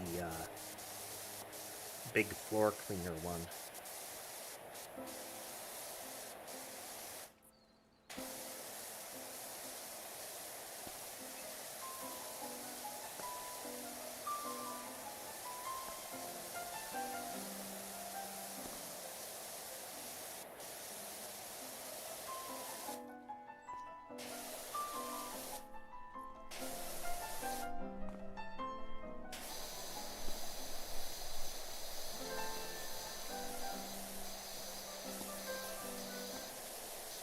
Carve out all the borders.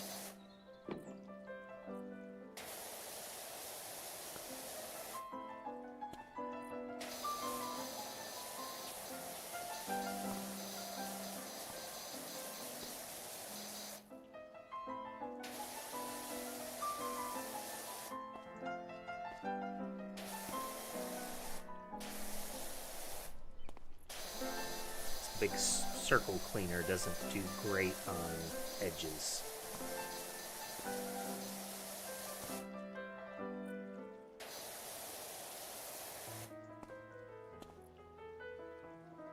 Alright, does this do any good here? Not bad.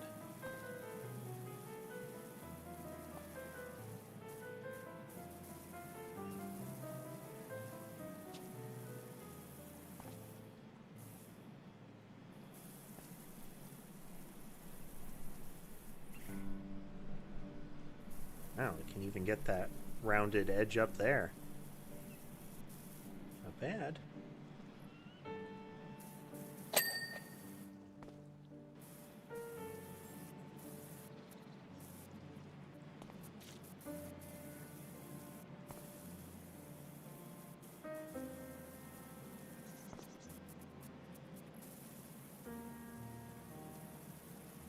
It's not that it has to be on the surface, it's that it's most effective when it is. It's that it's several rotating close range washers underneath it.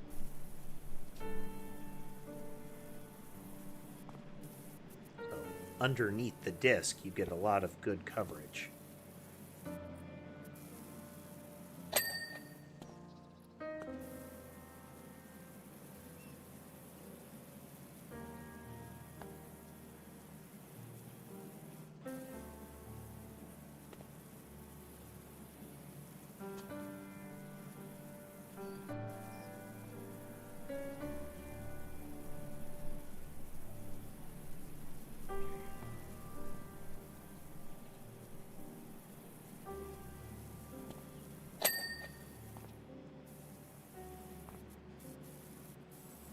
Seems like we're just going to be able to kind of spiral our way up to the top there.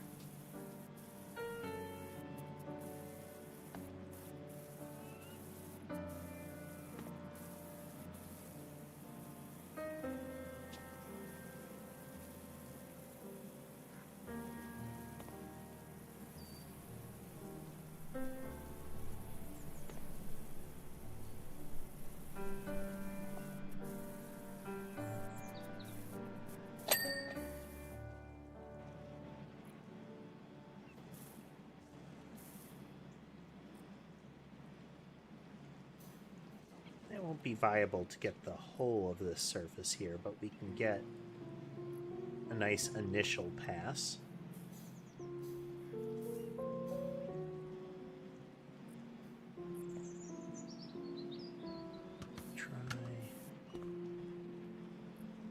Yeah, if it's not right over top of it, it doesn't work well.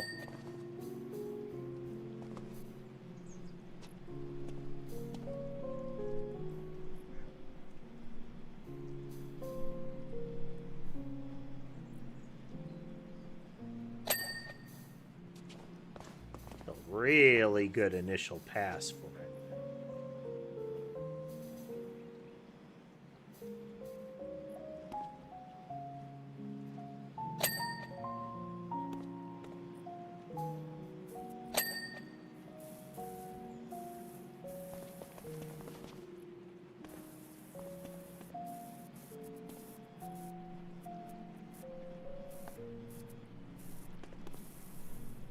Switch though.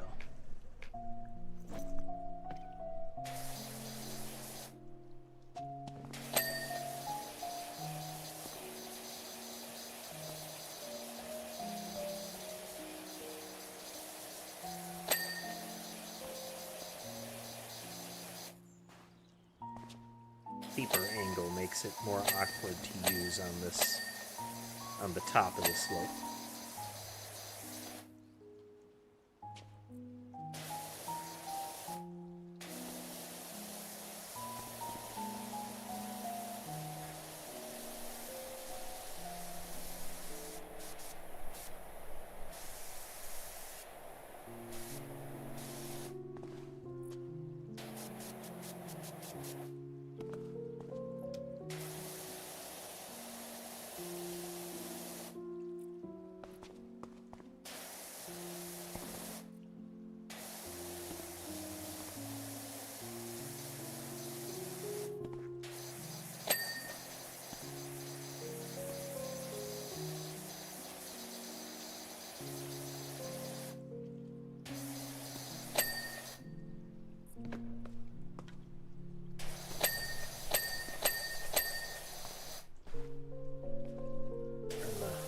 Final stretch, so it's showing us some of the things that aren't done yet.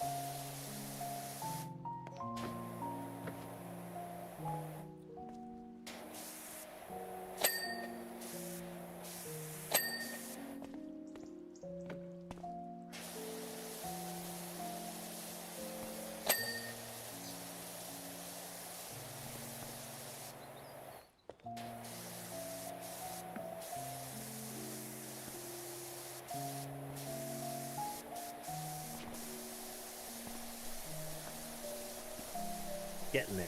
We're getting there.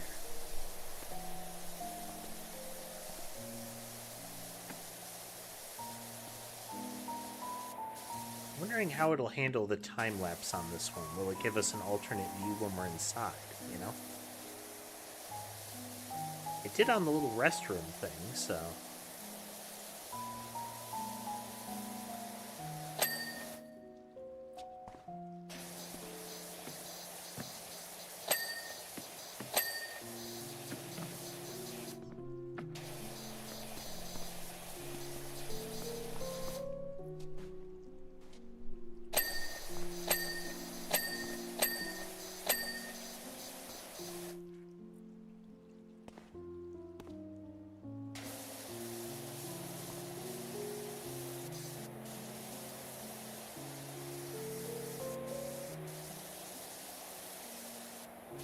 Get away with white here. Kinda.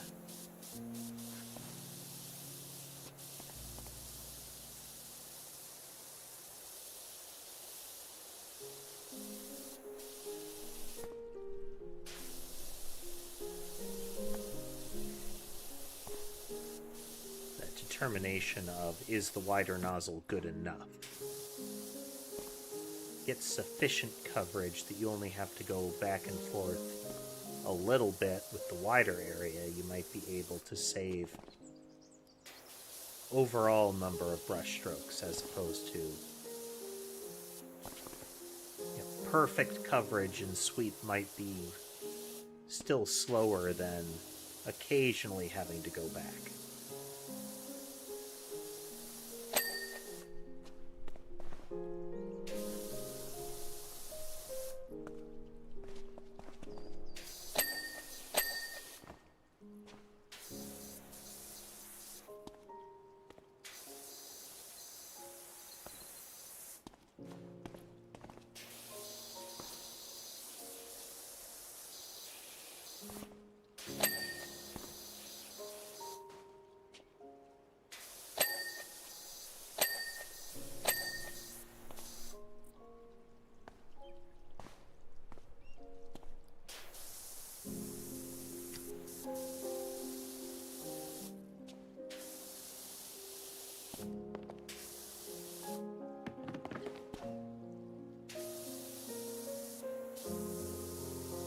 What else we've got?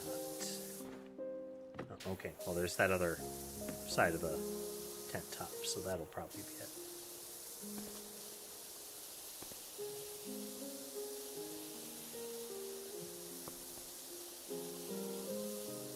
Both of those seem like they will be enough to cover the remaining 2%.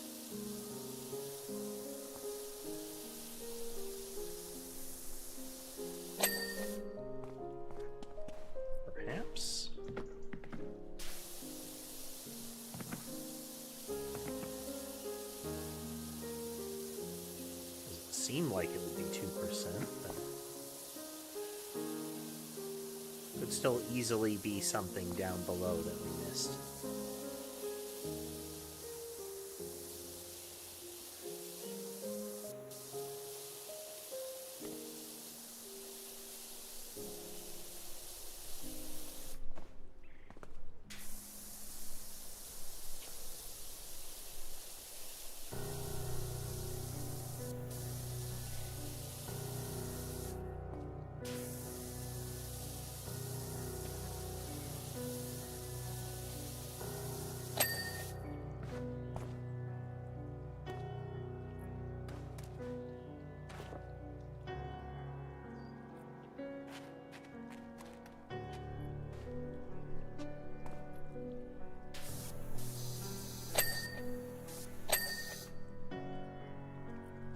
Of the Sea Palace.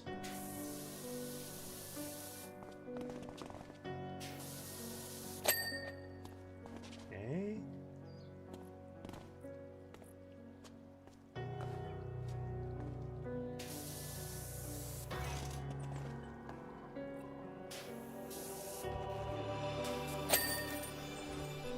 There we go. All right, let's see that replay.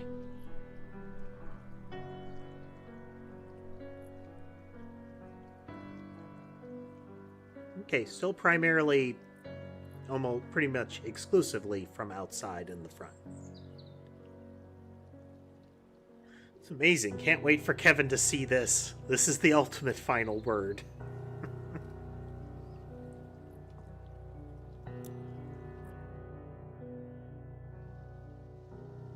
And one of the things that you can do with decoration is to get furniture. Which takes customization bucks, but let's do that.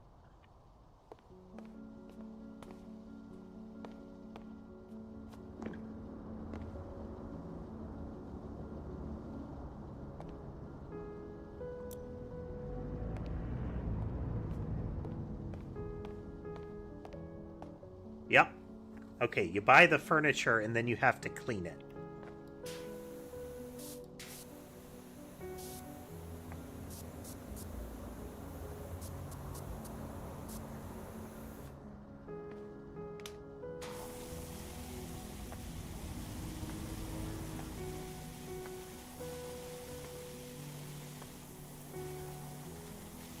Doesn't need the soap, but we're going to use the soap.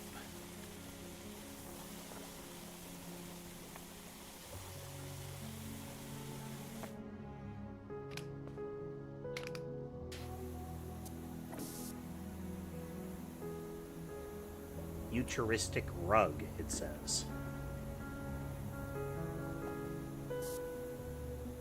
Not uncommon to equate hexagon patterns with futuristic.